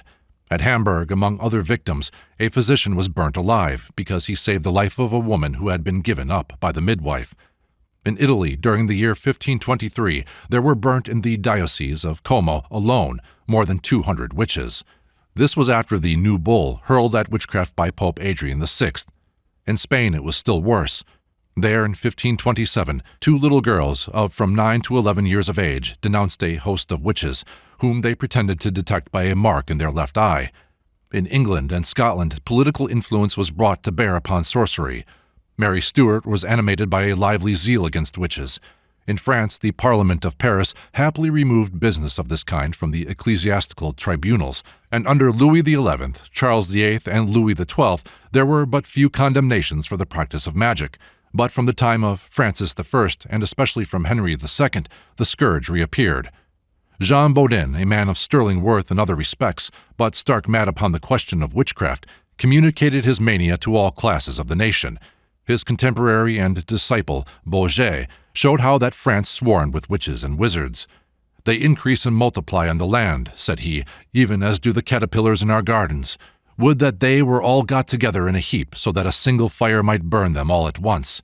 Savoy, Flanders, the Jura Mountains, Lorraine, Béarn, Provence, and in almost all parts of France, the frightful hecatombs were seen ablaze. In the 17th century, the witch fever somewhat abated, though it burst out here and there, centralizing itself chiefly in the convents of hysterical nuns. The terrible histories of the priests Goffardy and Urban Grandier are well known. In Germany, and particularly in its southern parts, witch-burning was still more frequent. In one small principality, at least 242 persons were burnt between 1646 and 1651, and horribile dictu, in the official records of these executions, we find that among those who suffered were children from 1 to 6 years of age. In 1657, the witch judge, Nicholas Remy, boasted of having burnt 900 persons in 15 years.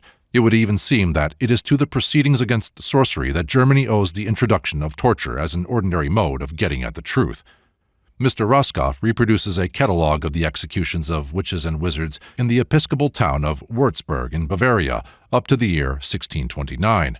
In 1659, the number of those put to death for witchcraft amounted, in this diocese, to 900. In the neighboring bishopric of Bamberg, at least 600 were burnt.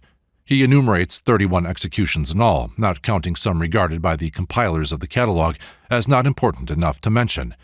The number of victims at each execution varies from 2 to 7. Many are distinguished by such surnames as the Big Hunchback, the Sweetheart, the Bridgekeeper, the Old Pork Woman, etc. Among them appear people of all sorts and conditions, actors, workmen, jugglers, town and village maidens, rich burghers, nobles, students, magistrates even, and a fair number of priests. Many are simply entered as a foreigner. Here and there is added to the name of the condemned person his age and a short notice. Among the victims, for instance, of the 20th execution figures little Barbara, the prettiest girl in Würzburg. a student who could speak all manner of languages, who was an excellent musician, vocaliter et instrumentaliter, the master of the hospice, a very learned man. We find, too, in this gloomy account the cruel record of children burnt for witchcraft. Here, a little girl of about 9 or 10 years of age, with her baby sister, younger than herself. Their mother was burnt a little while afterwards. Here, boys of 10 or 11. Again, a young girl of 15, 2 children from the poorhouse, the little boy of a counselor. The pen falls from one's hand in recapitulating such monstrosities. Cannot those who would endow Catholicity with the dogma of the papal infallibility hearken, before giving their vote, to the cries that rise before God, and which history re-echoes, of those poor innocent ones whom pontifical bulls threw into flames? The 17th century saw the rapid diminution of trials and tortures. In one of his good moments, Louis XIV mitigated greatly the severity of this special legislation. For this he had to undergo the remonstrances of the Parliament of Rouen, which believed society would be ruined if those who dealt in sorcery were merely condemned to perpetual confinement. The truth is that belief in witchcraft was so widespread that from time to time, even throughout the 17th century, there were isolated executions. One of the latest and most notorious was that of Renata Sanger, superior of the convent of Untersel, near Würzburg, 1748. At Landshut in Bavaria in 1756, a young girl of 13 years was convicted of impure intercourse with the devil and put to death. Seville in 1781 and Glaris in 1783 saw the last 2 known victims to this fatal superstition. The Reformation swept away in northern countries, for the upper classes, as many Christian saints and angels as priestcraft had previously turned to enemies for the lower. The poor and ignorant simply tried to evoke the same ideal spirit guardians under the pagan forms, legendarily associated with a golden age. Witchcraft was a pathetic appeal against a cruel present to a fair, however visionary past. But Protestantism has brought on famine of another kind, famine of the heart. The saints of the Church have followed those of paganism, and although one result of the process has been a vast increase in enterprise, science, and wealth, man cannot live by these alone. Modern spiritualism, which so many treat with a superciliousness little creditable to a scientific age, is a cry of starved sentiment and affections left hopeless under fated heavens, as full of pathetic meaning as that which was wrung from serfs, enticed into temples only to find them dens of thieves. Desolate hearts take up the burden of desolate homes and appeal to invisible powers for guidance, and for attestation of hopes which science has blighted, ere poetry, art, and philanthropy have changed these ashes into beauty. Because these so-called spirits, evoked by mediums out of morbid nerves, are really longed for ideals, the darker features of witchcraft are not called about them. That fearful movement was a wronged Medea, whose sorrows had made Hecate, to remember the dreadful phrase of Euripides, the chosen assistant dwelling in the inmost recesses of her house. Modern spiritualism is Rachel weeping for her lost children, not to be comforted if they are not. But the madness of the one is to be understood by the plaintive appeal of the other. Chapter 25. Faust and Mephistophiles. The name Mephistophiles has in it, I think, the priests shudder at the fumes of the laboratory. Dunser finds that the original form of the word was Mephistophiles, and conjectures that it was a bungling effort to put together 3 Greek words, to mean not loving the light. In this he has the support of Bayard Taylor, who also thinks that it was so understood by Goethe. The transformation of it was probably amid the dreaded gases with which the primitive chemist surrounded himself. He who began by not loving the light became the familiar of men seeking light and lover of their mephitic gases. The ancient Romans had a mysterious divinity called Mephitis, whose grove and temple were in the Esquilae, near a place it was thought fatal to enter. She is thought to have been invoked against the mephitic exhalations of the earth in the grove of Albunea. Sulphur springs also were of old regarded as ebullitions from hell, and both Schwartz and Roger Bacon particularly dealt in that kind of smell. Considering how largely Asmodeus, as fine gentleman, entered into the composition of Mephistopheles, and how he flew from the Nineveh to Egypt, Tobit, to avoid a bad smell, it seems the irony of mythology that he should turn up in Europe as a mephitic spirit. Mephistopheles is the embodiment of all that has been said in preceding chapters of the ascetic's horror of nature and the pride of life, and of the medieval priest's curse on all learning he could not monopolize. The Faust myth is merely his shadow cast on the earth, the tracery of his terrible power as the Church would have the people dread it.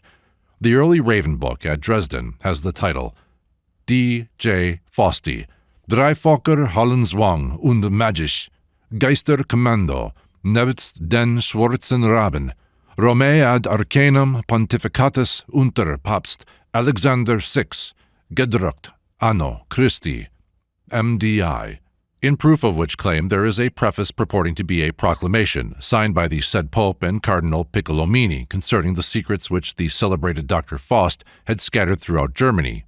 This is an impudent forgery, but it is an invention which, more than anything actually issued from Rome, indicates the popular understanding that the contention of the Church was not against the validity of magic arts, but against their exercise by persons not authorized by itself.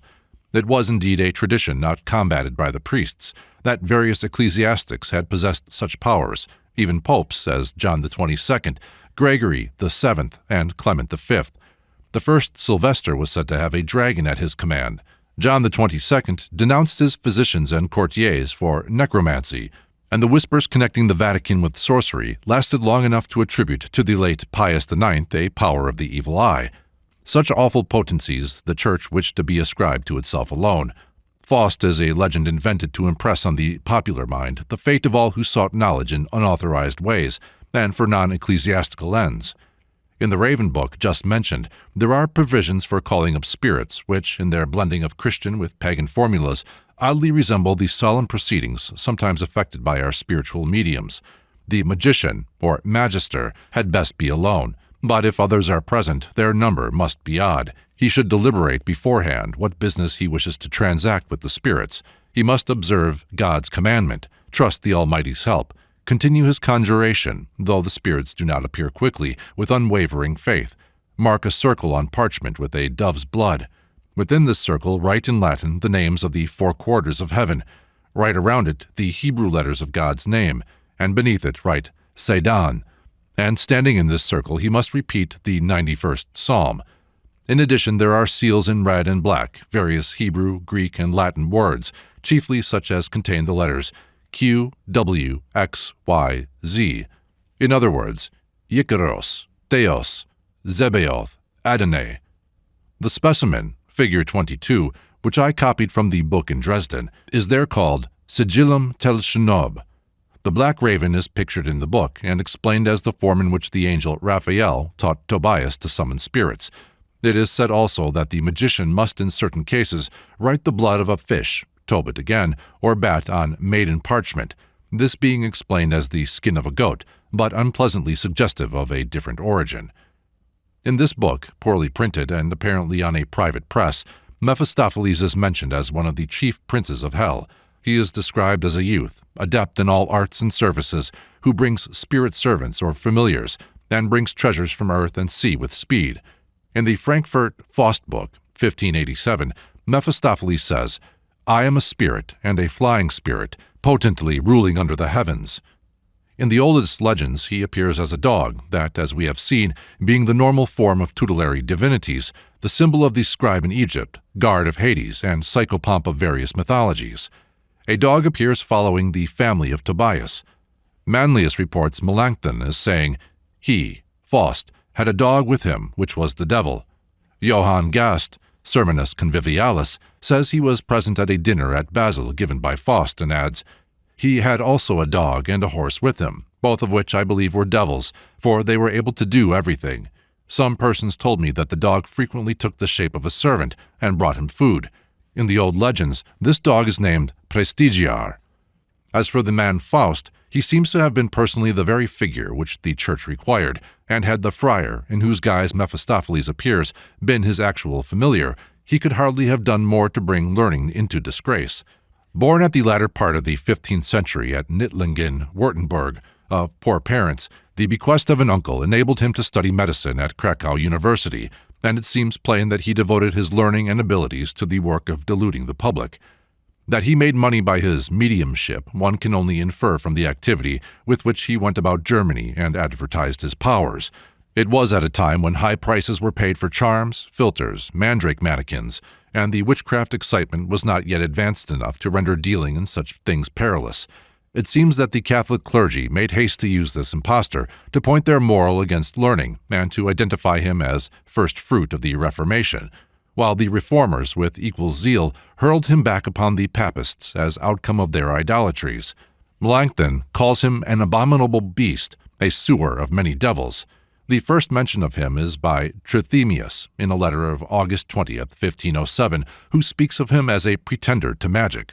Magister Georgius Sibellicus Faustus Jr., whom he met at Gelnhausen, and in another letter of the same year, as at Kreuznach, Conrad Mudd, friend of Luther and Melanchthon, mentions, October 3, 1513, the visit to Erfurth of Georgius Faustus Hemetius Hedabaensis, a braggart and a fool who affects magic, whom he had heard talking in a tavern, and who had raised theologians against him. In Vogel's Annals of Leipzig, 1714, kept in Auerbach's cellar, is recorded under date 1525, Dr. Johann Faust's visit to the cellar. He appears therefore to have already had aliases. The first clear account of him is in the Index Sanitatis of Dr. Philip Bigardi, 1539, who says, "Since several years he has gone through all regions, provinces, and kingdoms, made his name known to everybody, and is highly renowned for his great skill, not alone in medicine, but also in chiromancy, necromancy, physiognomy, visions in crystal, and the like other arts. And also, not only renowned, but written down and known as an experienced master, himself admitted, nor denied that it was so, and that his name was Faustus, and called himself Philosophum Philosophorum. But how many have complained to me that they were deceived by him? Verily, a great number. But what manner? Hin ist hin." These latter words may mean that Faust had just died. He must have died about that time, and with little notice. The rapidity with which a mythology began to grow around him is worthy of more attention than the subject has received. In 1543, the Protestant theologian Johann Gast has, Sermonis Convivialum, stories of his diabolical dog and horse, and of the devil's taking him off, when his body turns itself 5 times face downward. In 1587, Philip Camerarius speaks of him as a well-known magician who lived in the time of our fathers. April 18, 1587, 2 students of the University of Tübingen were imprisoned for writing a comedy of Dr. Faustus. Though it was not permitted to make light of the story, it was thought a very proper one to utilize for pious purposes, and in the autumn of the same year, 1587, the original form of the legend was published by Spiess in Frankfurt. It describes Faust as summoning the devil at night in a forest near Wittenberg. The evil spirit visits him on 3 occasions in his study, where on the 3rd he gives his name as Mephistophiles, and the compact to serve him for 24 years for his soul is signed. When Faust pierces his hand, the blood flows into the form of the words, O homo fuge. Mephistopheles first serves him as a monk and brings him fine garments, wine, and food. Many of the luxuries are brought from the mansions of prelates, which shows the Protestant bias of the book, which is also shown in the objection the devil makes to Faust's marrying, because marriage is pleasing to God. Mephistopheles changes himself into a winged horse, on which Faust is borne through many countries, arriving at last at Rome. Faust passes 3 days, invisible, in the Vatican, which supplies the author with another opportunity to display papal luxury, as well as the impotence of the Pope and his cardinals to exercise the evil powers which take their food in goblets when they are about to feast. On his further aerial voyages, Faust gets a glimpse of the Garden of Eden, lives in a state of the Sultan's palace in the form of Muhammad, and at length becomes a favorite in the court of Charles V at Innsbruck. Here he evokes Alexander the Great and his wife. In roaming about Germany, Faust diverts himself by swallowing a load of hay and horses, cutting off heads and replacing them, making flowers bloom at Christmas, drawing wine from a table, and calling Helen of Troy to appear to some students. Helen becomes his mistress. By her he has a son, Justus Faustus, but these disappear simultaneously with the dreadful end of Dr. Faustus, who, after a midnight storm, is found only in the fragments with which his room is strewn. Several of these legends are modifications of those current before Faust's time. The book had such an immense success that new volumes and versions on the same subject appeared not only in Germany, but in other parts of Europe. A rhymed version in England, 1588, a translation from the German in France, 1589, a Dutch translation, 1592, Christopher Marlowe's drama in 1604. In Marlowe's tragic history of Dr. Faustus, the mass of legends of occult arts that had crystallized around a man thoroughly representative of them was treated with the dignity due to a subject amid whose moral and historic grandeur Faust is no longer the petty personality he really was. He is precisely the character which the Church had been creating for 1,000 years, only suddenly changed from otherworldly to worldly desires and aims. What he seeks is what all the energy of civilization seeks. Evil Angel. Go forward, Faustus, in that famous art, wherein all nature's treasure is contained. Be thou on earth as Jove is in the sky, lord and commander of these elements. Faust. How am I glutted with conceit of this? Shall I make spirits fetch me what I please, resolve me of all ambiguities, perform what desperate enterprise I will? I'll have them fly to India for gold, ransack the ocean for orient pearl, and search all corners of the new-found world for pleasant fruits and princely delicates. I'll have them read me strange philosophy, and tell the secrets of all foreign kings. I'll have them wall all Germany with brass, and make swift Rhine circle fair Württemberg. I'll have them fill the public schools with silk, wherewith the students shall be bravely clad. For this he is willing to pay his soul, which theology has so long declared to be the price of mastering the world. This word, damnation, terrifies not him, for he confounds hell and Elysium. His ghost be with the old philosophers. The good angel warns him. O Faustus, lay that damned book aside, and gaze not on it, lest it tempt thy soul, and heap God's heavy wrath upon thy head. Read the Scriptures. That is blasphemy. So, dying away amid the thunders of the Reformation, we heard the echoes of the early Christian voices which exulted in the eternal tortures of the Greek poets and philosophers, the anathemas on Roger Bacon, Socinus, Galileo, the outcries with which every great invention has been met. We need only retouch the above extracts here and there to make Faust's aspirations those of a saint. Let the gold be sought in New Jerusalem, the pearl in its gates, the fruits in paradise, the philosophy that of Athanasius, and no amount of selfish hunger and thirst for them would grieve any good angel he had ever heard of.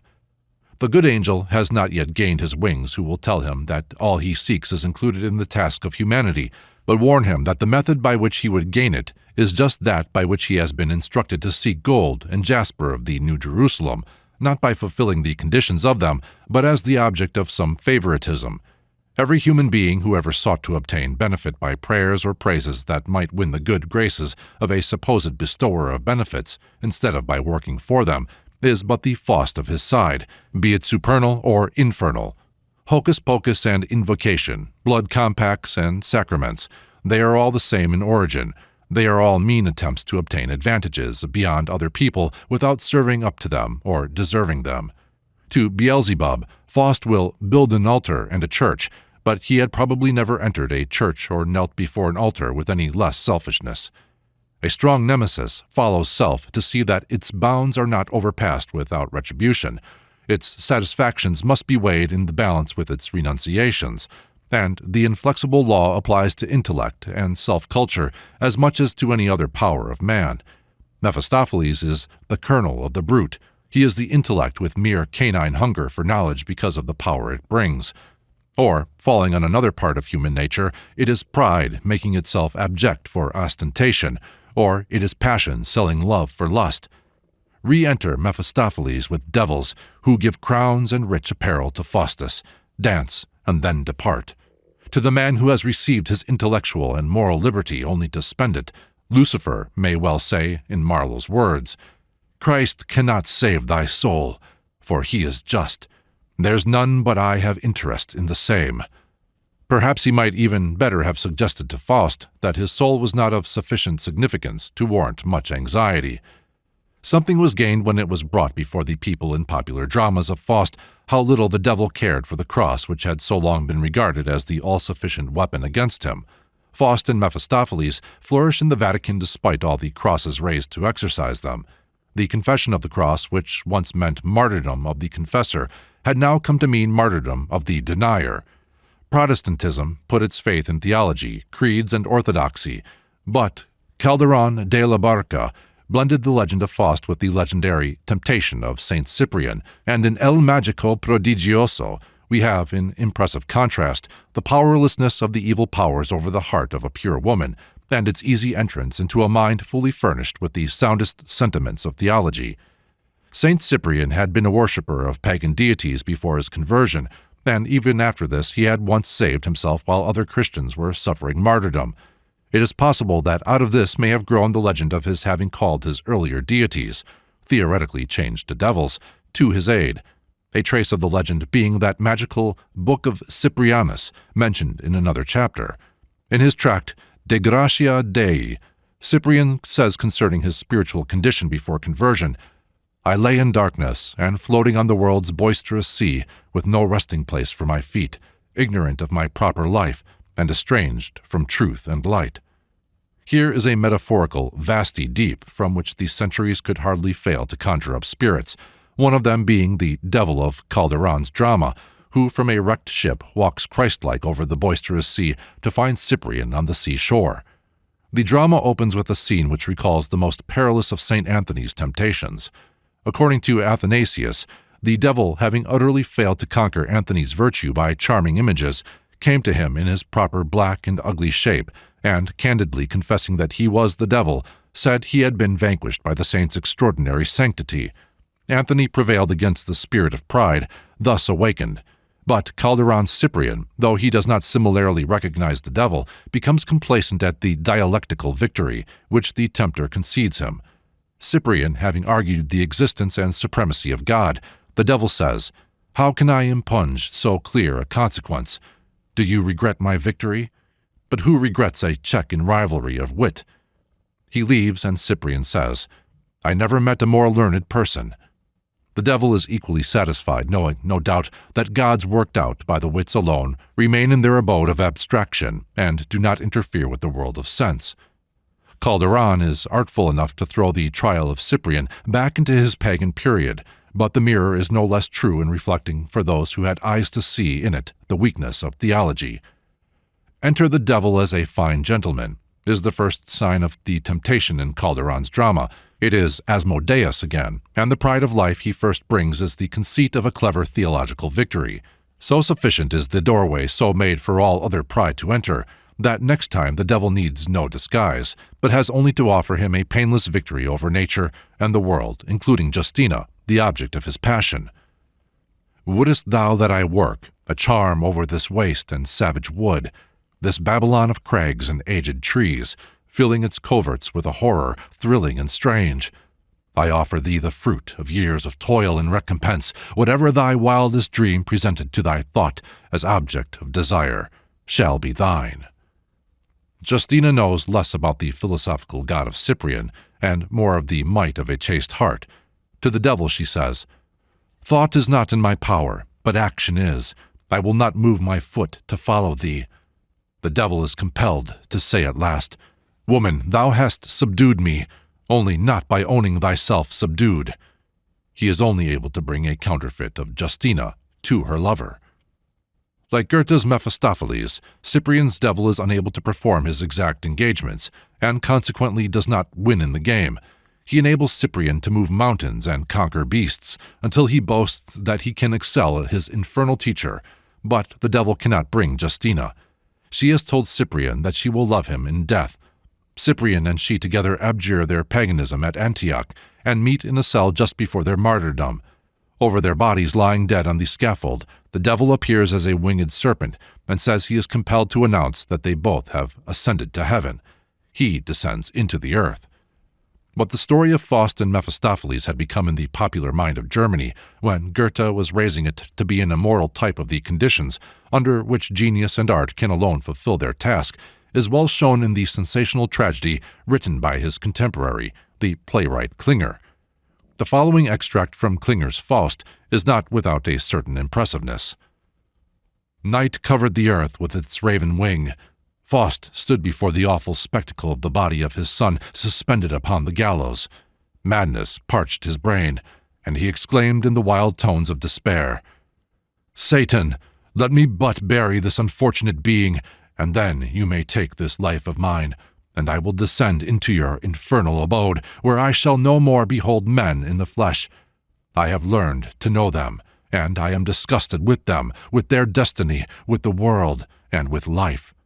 My good action has drawn down unutterable woe upon my head.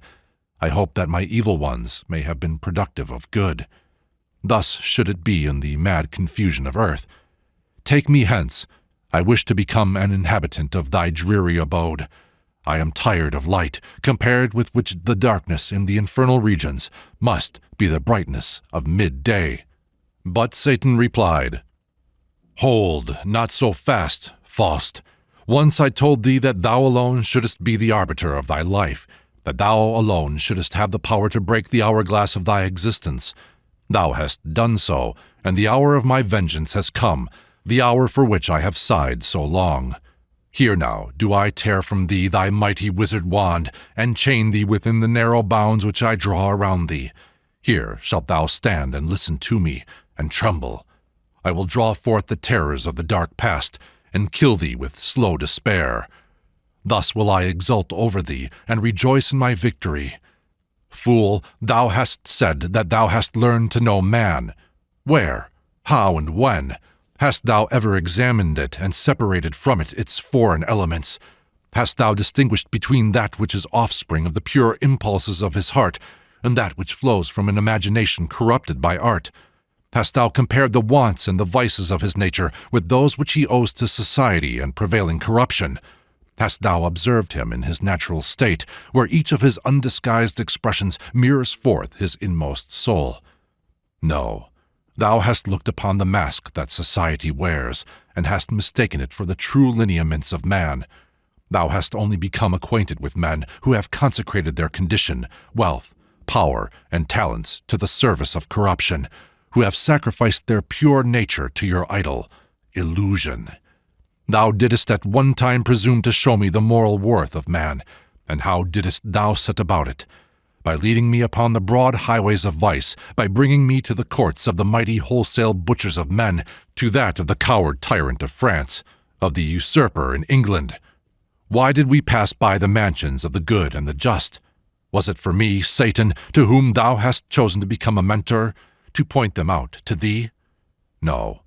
Thou wert led to the places thou didst haunt by the fame of princes, by thy pride, by thy longing after dissipation. And what hast thou seen there?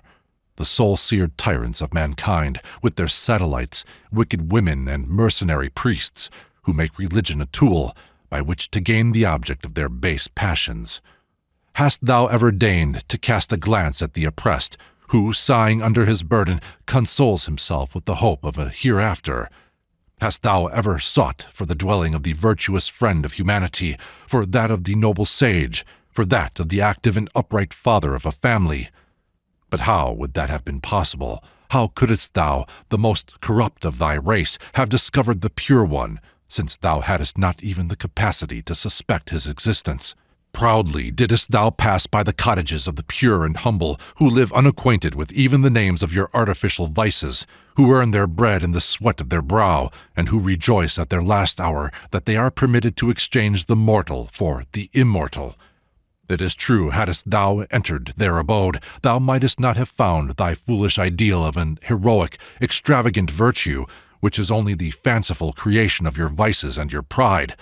But thou wouldst have seen the man of a retiring modesty and noble resignation, who in his obscurity excels in virtue and true grandeur of soul, your boasted heroes of field and cabinet. Thou sayest that thou knowest man. Dost thou know thyself? Nay, deeper yet will I enter into the secret places of thy heart, and fan with fierce blast the flames which thou hast kindled there for thee. Had I 1,000 human tongues, and as many years to speak to thee, they would all be insufficient to develop the consequences of thy deeds and thy recklessness. The germ of wretchedness which thou hast sown will continue its growth through centuries yet to come, and future generations will curse thee as the author of their misery. Behold, then, daring and reckless man, the importance of actions that appear circumscribed to your mole vision. Who of you can say, time will obliterate the trace of my existence? Thou who knowest not what beginning, what middle, and end are, hast dared to seize with a bold hand the chain of fate, and hast attempted to gnaw its links, notwithstanding that they were forged for eternity. But now will I withdraw the veil from before thy eyes, and then cast the spectre, despair, into thy soul." Faust pressed his hands upon his face. The worm that never dieth gnawed already on his heart. The essence and sum of every devil are in the Mephistophiles of Goethe. He is culture. Culture which smooth the whole world licks, also unto the devil sticks. He represents the intelligence which has learned the difference between ideas and words, knows that 2 and 2 make 4, and also how convenient may be the dexterity that can neatly write them out 5. Of metaphysics learn the use and beauty, see that you most profoundly gain what does not suit the human brain. A splendid word to serve you'll find, for what goes in, or won't go in, your mind, on words let your attention center, then through the safest gate you'll enter, the temple halls of certainty. He knows, too, that the existing moment alone is of any advantage, that theory is gray and life evergreen, that he only gathers real fruit who confides in himself. He is thus the perfectly evolved intellect of man, fully in possession of all its implements, these polished till they shine in all grace, subtlety, adequacy. Nature shows no symbol of such power more complete than the gemmed serpent with its exquisite adaptations, freed from cumbersome prosaic feet, equal to the winged by its flexible spine, every tooth artistic. From an ancient prison was this Ariel liberated by his Prospero, whose wand was the Reformation, a spirit finely touched to fine issues. But his wings cannot fly beyond the atmosphere. The ancient heaven has faded before the clearer eye, but the starry ideals have come nearer. The old hells have burnt out, but the animalism of man couches all the more freely on his path, having broken every chain of fear. Man still walks between the good and evil, on the hair-drawn bridge of his moral nature. His faculties seem adapted with equal precision to either side of his life, upper or under, to wisdom or cunning, self-respect or self-conceit, prudence or selfishness, lust or love. Such is the teeming situation, but is it the reality? Goethe's Faust is the one clear answer which this question has received. In one sense, Mephistopheles may be called a German devil. The Christian soul of Germany was from the first a changeling. The ancient nature worship of that race might have had its normal development in the sciences, and along with this intellectual evolution, there must have been formed a related religion, able to preserve social order through the honor of man. But the native soul of Germany was cut out by the sword and replaced with a mongrel Hebrew-Latin soul. The metaphorical terrors of tropical countries, the deadly worms, the burning and suffocating blasts and stenches with which the mind of those dwelling near them could familiarize itself when met with in their scriptures, acquired exaggerated horrors when left to be pictured by the terrorized imagination of races ignorant of their origin. It is a long distance from Potsdam and Hyde Park to Zahara. Christianity, therefore, blighted nature in the north by apparitions more fearful than the southern world ever knew, and long after the pious there could sing and dance, puritanical glooms hung over the Christians of higher latitudes. When the progress of German culture began the work of dissipating these idle terrors, the severity of the reaction was proportioned to the intensity of the delusions. The long-famished faculties rushed almost madly into their beautiful world, but without the old reverence which had once knelt before its phenomena. That may remain with a few, but the cynicism of the noisiest will be reflected even upon the faces of the best. Goethe first had his attention drawn to Spinoza by a portrait of him on a tract, in which his really noble countenance was represented with a diabolical aspect.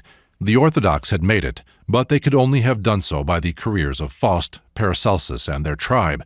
These two helped conventionalize Voltaire into a Mephistopheles.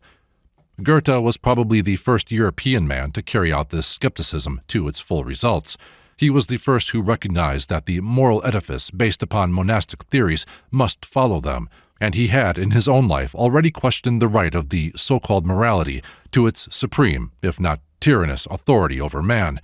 Hereditary conscience, passing through this fierce crucible, lay levigable before Goethe, to be swept away into dust-hole or molded into the image of reason.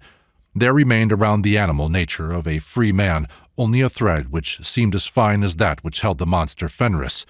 It was made only of the sentiment of love and that of honor, but as Fenris found the soft, invisible thread stronger than chains, Faust proved the tremendous sanctions that surround the finer instincts of man. Emancipated from gray theory, Faust rushes hungrily at the golden fruit of life. The starved passions will have their satisfaction at whatever cost to poor Gretchen. The fruit turns to ashes on his lips. The pleasure is not that of the thinking man, but of the accomplished poodle he has taken for his guide. To no moment in that intrigue can the suffrage of his whole nature say, "Stay, thou art fair." That is the pact. It is the distinctive keynote of Goethe's Faust. Canst thou by falsehood or by flattery make me one moment with myself at peace, cheat me into tranquillity? Come then, and welcome life's last day. Make me to the passing moment plead. Fly not, O stay, thou art so fair. Then will I gladly perish. The pomp and power of the court, luxury and wealth, equally fail to make the scholar at peace with himself. They are symbolized in the paper money by which Mephistopheles replenished the imperial exchanger. The only allusion to the printing press, whose inventor, Faust, had been somewhat associated with Faust, is to show its power turned to the work of disturbing irredeemable promises. At length, one demand made by Faust makes Mephistopheles tremble. As a mere court amusement, he would have him raise Helen of Troy. Reluctant that Faust should look upon the type of man's harmonious development, yet bound to obey, Mephistopheles sends him to the mothers, the healthy primal instincts and ideals of man which expressed themselves in the fair forms of art. Corrupted by superstition of their own worshippers, cursed by Christianity, they have a Hades of their own, as Mephistopheles says, and he is unwilling to interfere with them. The image appears and the sense of beauty is awakened in Faust, but he is still a Christian as to his method. His idea is that heaven must be taken by storm, by chance, wish, prayer, any means except patient fulfillment of the conditions by which it may be reached. Helen is flower of the history and culture of Greece, and so slightly Faust would pluck and wear it. Helen having vanished as he tried to clasp her, Faust has learned his second lesson. When he next meets Helen, it is not to seek intellectual beauty, as in Gretchen's case he had sought the sensuous and sensual.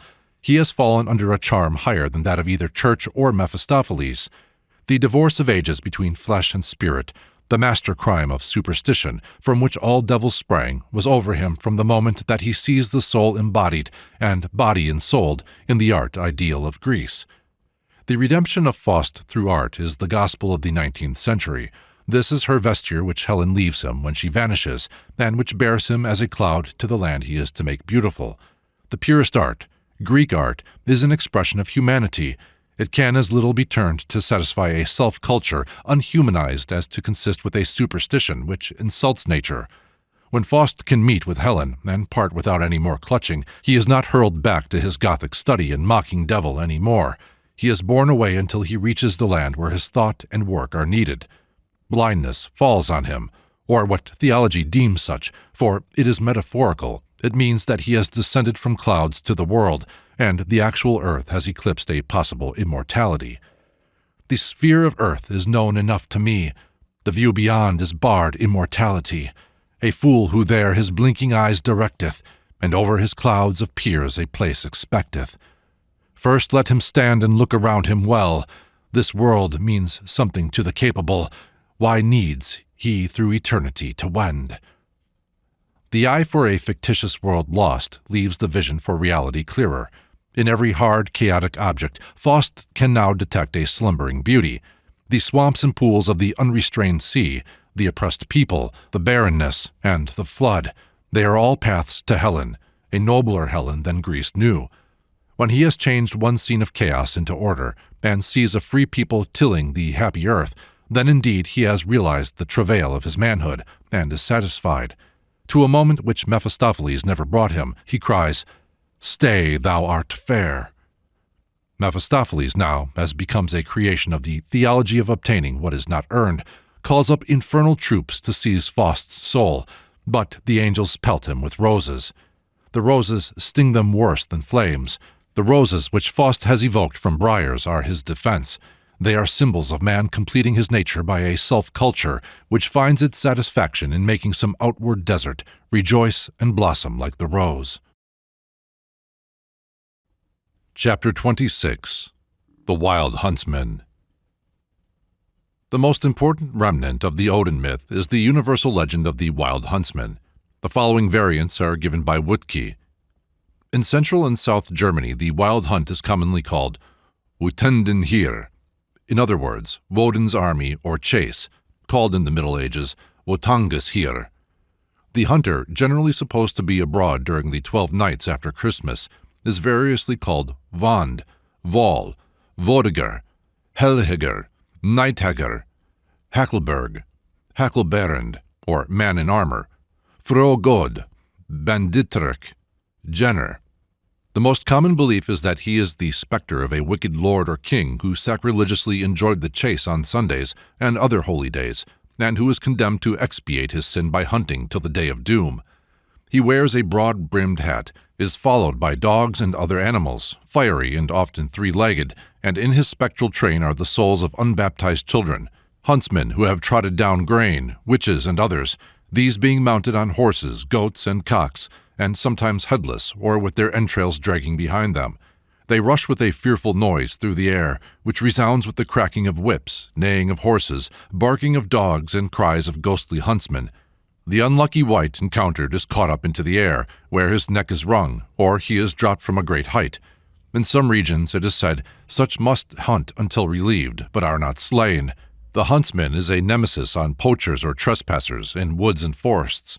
Sometimes the specters have combats with each other over battlefields. Their track is marked with bits of horseflesh, human corpses, legs with shoes on. In some regions, it is said, the huntsmen carry battle axes and cut down all who come in their way.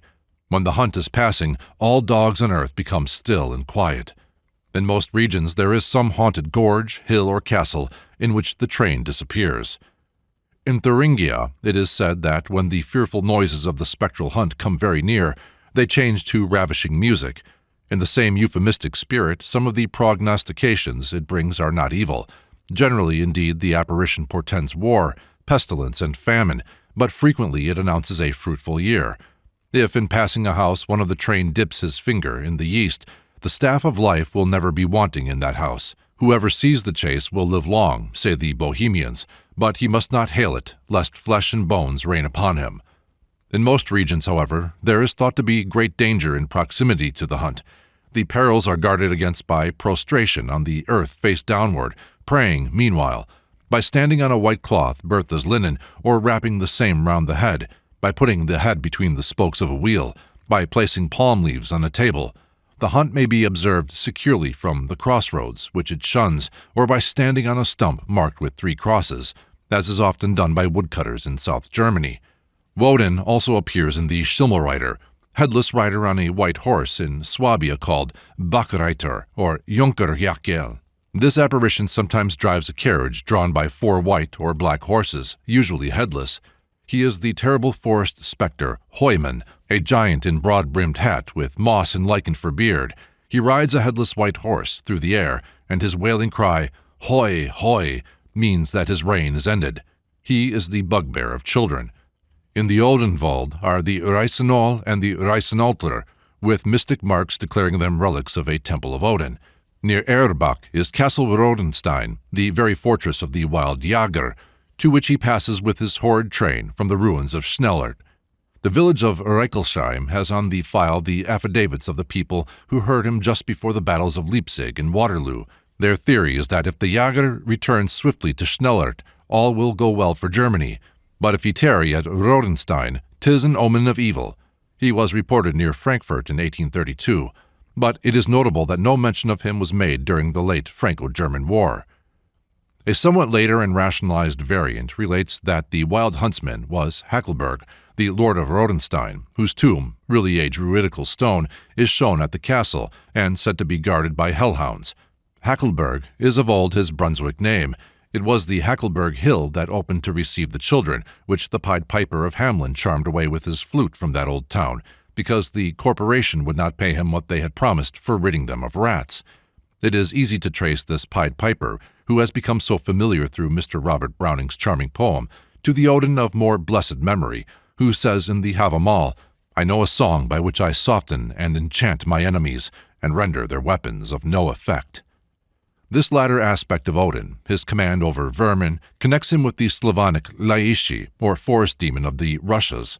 The ancient thunder god of Russia, Perun, who rides in his storm chariot through the sky, has in the more Christianized districts dropped his mantle on Ilya or Elias, while in the greater number of Slavonic districts he has held his original physical characters so remarkably that it has been necessary to include him among demons. In Slavonian folklore, the familiar myth of the Wild Huntsman is distributed. Vladimir the Great fulfills one part of it by still holding high revel in the halls of Kiev, but he is no huntsman.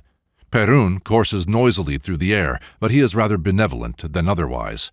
The diabolical characteristics of the superstition have fallen to the evil huntsmen, or laishis, who keep the wild creatures as their flocks, the same as shepherds their herds, and whom every huntsman must propitiate.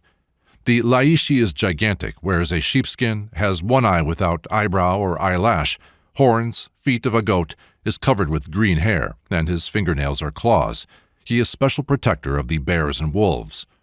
In Denmark, the same myth appears as King Volmar's hunt. Valdemar was so passionately fond of the chase that he said if the Lord would only let him hunt forever near Gur, his castle in the north of Sealand, he would not envy him his paradise. For this blasphemous wish he is condemned to hunt between Bur and Gur forever. His cavalcade is much like that already described. Volmar rides a snow-white charger, preceded by a pack of coal-black hounds, and he carries his head under his left arm. On St. John, the women open gates for him.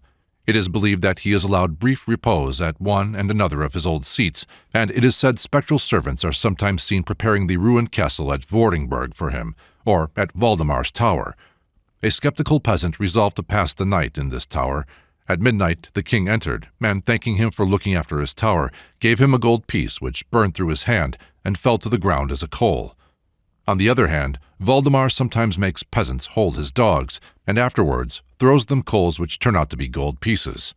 The Palnetok, or Palne Hunter, appears mostly in the island of Fwen. Every New Year's night he supplies himself with 3 horseshoes from some smithy, and the smith takes care that he might find them ready for use on his anvil, as he always leaves 3 gold pieces in their stead. If the shoes are not ready for him, he carries the anvil off. In one instance he left an anvil on top of a church tower, and it caused the smith great trouble to get it down again. King Abel was interred after his death in St. Petersburg Church in Schleswig, but the fratricide could find no peace in his grave. His ghost walked about in the night and disturbed the monks in their devotions.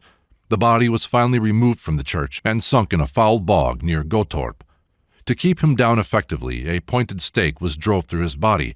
The spot is still called Königsgrab. Notwithstanding this, he appears seated on a coal-black charger, followed by a pack of black hounds with eyes and tongues of fire. The gates are heard slamming and opening, and the shrieks and yells are such that they appall the stoutest hearts. At the ancient capital of Fwen, Odense, said to have been built by Odin, the myth has been reduced to a spectral Christmas night equipage, which issues from St. Canut's Church and passes to the ancient manor house of Glorup. It is a splendid carriage drawn by 6 black horses with firing tongues, and in it are seated the lords of Glorup, famous for their cruelty to peasants and now not able to rest in the church where they were interred. It is of evil omen to witness the spectacle. A man who watched for it was struck blind. In France, Le Grand Veneur bears various names. He is King Arthur, Saint Hubert, Hugo. His alleged appearances within historic times have been so strongly attested that various attempts have been made to give them rational explanations. Thus Charles VI of France, when going to war in Bretagne, is said to have been met by such a spectre in the forest of Mans and became insane. He believed himself to have been the victim of sorcery, as did many of his subjects. It has been said that the king was met by a disguised emissary of the Duc de Bretagne. More particular accounts are given of the apparition of the Wild Huntsman to Henry IV, when he was hunting with the Comte de Soissons in the forest of Fontainebleau, an event commemorated by La Croix du Grand Veneur. According to Matthew, both the king and the count heard the cries of the hunt, and when the count went to discover their origin, the terrible dark figure stood forth and cried, "You wish to see me? Then behold!" This incident has been explained variously as a project of assassination, or as the jest of 2 fellows who, in 1596, were amusing Paris by their skill in imitating all the sounds of a hunt. but such phantoms had too long hunted through the imagination of the French peasantry for any explanation to be required. Robert le Diable, wandering in Normandy till Judgment Day, and King Arthur, at an early date domesticated in France as a spectral huntsman, the figure most popularly identified at the time with the phantom seen by Henry IV, are sufficient explanations.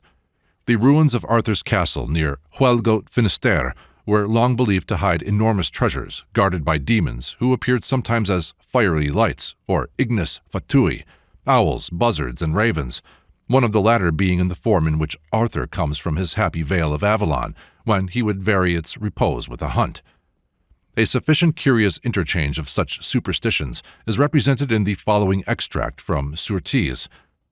Sir Anthony Beck, Bishop of Durham in the time of King Edward, the son of King Henry, was the most proud and masterful bishop in all England, and it was commonly said that he was the proudest lord of Christianity. It chanced that among other lewd persons, this Sir Anthony entertained at his court one Hugh de Ponchardon, that, for his evil deeds and manifold robberies, had been driven out of the English court, and had come from the south to seek a little bread, and to live by styling. And to this Hugh, whom also he employed to good purpose in the war of Scotland, the bishop gave the land of Thickley, since of him called Thickley Puchardon, and also made him his chief huntsman. And after, this bloke Hugh died afore the bishop, and after that the bishop chased the wild hart in Gulcher's forest, and suddenly there met with him Hugh de Ponchardon, that was afore died, on a white horse. And the said Hugh looked earnestly on the bishop, and the bishop said unto him, Hugh, what maketh thee here? And he spake never word, but lift up his cloak, and then he showed Sir Anton his ribs set with bones, and nothing more, and none other of the varlets saw him, but the bishop only.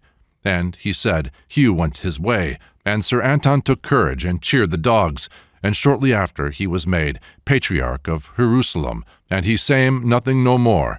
And this Hugh is him that the silly people in Gulchers do call Le Gros Veneur, and he was seen twice after that by simple folk, afore the forest was felled in the time of Henry, father of King Henry now. Upon this uncanny fellow fell the spectral mantle of Hugo Capet, elsewhere, as is probable, worn by nocturnal Protestant assemblies, Huguenots. The legend of the Wild Huntsman tinges many old English stories. Herne, the hunter, may be identified with him, and the demons with ghostly and headless wish-hounds, who still hunt evildoers over Dartmoor on stormy nights, are his relations. The withered look of horses grazing on Penzance Common was once explained by their being ridden by demons, and the fire-breathing horse has found its way by many weird routes to the service of the exciseman in the Ingoldsby legends, or that of Earl Garrett, who rides round the Curragh of Kildare on a steed whose inch-thick silver shoes must wear as thin as a cat's ear, ere he fights the English and reigns over Ireland. The Teutonic myth appears very plainly in the story of Tregeagle. This man, traced to an old Cornish family, is said to have been one of the wickedest men that ever lived. But though he had disposed of his soul to the devil, the evil one was balked by the potency of St. Petrick. This, however, was on the condition of Tregeagle's laboring at the impossible task of clearing the sand from Porthcurnow Cove, at which work he may still be heard groaning when the wind and wave are high. Whenever he tries to snatch a moment's rest, the demon is at liberty to pursue him, and they may be heard on stormy nights in hot pursuit of the poor creature, whose bull-like roar passed into the Cornish proverb, to roar like Tregeagle. On a pleasant Sunday evening in July 1868, I witnessed Der Freischütz in the newly opened Opera House at Leipzig. Never elsewhere have I seen such completeness and splendor in the weird effects of the infernal scene in the Wolf's Glen. The White Lady started forth at every step of Rodolph's descent into the glen, warning him back. Zamael, instead of the fiery garb he once wore as Samael, was arrayed in raiment black as night, and when the magic bullet was molded, the stage swarmed with huge reptiles, fiery serpents crawled on the ground, a dragon-drawn chariot with wheels of fire, driven by a skeleton, passed through the air, and the Wild Huntsman's chase, composed of animals real to the eye and uttering their distinguishable cries, hurried past. The animals represented were the horse, hound, boar, stag, chamois, raven, bat, owl, and they rushed amid the wild blast of horns. I could but marvel at the yet more strange and weird history of the human imagination through which had flitted, from the varied regions of a primitive world, the The shapes combined in this apotheosis of diablerie. Probably, if Elijah and his fire chariot preached about in the neighboring church that morning, and this Wild Huntsman careering in the opera had looked closely at each other and at their own history, they might have found a common ancestor in the mythical Mahan Bali of India, the king whose austerities raised in power till he excited the jealousy of the gods, until Vishnu crushed him with his heel into the infernal regions, where he still exercises sovereignty and is permitted to issue forth for an annual career at the Onam festival, as described in Southey's Curse of Kehema, and they might probably both claim mythological relationship with Yami, the Lord of Death, who, as Jami, began in Persia the career of all warriors that never died, but sometimes sleep till a magical horn shall awaken them, sometimes dwell, like Jami himself and King Arthur, in happy isles, and in other cases issue forth at certain periods for the chase or for war, like Odin and Valdemar, with an infernal train. But how did these mighty princes and warriors become demon huntsmen? In the Persian Desatir, it is related that the animals contested the superiority of man, the two orders of beings represented by their respective sages, and the last animal to speak opposed the claim of his opponent that man attained elevation to the nature of angels, with the remark, "In his putting to death of animals and similar acts, man resembleth the beasts of prey, and not angels." The prophet of the world then said, "We deem it sinful to kill harmless, but right to slay ravenous animals. Were all ravenous animals to enter into a compact not to kill harmless animals, we would abstain from slaying them and hold them dear as ourselves." Upon this the wolf made a treaty with the ram, and the lion became friend of the stag. No tyranny was left in the world, till man, Dehak, broke the treaty and began to kill animals. In consequence of this, none observed the treaty except the harmless animals. This fable from the Aryan side may be regarded as showing the reason of the evil repute which gathered around the name of Dehek or Zohak. The eating of animal food was among our Aryan ancestors probably the provisional commissariat of a people migrating from their original habitat. The animals slain for food had all their original consecration, and even the ferocious were largely invested with awe. The woodcutters of Bengal invoke Kalrayu, an archer tiger-mounted, to protect them against the wild beasts. He, a form of Shiva, is supposed to exterminate, but while the exterminator of the most dangerous animals may, albeit without warrant in the Shastra, be respected in India, the huntsman is generally of evil repute. The gentle Krishna was said to have been slain by an arrow from the bow of Unguru, a huntsman who left the body to rot under a tree where it fell, the bones being the sacred relics for which the image of Yugarnath at Orissa was constructed. It is not known at what period the notion of transmigration arose, but that must have made him appear cannibalistic, who first hunted and devoured animals. Such was the Persian Zohak or Dehak. His Babylonian form, Nimrod, represented also the character of Esau as huntsman, that is, the primitive enemy of the farmer and of the commerce in grains, the preserver of wildness, and consequently of all those primitive aboriginal idolatries which linger in the heaths, once heathen, and country villages, once pagans, long after they had passed away from these centers of civilization. Hunting is essentially barbarous. The willingness of some huntsmen even now, when this serious occupation of an early period has become a sport, to sacrifice not only animal life to their pleasure, but also the interests of labor and agriculture, renders it very easy for us to understand the transformation of Nimrod into a demon. In the Hebrew and Arabian legends concerning Nimrod, that mighty hunter is shown as related to the wild elements and their worshipper. When Abraham, having broken the images of his father, was brought by Terah before Nimrod, the king said, "Let us worship the fire." "Rather the water that quenches the fire," said Abraham. "Well, the water." "Rather the cloud that carries the water." "Well, the cloud." "Rather the wind that scatters the cloud." "Well, the wind." "Rather man, for he withstands the wind." "Thou art a babbler," said Nimrod. "I worship the fire and will cast thee into it." When Abraham was cast into the fiery furnace by Nimrod, and on the seventh day after was found sitting amid the roses of a garden, the mighty hunter, hater of gardens, resolved on a daring hunt for Abraham's God himself. He built a tower 5,000 cubits high, but finding heaven still far away, he attached a car to 2 half-starved eagles, and by holding meat above them, they flew upward, until Nimrod heard a voice saying, "Godless man, whither goest thou?"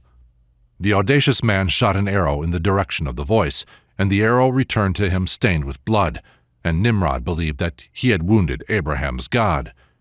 He who hunted the universe was destroyed by one of the weakest of animated beings, a fly.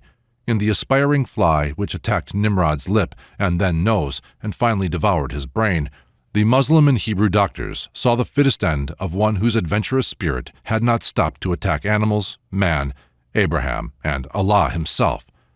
But though in one sense destroyed Nimrod, say various myths, may be heard tumbling and groaning about the base of his Tower of Babel, where the confusion of tongues took place. And it might be added that they have, like the groan, a meaning irrespective of race or language. Dahak and Nimrod have had their brothers in every race, which has ever reached anything that may be called civilization.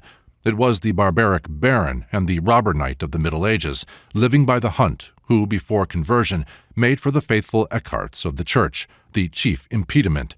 They might then strike down the monk, whose apparition has always been the legendary warning of the demon's approach.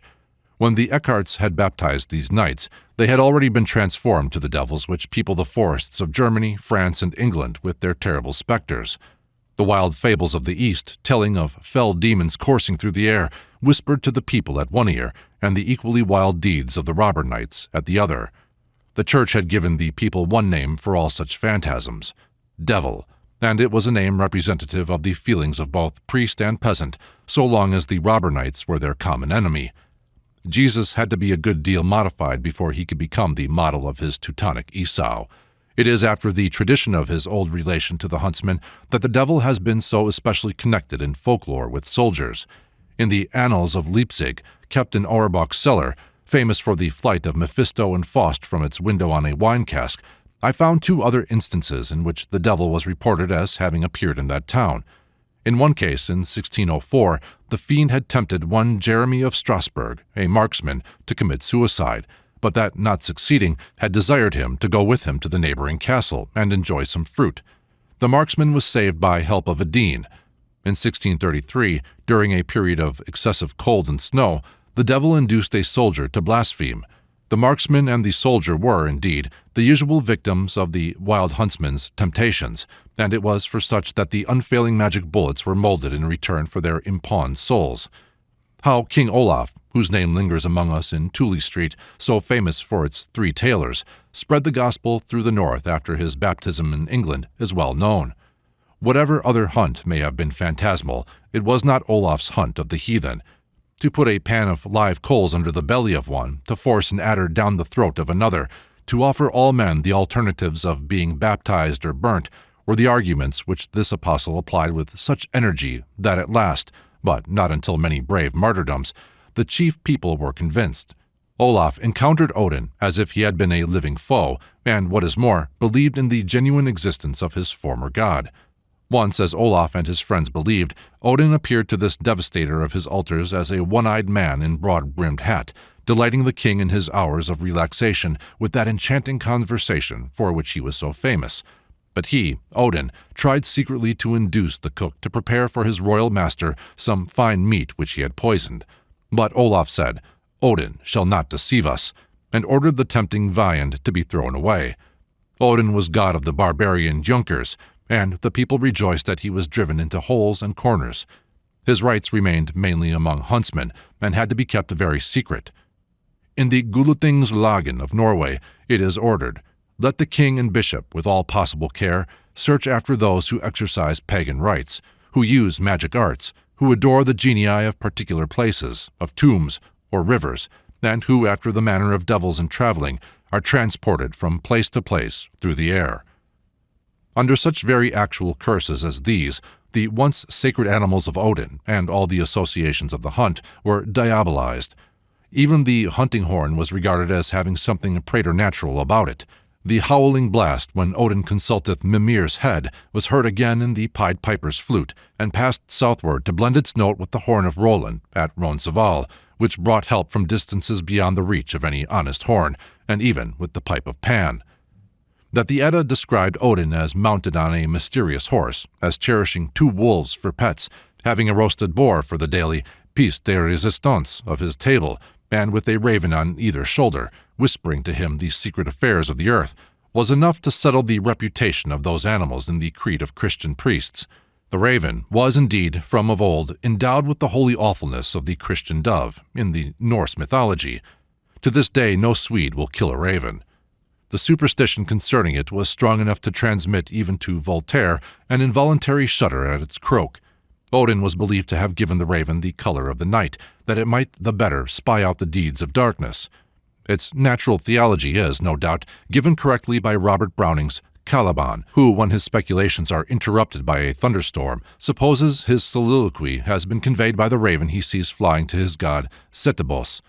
In many parts of Germany, ravens are believed to hold souls of the damned. If a raven's heart be secured, it procures an unerring shot. From an early date, the boar became an ensign of the prowess of the gods, by which its head passed to be the device of so many barbaric clans and ancient families in the northern world. In Vedic mythology, we find Indra taking the shape of a wild boar, also killing a demon boar, and giving Tritus, the strength by which a similar monster is slain. According to another fable, while Brahma and Vishnu are quarreling as to which is the firstborn, Shiva interferes and cries, "I am the firstborn. Nevertheless, I will recognize as my superior him who is able to see the summit of my head, or the sole of my feet." Vishnu, transforming himself to a boar, pierced the ground and penetrated to the infernal regions, and then saw the feet of Shiva, who on his return saluted him as firstborn of the gods. De Gubernatus regards this fable as making the boar emblem of the hidden moon. He is hunted by the sun. He guards the treasure of the demons which Indra gains by slaying him. In Sicilian story, Zafarana, by throwing 3 hogs' bristles on embers, renews her husband's youth. In Estonian legend, a prince, by eating pork, acquires the faculty of understanding the language of birds, which may mean leading on the spring with its songs of birds. But whether these particular interpretations be true or not, there is no doubt that the boar, at an early period, became emblematic of the wild forces of nature, and from being hunted by King Odin on earth, passed to be his favorite food in Valhalla, and a prominent figure in his spectral hunt. Enough has already been said of the dog in several chapters of this work to render it but natural that this animal should take his place in any diabolical train. It was not as a hellhound or descendant of the guardians of Orcus that he entered the spectral procession of Odin, but as man's first animal assistant in the work of obtaining a living from nature. It is the faithful friend of man who is demoralized in Valdemar's Listig, the spectre hound of Peel Castle, the Manth Doog of the Isle of Man, the Sky Dogs of Wales, and Roscommon Dog of Ireland. Of the goat, the dog, and some other diabolized animals, enough has been said in previous pages. The nocturnal animals would be as naturally caught up into the Wild Huntsman's train as belated peasants, but it is necessary to dwell a little on the relations of the horses to this wild hunt. It was the horse that made the primitive king among men. The horse, says Descent, was a sacred animal among the Teutonic tribes from the first moment of their appearance in history, and Tacitus has related how, in the shade of those woods and groves which served them for temples, white horses were fed at the public cost, whose backs no mortal crossed, whose neighings and snortings were carefully watched as auguries and omens, and who were thought to be conscious of divine mysteries. In Persia, too, the classical reader will remember how the neighing of a horse decided the choice for the crown. Here in England, at any rate, we have only to think of Hengist and Horsa, the twin heroes of the Anglo-Saxon migration, as the legend ran, heroes whose name meant horse, and of the Vale of the White Horse in Berks, where the sacred form still gleams along the down, to be reminded of the sacredness of the horse to our forefathers. The Eddas are filled with the names of famous horses, and the sagas contain many stories of good steeds, in whom their owners trusted and believed as sacred to this or that particular god.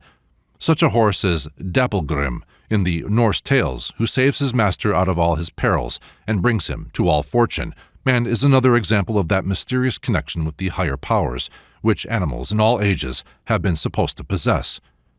It was believed that no warrior could approach Valhalla except on horseback, and the steed was generally buried with his master. The Scandinavian knight was accustomed to swear by the shoulder of a horse and the edge of a sword. Odin, the god, was believed to have always near him the 8-legged horse Sleipnir, whose sire was the wonderful Svaldafari, who by night drew the enormous stones for the fortress defending Valhalla from the frost giants. On Sleipnir, the deity rode to the realm of Hela when he evoked the spirit of the deceased prophetess Vala, with runic incantations to learn Baldur's fate. This is the theme of the Vetamsvita, paraphrased by Gray in his ode beginning. Up rose the king of men with speed, and saddled straight his coal-black steed. The steed, however, was not black, but gray. Sleipnir was the foal of a magically created mare. The demon mare, Mara, holds a prominent place in Scandinavian superstition, besetting sleepers. In the Ynglinga saga, Vanland awakes from sleep, crying, "Mara is treading on me." His men hasten to help him, but when they take hold of his head, Mara treads on his legs, and when they hold his legs, she tramples on his head. And so, says Theodulf, trampled to death to Scytus' shore, the corpse his faithful followers bore, and there they burnt with heavy hearts, the good chief, killed by witchcraft's arts. All this is, of course, the origin of the common superstition of the nightmare. The horseshoe used against witches is from the same region. We may learn here also the reason why hippophagy has been so long unknown among us. Odin's boar has left his head on our Christmas tables, but Olaf managed to rob us of the horseflesh once eaten in honor of that god. In the 11th century, he proclaimed the eating of horseflesh a test of paganism, as baptism was of Christianity, and punished it with death, except in Iceland, where it was permitted by an express stipulation on their embracing Christianity. To these facts it may be added that originally the horse's head was lifted, as the horseshoe is now, for a charm against witches. When Wittekind fought 20 years against Charlemagne, the ensign borne by his Saxon followers was a horse's head raised on a pole. A white horse on a yellow ground is today the Hanoverian banner, its origin being undoubtedly Odinistic. The Christian edict against the eating of horseflesh had probably a stronger motive than sentimental opposition to paganism. A Roman emperor had held the stirrup for a Christian pontiff to mount, and something of the same kind occurred in the north. The horse, which had been a fire-breathing devil under Odin, became a steed of the sun under the baptized noble and the bishop. Henceforth we read of coal-black and snow-white horses, as these are mounted in the interest of the old religion or the new. It is very curious to observe how far and wide has gone religious competition for possession of that living tower of strength, the horse. In ancient Ceylon, we find the Buddhist immigrants winning over the steed on which the Aborigines were fortified. It was a white horse, of course, that became their symbol of triumph.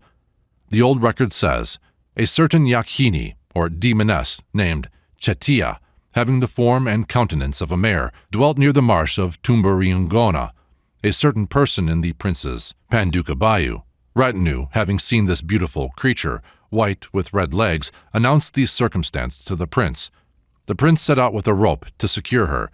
She, seeing him approach from behind, losing her presence of mind from fear, under the influence of his imposing appearance, fled without being able to exert the power she possessed of, rendering herself invisible. He gave chase to the fugitive. She, persevering in her flight, made the circuit of the marsh 7 times.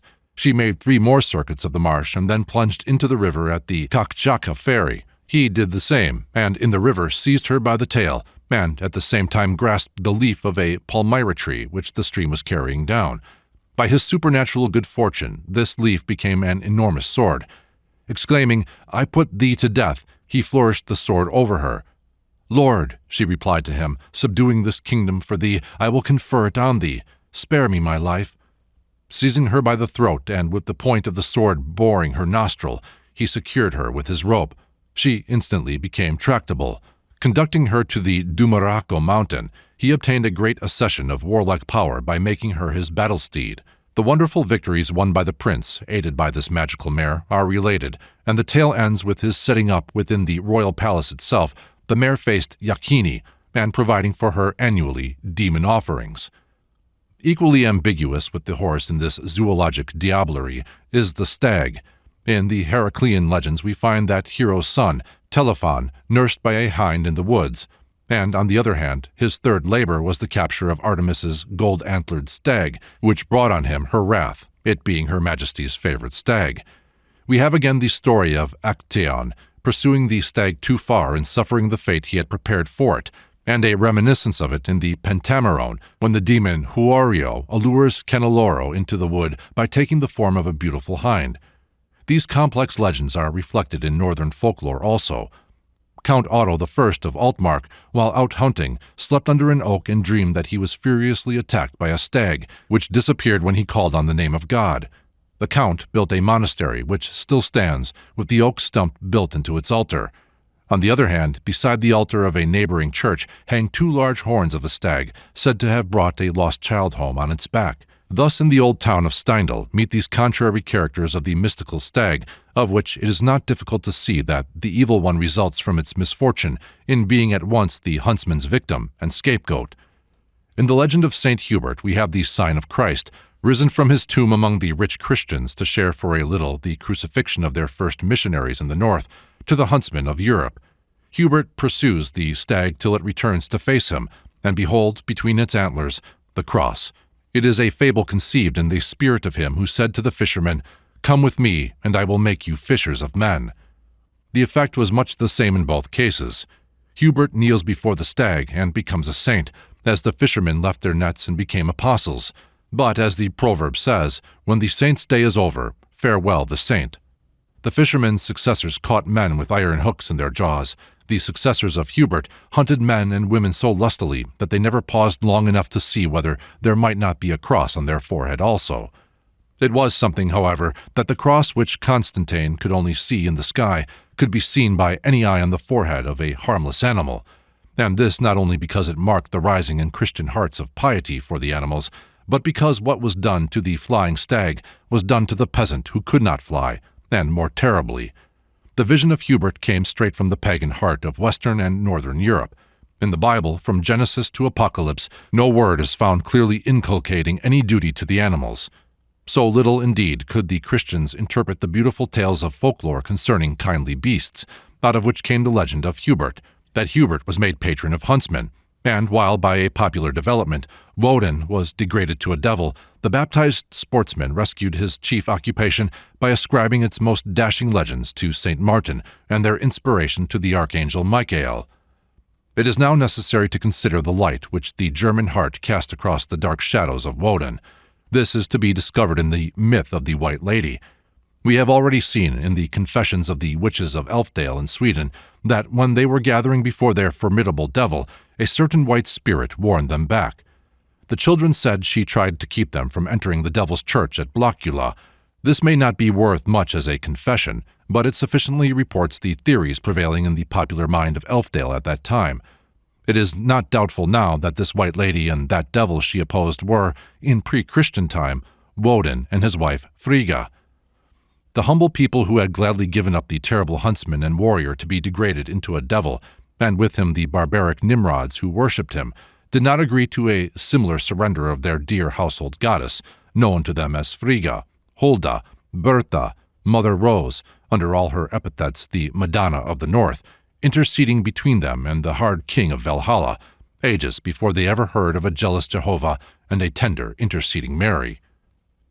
Dr. Wuttke has collected many variants of the myths of Frigga, some of which bears witness to the efforts of the Church to degrade her also into a fiend. She is seen washing white clothes at fountains, milking cows, spinning flax with a distaff, or combing her flaxen hair. She was believed to be the divine ancestress of the human race. Many of the oldest families claimed descent from her, and believed that this Annenfrau announced to them good fortune, or, by her wailing, any misfortune coming to their families. She brought evil only to those who spoke evil of her. If anyone shoots at her, the ball enters his own heart. She appears to poor wandering folk, especially children, and guides them to spots where they find heaps of gold covered with the flower called forget-me-nots, because her gentle voice is heard requesting, as the only compensation, that the flowers shall be replaced when the gold is removed.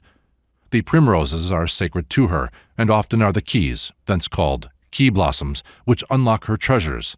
The smallest tribute she repays, even a pebble consecrated to her. Every child ascending the Bergeiser Alp places a stone on a certain heap of such with the words, "Here I offer to the wild maidens." These are Bertha's kindly fairies. When Frederica Bremer was with a picnic on the Hudson Heights, which Washington Irving had peopled with the spirits he had brought from the Rhine, she preferred to pour out her champagne as a libation to the good spirits of Germany and America. The beautiful white lady wears a golden chain and glittering keys at her belt. She appears at midday or in strong moonlight. In regions where priestly influence is strong, she is said to be half black, half white, and to appear sometimes as a serpent. She often helps the weary farmer to stack his corn, and sorely tasked Cinderellas in their toil. In pre-Christian time, this amiable goddess, called oftenest Bertha, or Shining, and Mother Rose, was related to Woden as the spring and summer to the storms of winter, in which the Wild Huntsman's procession no doubt originated.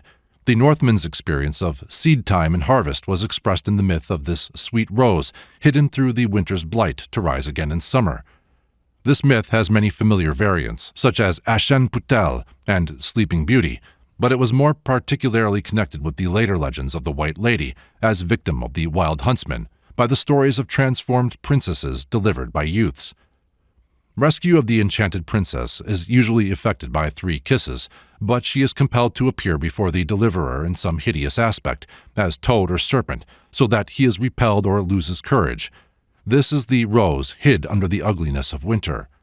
When the storm god Woden was banished from nature altogether, and identified with the imported and naturally inconceivable Satan, he was no more regarded as Frigga's rough lord, but as her remorseless foe. She was popularly revered as Saint Walpurga, the original May Queen, and it was believed that happy and industrious children might sometimes see her on May Day with long flowing flaxen hair, fine shoes, distaff in hand, and a golden crown on her head.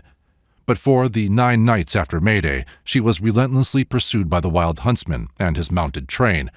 There is a picture by G. Watts of the hunted lady of Boccaccio's tale, now in the Cosmopolitan Club of London, which vividly reproduces the weird impressiveness of the myth. The White Lady tries to hide from her pursuer in standing corn, or gets herself bound up in a sheaf. The Wild Huntsman's wrath extends to all her retinue, Moss Maidens of the Wood, or Holzweiben. The same belief characterizes Valdemar's hunt. It is a common legend in Denmark that King Volmar rode up to some peasants busy at harvest on Soberg Hill, and in reply to his question whether they had seen any game, one of the men said, "Something rustled just now in yonder standing corn." The king rushed off, and presently a shot was heard. The king reappeared with a mermaid lying across his horse, and said as he passed, "I have chased her 100 years, and have her at last." He then rode into the hill. In this way, Frigga and her little people hunted with the wild creatures, awakened sympathy for them. The holy friar Eckhart, who may be taken as a myth and type of the church ad hoc, gained his legendary fame by being supposed to go in advance of the Wild Huntsman and warn villagers of his approach. But as time went on and a compromise was effected between the hunting barons and the church, on the basis that the sports and cruelties should be paid for with indulgence fees, Eckhart had to turn his attention rather to the White Lady. She was declared a wild huntress, but the epithet slipped to other shoulders. The priests identified her ultimately with Freya, or Frau Venus, and Eckhart was the holy hermit who warned young men against her sorceries in Venusberg and elsewhere. But Eckhart never prevailed against the popular love of Mother Rose as he had against her pursuer. He only increased the attractions of Frau Venus beyond her deserts. In the end, it was as much as the church could do to secure for Mary the mantle of her elder sister's sanctity. Even then, the earlier faith was not eradicated. After the altars of Mary had fallen, Frigga had vitality enough to hold her own as the White Witch who broke the Dark One's spells. It was chiefly this helpful mother goddess to whom the wretched were appealing when they were burnt for witchcraft. At Urselberg, Württemberg, there is a deep hole called the Night Maiden's Retreat, in which are piled the innumerable stones that have been cast therein by persons desiring good luck on journeys. These stones correspond to the bones of the 11,000 virgins in St. Ursula's Church at Cologne. The White Lady was sainted under her name of Ursel, the glowing one, otherwise Horsel. Horselberg, near Eisenach, became her haunt as Venus, the temptress of Tannhausers. Urselberg became her retreat as the good fairy mother, but the attractions of herself and her moss maidens, which the church wished to borrow, were taken on a long voyage to Rome, and there transmuted to Saint Ursula and her 11,000 virgins. These saints of Cologne encountered their ancient mythical pursuers, the Wild Huntsman's train, in those barbarian Huns who are said to have slaughtered them all, because they would not break their vows of chastity. The legend is but a variant of Woden's hunt after the White Lady and her maidens, when it is remembered that before her transformation by Christianity, Ursula was the huntsman's own wife, Frigga. A quaint incident appears in the last meeting between the two. After Woden had been transformed to the devil, he is said to have made out the architectural plan for Cologne Cathedral and offered it to the architect in return for a bond for his soul. but having weakly allowed him to get possession of the document before the bond was signed, the architect drew from under his gown a bone of Saint Ursula, from which the devil fled in great terror.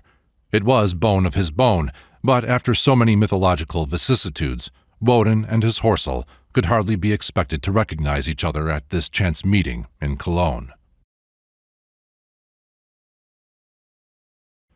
Chapter 27. Le Bon Diable. The phrase which heads this chapter is a favorite one in France. It may have a euphemistic origin, for the giants dreaded by primitive Europeans were too formidable to be lightly spoken of, but within most of the period concerning which we have definite knowledge, such phrases would more generally have expressed the half-contemptuous pity with which these huge beings with weak intellects were regarded.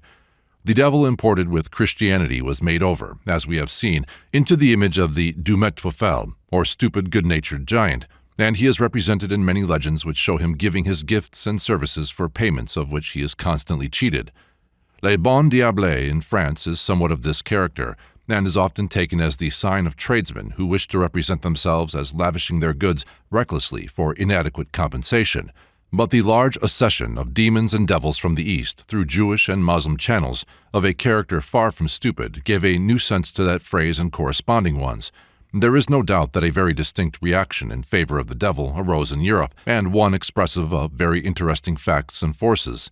The pleasant names given him by the masses would alone indicate this: Monsieur de Skelestat, Lord Voland, Blumlin, or Floweret, Federspiel, or Gay-plumed, Maitre Bernard, Maitre Parisien, or Parisian. The devil is not so black as he's painted. This proverb concerning the long, outlawed evil one has a respectable antiquity, and the feeling underlying it has by no means been limited to the vulgar. Even the devout George Herbert wrote, "We paint the devil black, yet he hath some good in him, all agree." Robert Burns naively appeals to Old Nick's better nature. "But fare ye well, Old Nicky Ben, o wad ye take a thought and men, ye Ablin's might I dinna ken, still have at stake. I'm wae to think upon yon den, even for your sake." It is hard to destroy the natural sentiments of the human heart. However much they may be overlaid by the transient exigencies of a creed, their indestructible nature is pretty certain to reveal itself. The most orthodox supporters of divine cruelty in their own theology will cry out against it in another. The saint who is quite satisfied that the everlasting torture of Satan or Judas is justice will look upon the doom of Prometheus as a sign of heathen heartlessness, and the burning of one window for a few moments on her husband's pyre will stimulate merciful missionary ardor among millions of Christians whose creed passes the same poor victim to endless torture, and half the human race with her. It is doubtful whether the general theological conception of the functions of Satan is consistent with the belief that he is in a state of suffering. As an agent of divine punishment, he is a part of the divine government, and it is even probable that had it not been for the necessity of keeping up his office, theology itself would have found some means of releasing him and his subordinates from hell, and ultimately of restoring them to heaven and virtue. It is a legend of the island Iona that when St. Columba attempted to build a church there, the devil, in other words, the same druid magicians who tried to prevent his landing there by tempests, threw down the stones as often as they were piled up.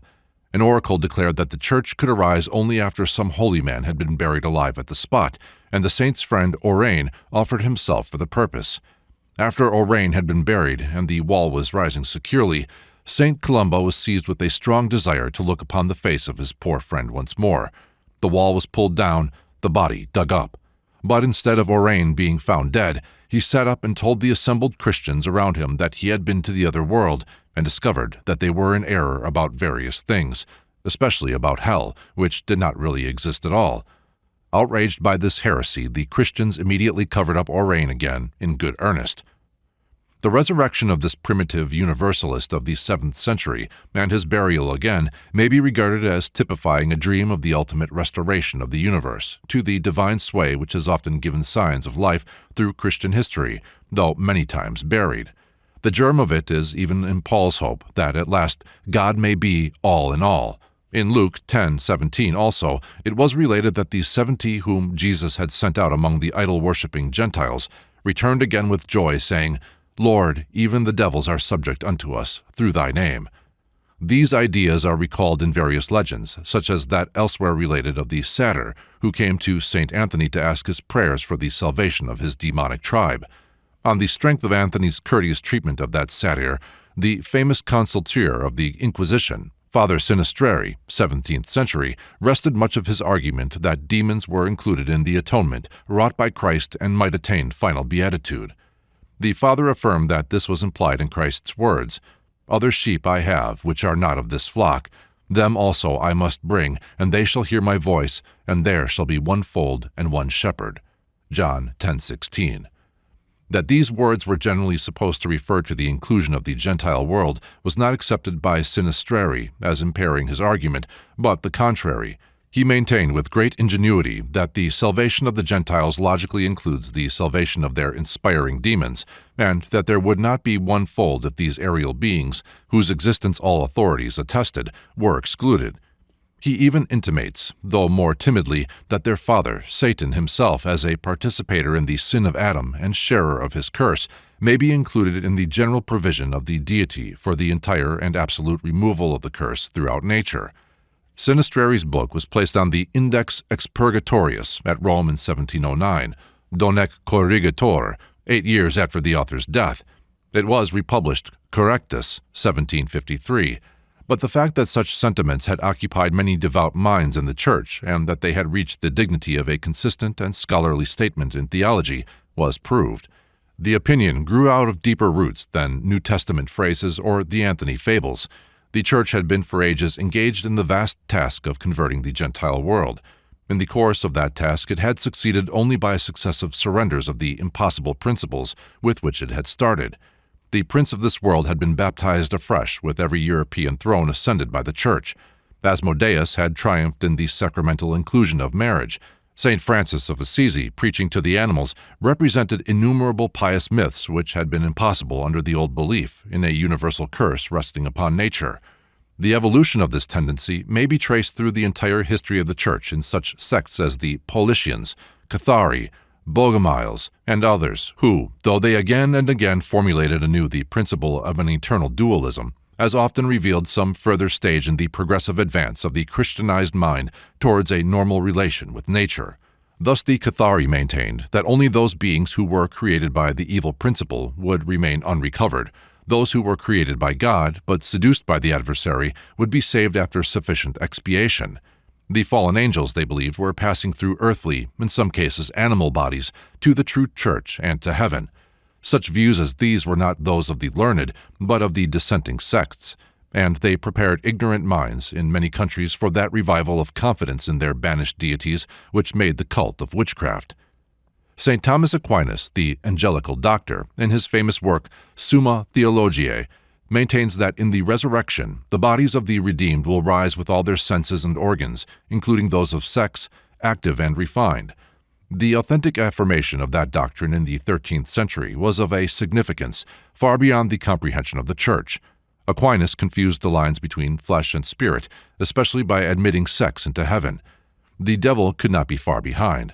The true interpretation of his doctrine is to be found in the legend that Aquinas passed a night in prayer for the salvation and restoration of the devil. This legend is the subject of a modern poem so fraught with the spirit of the medieval heart, pining in its dogmatic prison, that I cannot forbear quoting it here. All day Aquinas sat alone. Compressed, he sat and spoke no word, as still as any man of stone, in streets where never voice is heard.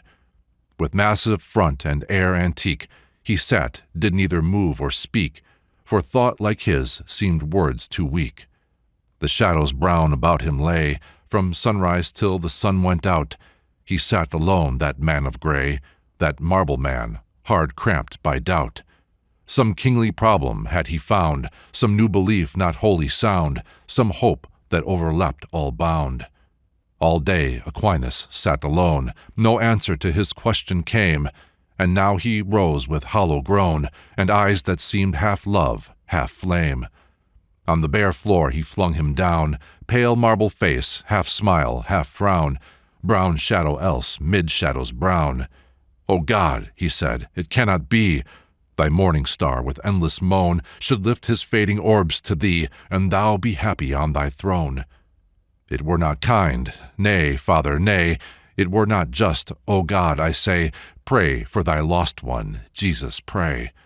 How can thy kingdom ever come, while the fair angels howl below? All holy voices would be dumb, all loving eyes would fill with woe. To think the lordliest peer of heaven, the starry leader of the seven, would never, never be forgiven. Pray for thy lost one, Jesus, pray, O word that made thine angels speak. Lord, let thy pitying tears have way. Dear God, not man alone is weak. What is created still must fall, and fairest still we frailest call. Will not Christ's blood avail for all? Pray for thy lost one, Jesus, pray. O Father, think upon thy child. Turn from thy own bright world away, and look upon that dungeon wild. O God, O Jesus, see how dark that den of woe. O Savior, mark how angels weep, how groan. Hark, hark! He will not do it more. Restore him to his throne again. Oh, open wide that dismal door, which presses on the souls in pain. So men and angels all will say, our God is good. Oh, day by day, pray for thy lost one, Jesus, pray.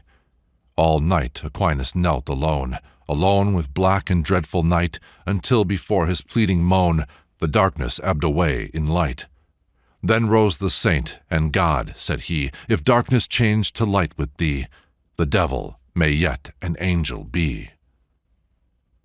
While this might be the feeling of devout philosophers whose minds were beginning to form a conception of a cosmos in which the ideal of a perpetual empire of evil could find no place, the humble and oppressed masses, as we have seen in the chapter on witchcraft, were familiarizing their minds with the powers and glories of a Satan in antagonism to the deities and saints of the Church. It was not a penitent devil supplicating for pardon whom they desired, but the veritable prince of the world, to whom as well as to themselves their Christian oppressors were odious. They invested the powers which the priests pronounced infernal with those humanly just and genial qualities that had been discarded by ecclesiastical ambition. The legends which must be interpreted in this sense are very numerous, and a few of the most characteristic must suffice us here. The habit of attributing every mishap to the devil was rebuked in many legends. One of these related that when a party were driving over a rough road, the wagon broke down and one of the company exclaimed, "This is a bit of the devil's work." A gentleman present said, "It is a bit of corporation work. I don't believe in saddling the devil with all the bad roads and bad axles." Some time after, when this second speaker was riding over the same road alone, an old gentleman in black met him, and having thanked him for his defense of the devil, presented him with a casket of splendid jewels. Very numerous are legends of the devil's apparition to assist poor architects and mechanics unable to complete their contracts, even carving beautiful church pillars and the like for them, and this sometimes without receiving any recompense. The devil's apparition in defense of accused innocents is a well-known feature of European folklore. On one occasion, a soldier, having stopped at a certain inn, confided to the innkeeper some money he had for safekeeping, and when he was about to leave, the innkeeper denied having received the deposit. The soldier battered down the door, and the neighbors of the innkeeper, a prominent man in the town, put him in prison, where he lay in prospect of suffering death for an attempted burglary.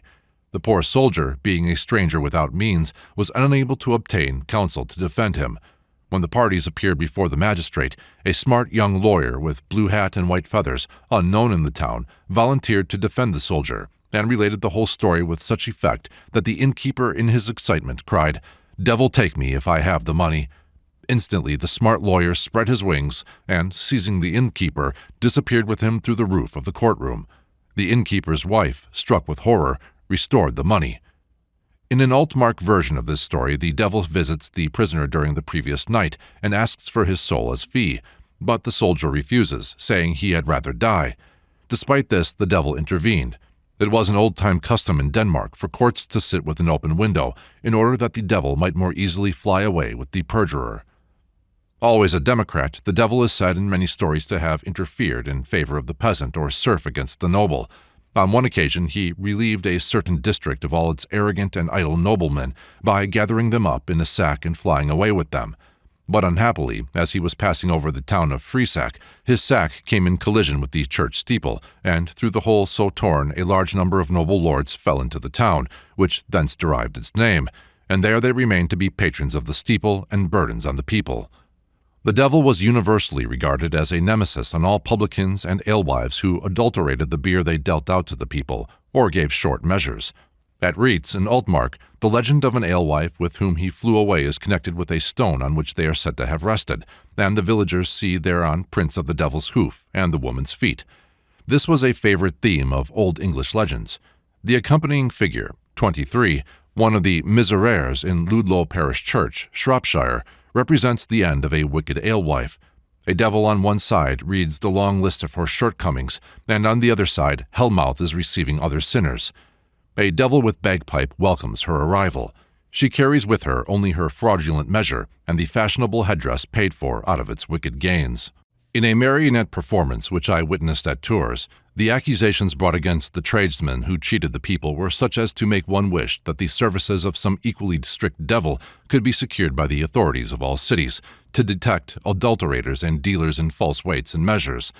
The same retributive agency in the popular interest was ascribed to the devil in his attitude towards misers. There being no law which could reach men whose hoarded wealth brought no good to themselves or others, such were deemed proper cases for the interposition of the devil. There is a significant contrast between the legends favored by the Church and those of popular origin. The former, made prominent in frescoes, often show how, at the weighing of souls, the sinner is saved by a saint or angel, or by some instance of service to the Church being placed in the scale against the otherwise heavier record of evil deeds.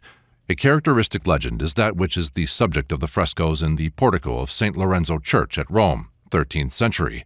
St. Lawrence sees 4 devils passing his hermitage and learns from them that they are going for the soul of Henry II.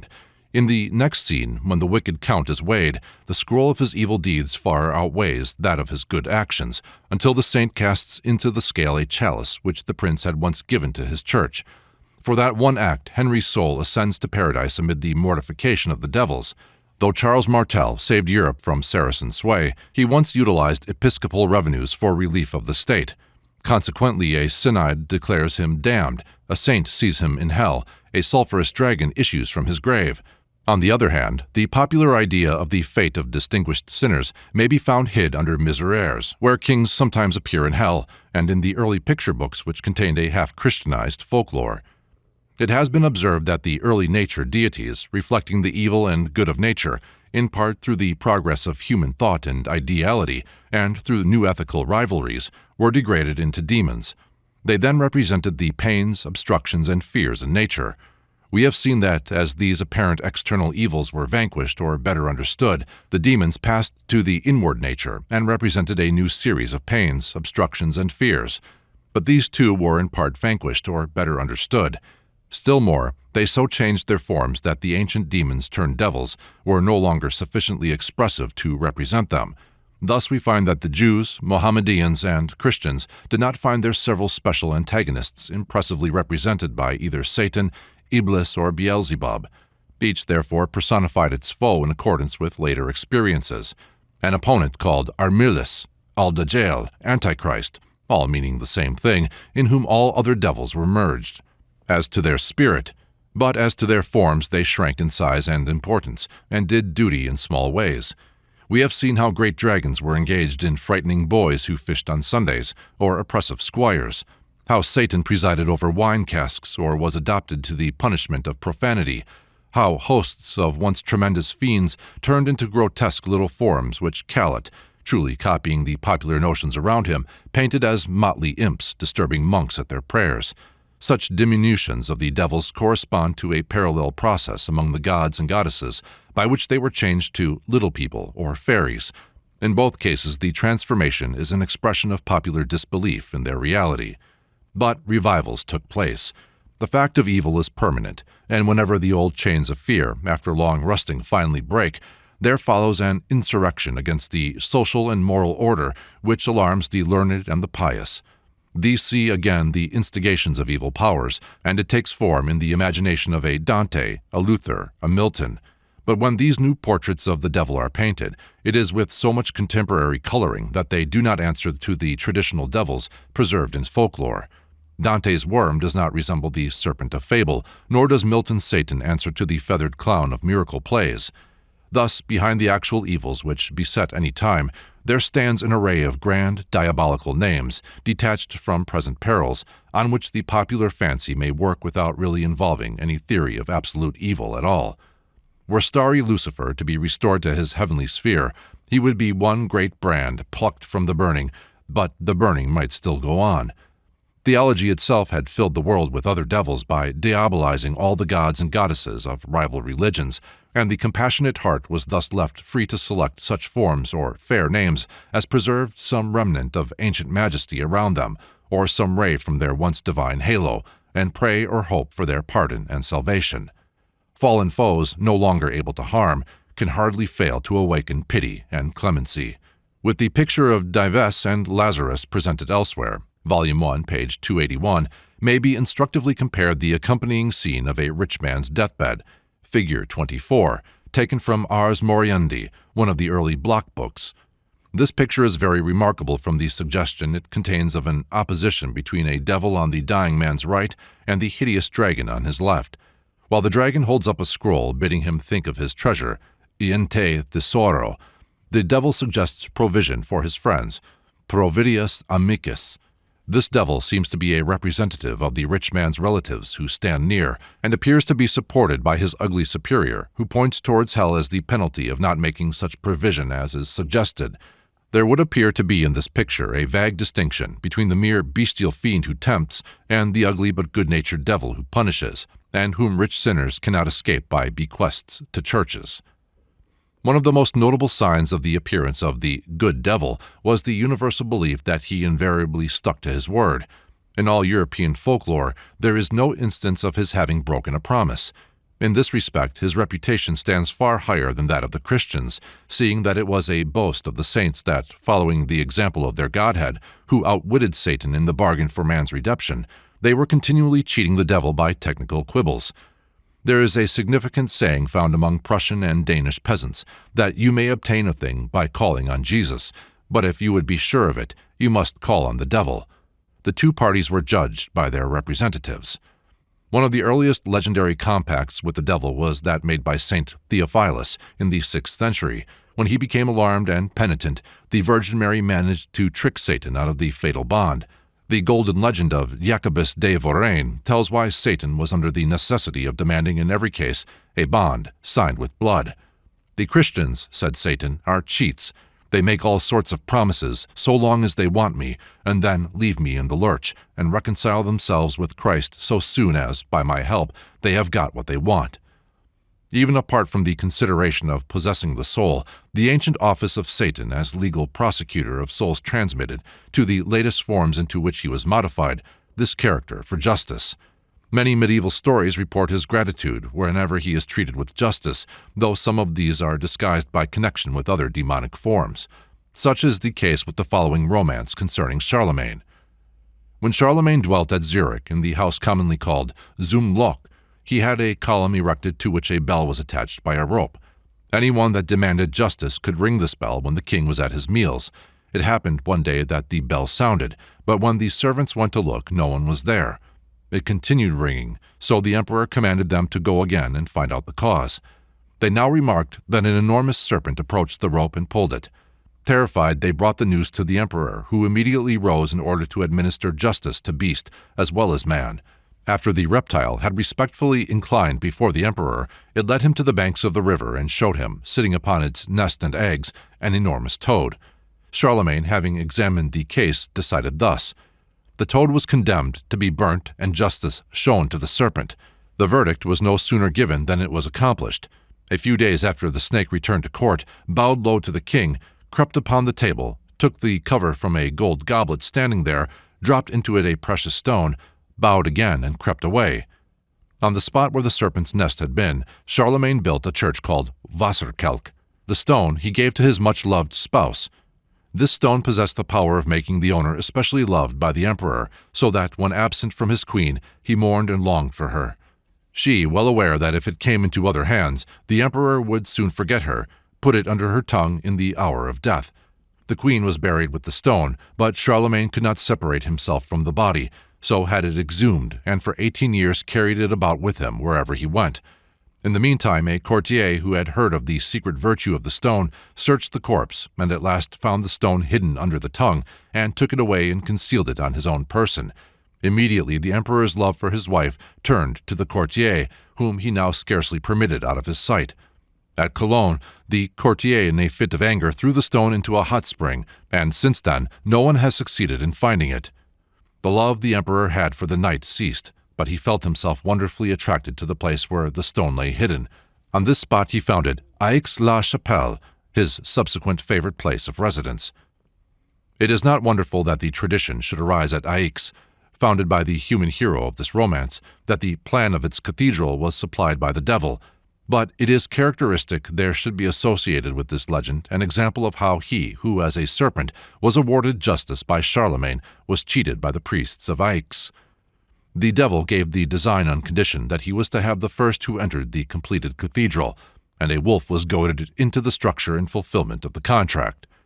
In the ancient myth and romance of Merlin may be found the medieval witness to the diabolized religion of Britain.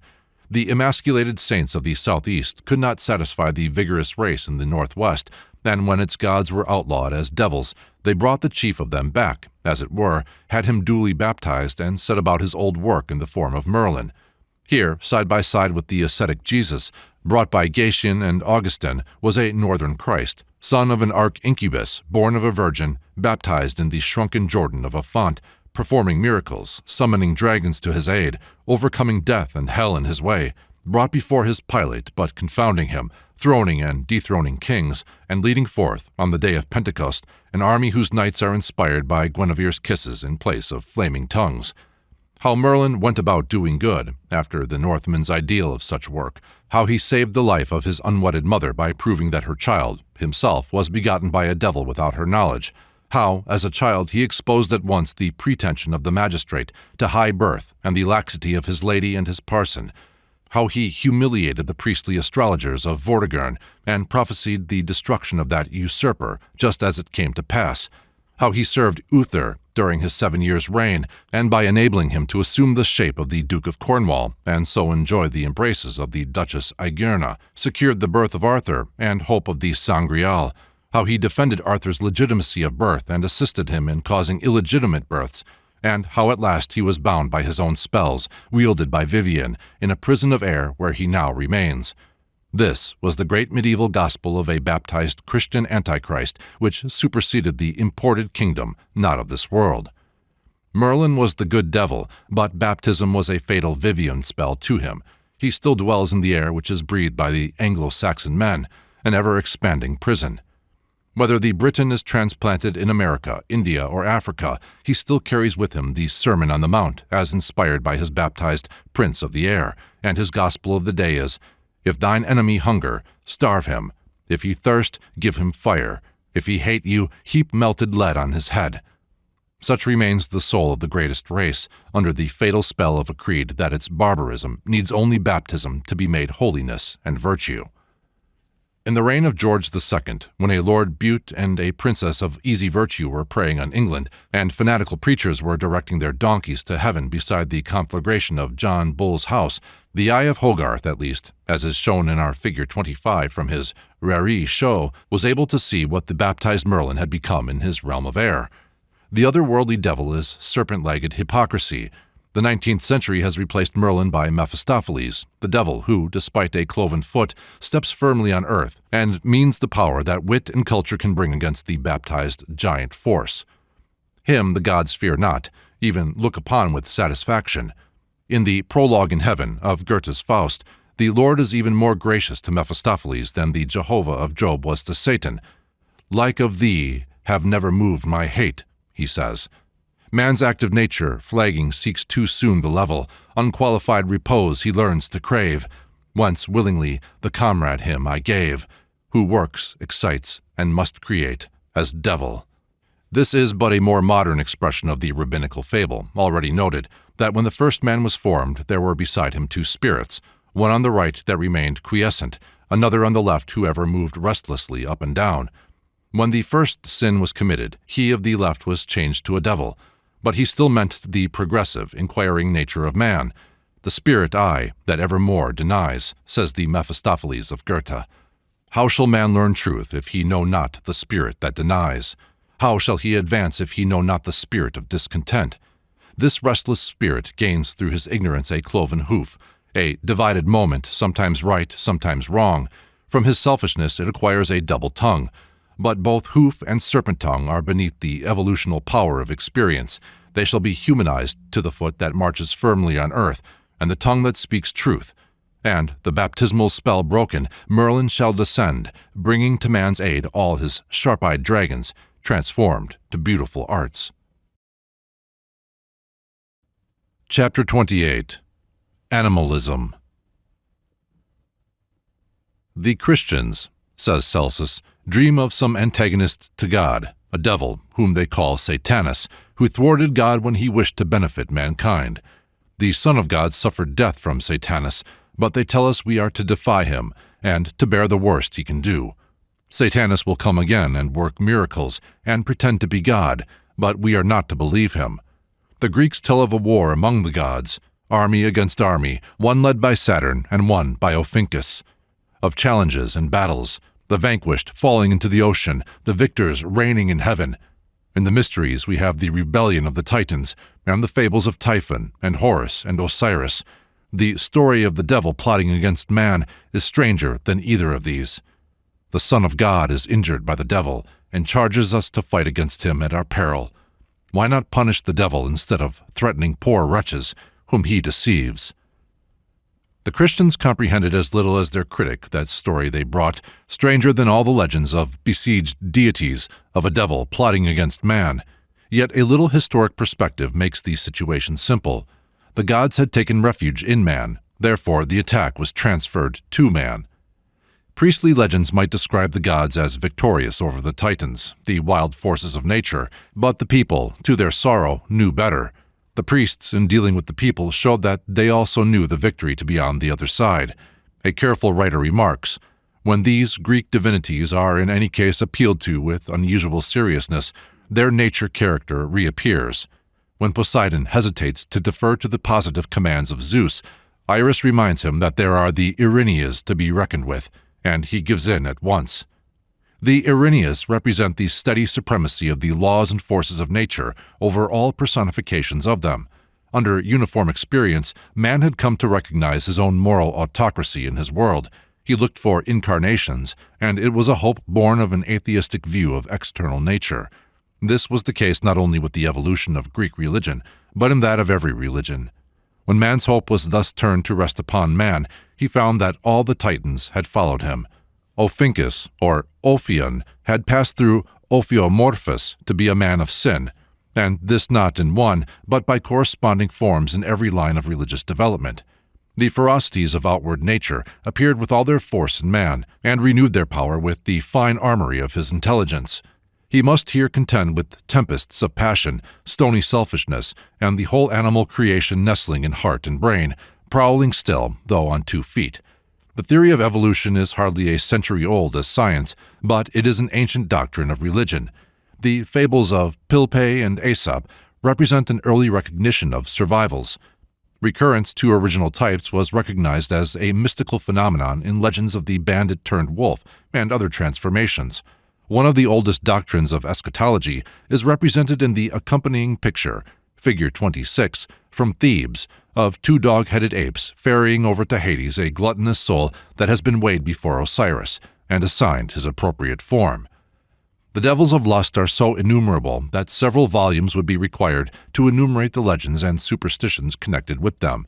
But fortunately for my reader and myself, these, more than any other class of phantoms, are very slight modifications of the same form. The innumerable phallic deities, the incubi and succubae, are monotonous as the waves of the ocean, which might fairly typify the vast, restless, and stormy expanse of sexual nature to which they belong.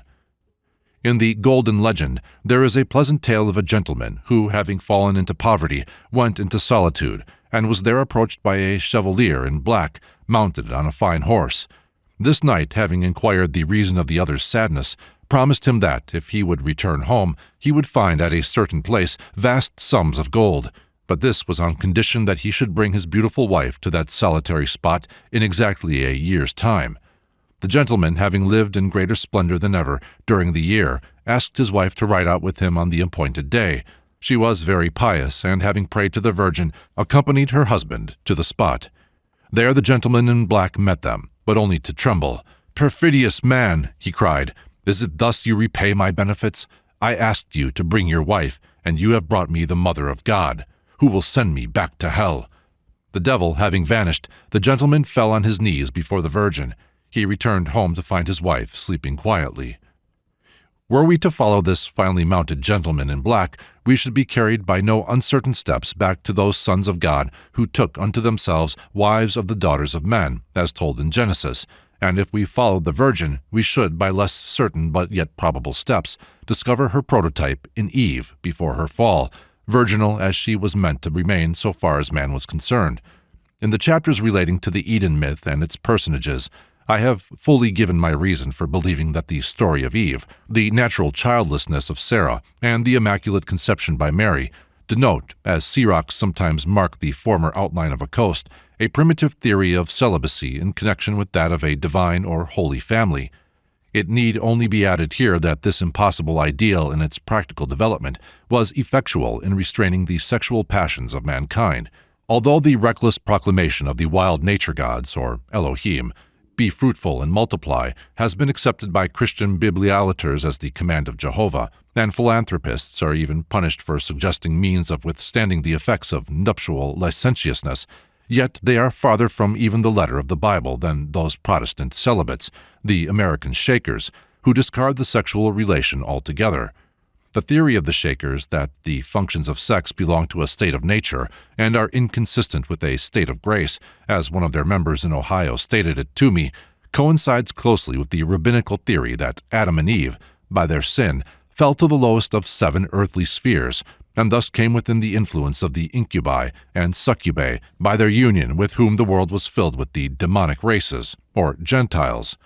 It is probable that the fencing off of Eden, the founding of the Abrahamic household and family, and the command against adultery were defined against that system of rape, or marriage by capture, which prevailed among the sons of Elohim, who saw the daughters of men that they were fair, and followed the law of their eyes.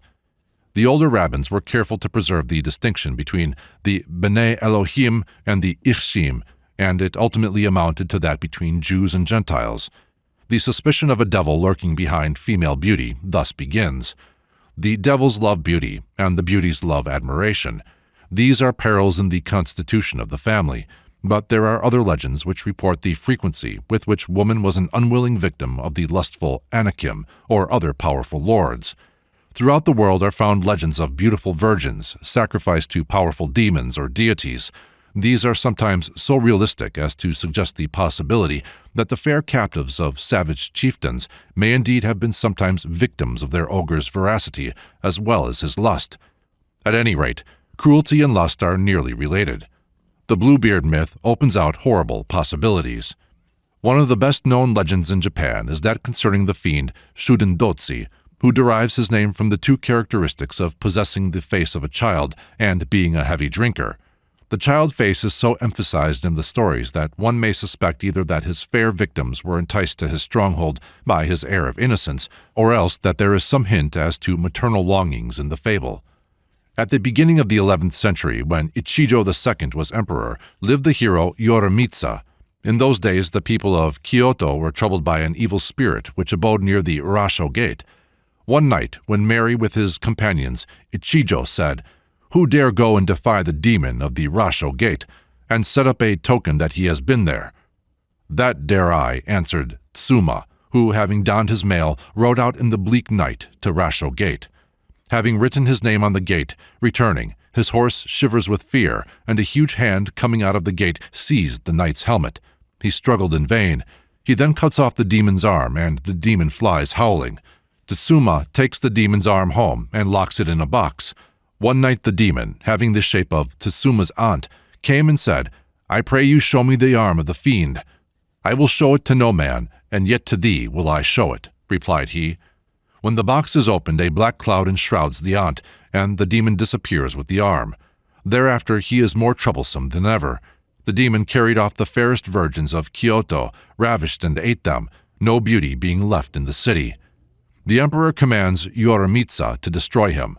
The hero, with 4 trusty knights and a great captain, went to the hidden places of the mountains. They fell in with an old man who invited them into his dwelling and gave them wine to drink, and when they were going, he presented them with wine. This old man was a mountain god. As they proceeded, they met a beautiful lady washing blood from garments in a valley, weeping bitterly. In reply to their inquiries, she said the demon had carried her off and kept her to wash his clothes, meaning when weary of her, to eat her. "I pray your lordships to help me." The 6 heroes bid her lead them to the ogre's cave. 100 devils mounted guard before it. The woman first went in and told him they had come. The ogre called them in, meaning to eat them. Then they saw Shudendotsi, a monster with the face of a little child. They offered him wine, which flew to his head. He becomes merry and sleeps, and his head is cut off. The head leaps up and tries to bite Yoromitsa, but he had on 2 helmets. When all the devils are slain, he brings the head of Shudendotsi to the emperor. In a similar story of the same country, the lustful ogre by no means possesses Shudendotsi's winning visage, as may be seen by the popular representation of him, figure 27, with a knight's hand grasping his throat. A Sinhalese demon of like class is Bhairawa, who takes his name from the hill of the same name, towering over Kandy, in which he is supposed to reside. The legend runs that the astrologers told the king, whose queen was afflicted by successive miscarriages, that she would never be delivered of a healthy child unless a virgin was sacrificed annually on the top of this hill. This being done, several children were born to him. When his queen was advanced in years, the king discontinued this observance, and consequently many diseases fell upon the royal family and the city, after which the annual sacrifice was resumed, and continued until 1815, when the English occupied Kandy. The method of the sacrifice was to bind a young girl to a stake on the top of the hill with jungle creepers. Beside her, on an altar, were placed boiled rice and flowers. Incantations were uttered, and the girl left, to be generally found dead of fright in the morning. An old woman who in early years had undergone this ordeal survived, and her safety no doubt cooperated with English authority to diminish the popular fear of Bhairawa, but still few natives would be found courageous enough to ascend the hill at night. One of the lustful demons of Ceylon is Kalu Kumara, that is, the Black Prince. He is supposed to have 7 different apparitions: Prince of Fire, of Flowers, of Groves, of Graves, of Eye Ointments, of the Smooth Body, and of sexuality. The saga says he was a Buddhist priest who, by exceeding asceticism and accumulated merits, had gained the power to fly, but passion for a beautiful woman caused him to fall. By disappointment in the love for which he had parted with so much, his heart was broken, and he became a demon. In this condition, he is forever tortured by the passion of lustful desire, the only satisfaction of which he can obtain being to afflict young and fair women with illness. He is a very dainty demon, and can be soothed if great care is taken in the offerings made to him, which consist of rice of the finest quality, plantains, sugarcane, oranges, coconuts, and cakes. He is of dark blue complexion, and his raiment black. In Sinhalese demonology, there are 7 female demons of lust, popularly called the Madana Yaksenyo. These sisters are Kama, lust; Sini, fire; Mohani, ignorance; Ruti, pleasure; Kala, maturity; Mal, flowers; Puspa, perfumes. These are the abettors of seduction, and are invoked in the preparation of philters.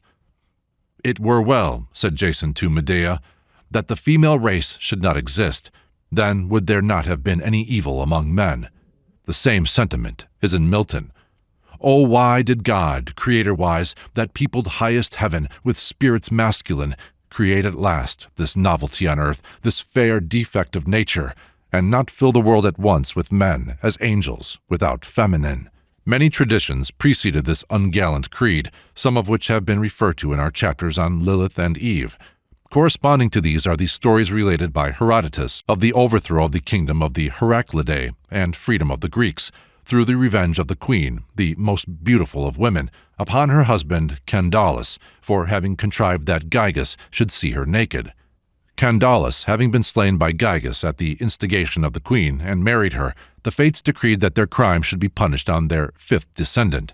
The overthrow was by Cyrus, and it was associated with another woman, Mandane, daughter of the tyrant Astyages, mother of Cyrus, who was thus as the Madonna to bruise the head of the serpent who had crept into the Greek paradise.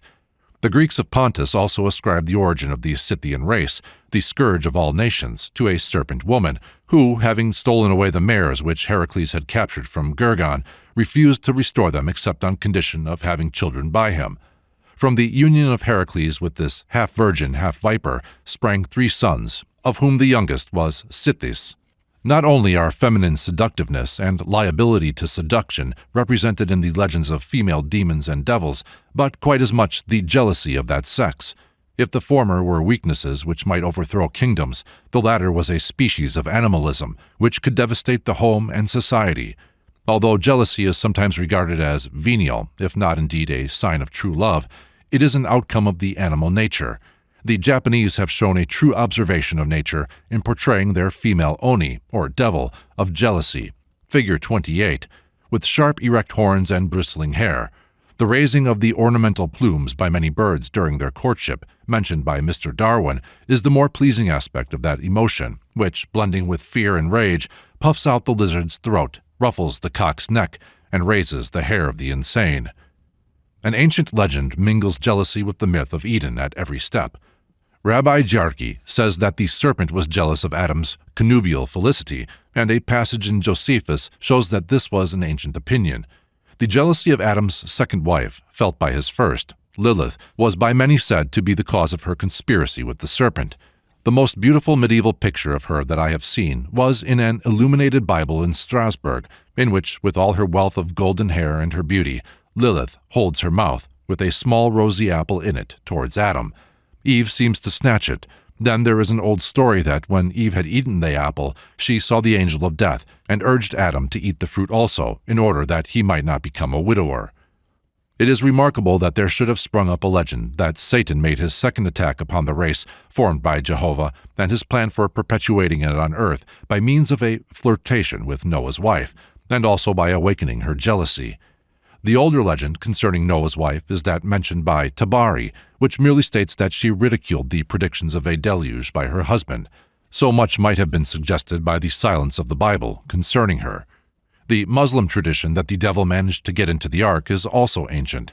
He caught hold of the ass's tail just as it was about to enter. The ass came on slowly, and Noah, becoming impatient, exclaimed, "You cursed one, come in quick." When Noah, seeing the devil in the ark, asked by what right he was there, the other said, "By your order, you said, 'Accursed one, come in.' I am the accursed one." This story, which seems contrived to show that one may not be such an ass as he looks, was superseded by the legend, which represents Satan as having been brought into the ark concealed under Noria's or Noreta's dress. The most remarkable legend of this kind is that found in the Eastern Church, and which is shown in various medieval designs in Russia. Satan is shown in an early 16th century picture belonging to Count Uvarov, figure 29, offering Noah's wife a bunch of camel, or hops, with which to brew kvass, and made Noah drunk.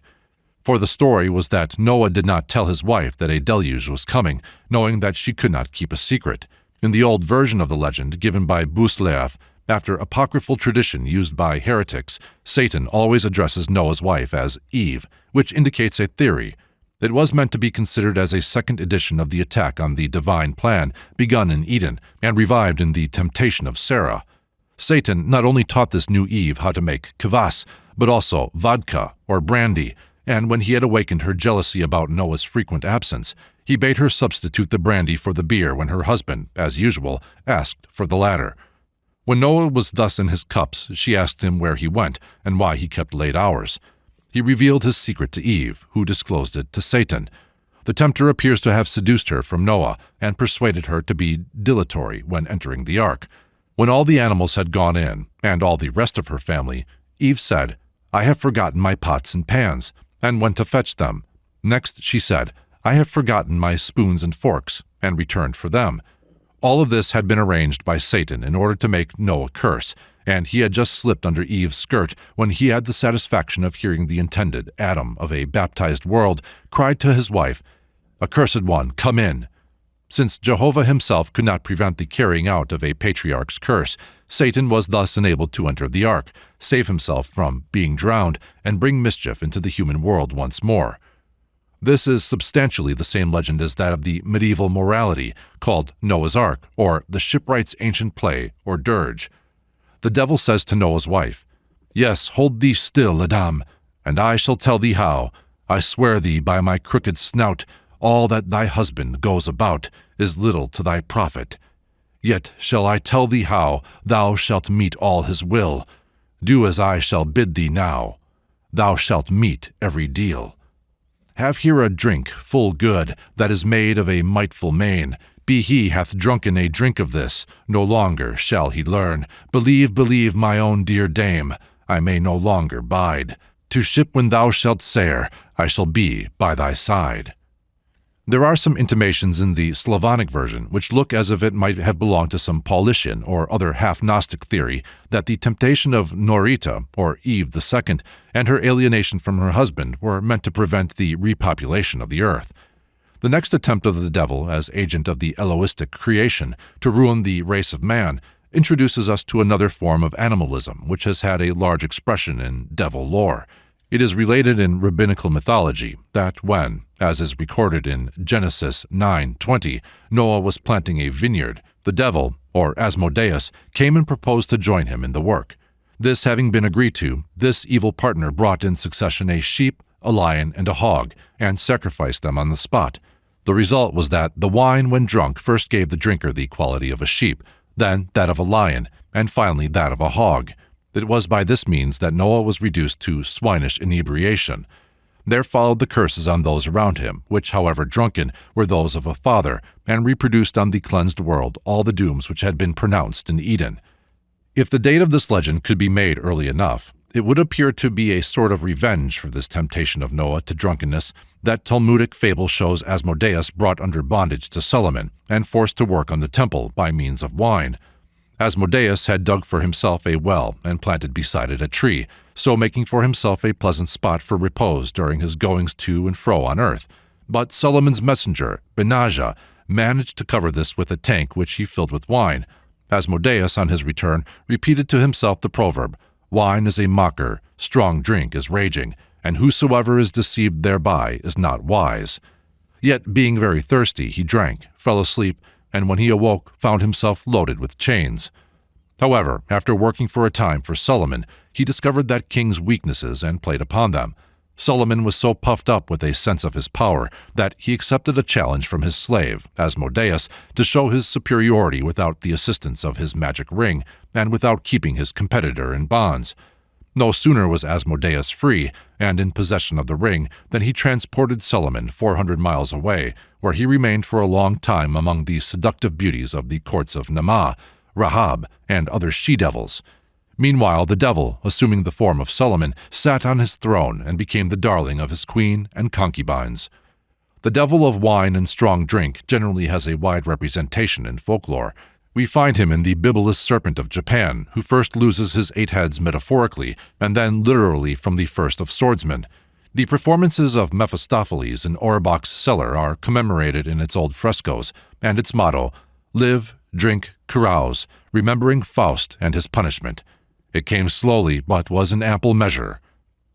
Thuringian legends relate that the devil tries to stop the building of churches by casting down the stones, but this may be stopped by the builders promising to erect a winehouse in the same neighborhood. An Old English legend relates that a great man's cellar was haunted by devils who drank up his wine. On one occasion, a barrel was marked with holy water, and the devil was found stuck fast on it. Gluttony, both in eating and drinking, has had its many personifications. The characteristics of the hunger demons are travestied in such devils as these, only the diabolical, as distinguished from the demonic element, appears in features of luxuriousness.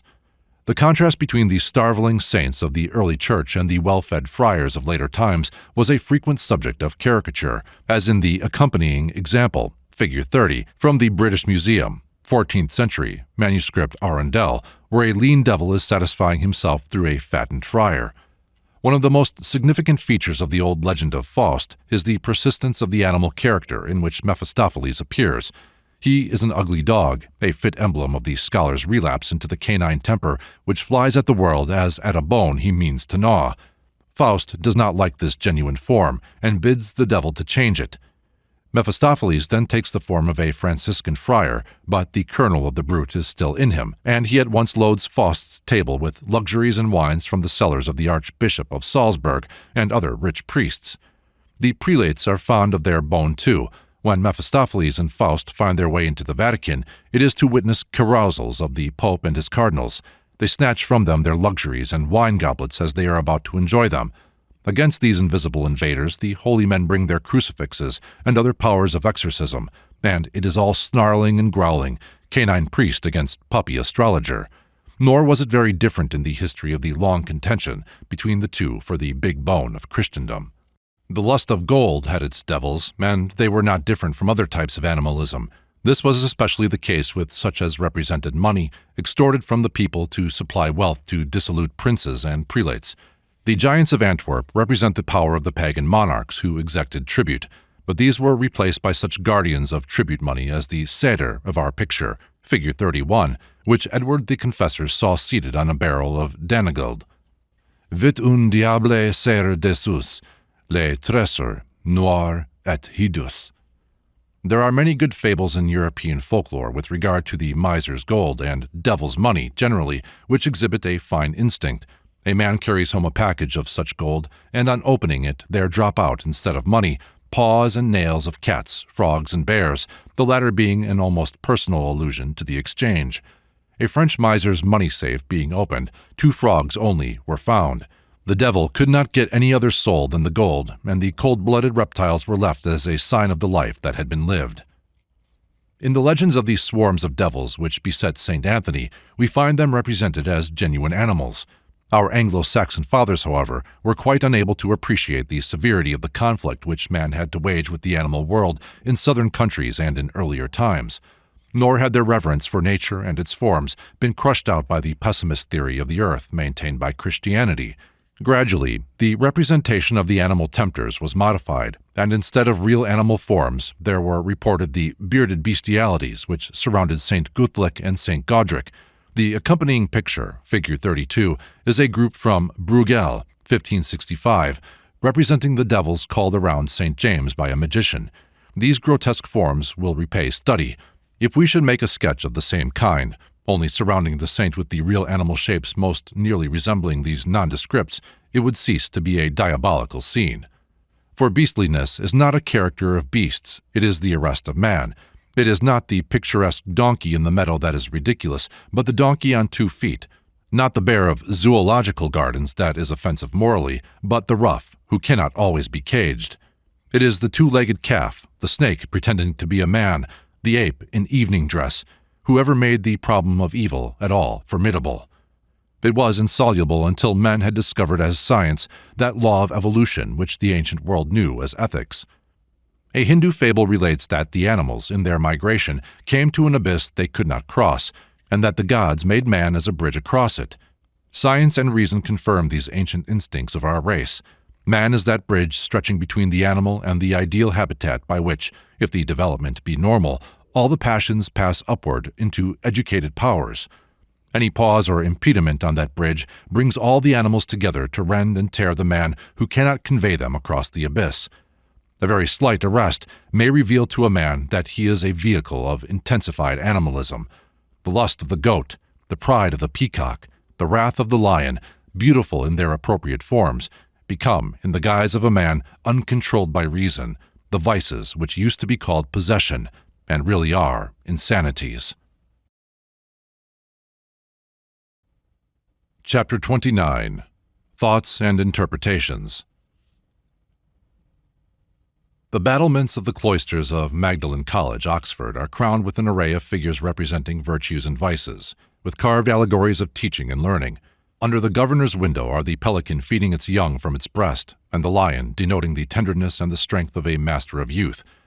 There follow the professions, the lawyer embracing his client, the physician with his bottle, the divine as Moses with his tables of the law. Next are the slayers of Goliath and other mythical enemies. We come to more real, albeit monstrous enemies, to gluttony in ecclesiastical dress, with tongue lolling out in low-browed luxury without any vesture, with a wide-mouthed animal-eared face on its belly, the same tongue lolling out, as in our figures of Typhon and Kali. Drunkenness has 3 animal heads, one of a degraded humanity, another a sheep, the third a goose. Cruelty is a werewolf. A frog-faced lamia represents its mixture with lust, and other vices are represented by other monsters, chiefly dragons with griffin forms, until the last is reached, the devil, who is just opposite the governor's symbols across the quadrangle. So was represented, some centuries ago, the conflict of Ormuzd and Ahriman, for the young soldiers who enlisted at Oxford for that struggle.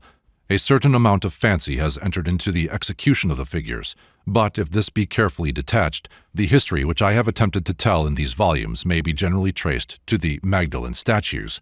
Each represents some phase in the advance of the world, when, under new emergencies, earlier symbols were modified, recombined, and presently replaced by new shapes. It was found inadequate to keep the scholar throwing stones at the mummy of Goliath when by his side was living gluttony in religious garb. The scriptural symbols are gradually mixed with those of Greek and German mythology, and by such contact with nature are able to generate forms, whose lolling tongues, wide mouths, and other expressions represent with some realism the physiognomies of brutality let loose through admission to human shape and power. It may be that when they were set up, the young Oxonian past shuddering these terrible forms, dreaded these werewolves and succubae, and dreamed of going forth to impale dragons. But now the sculptures excite only laughter or curiosity when they are not passed by without notice.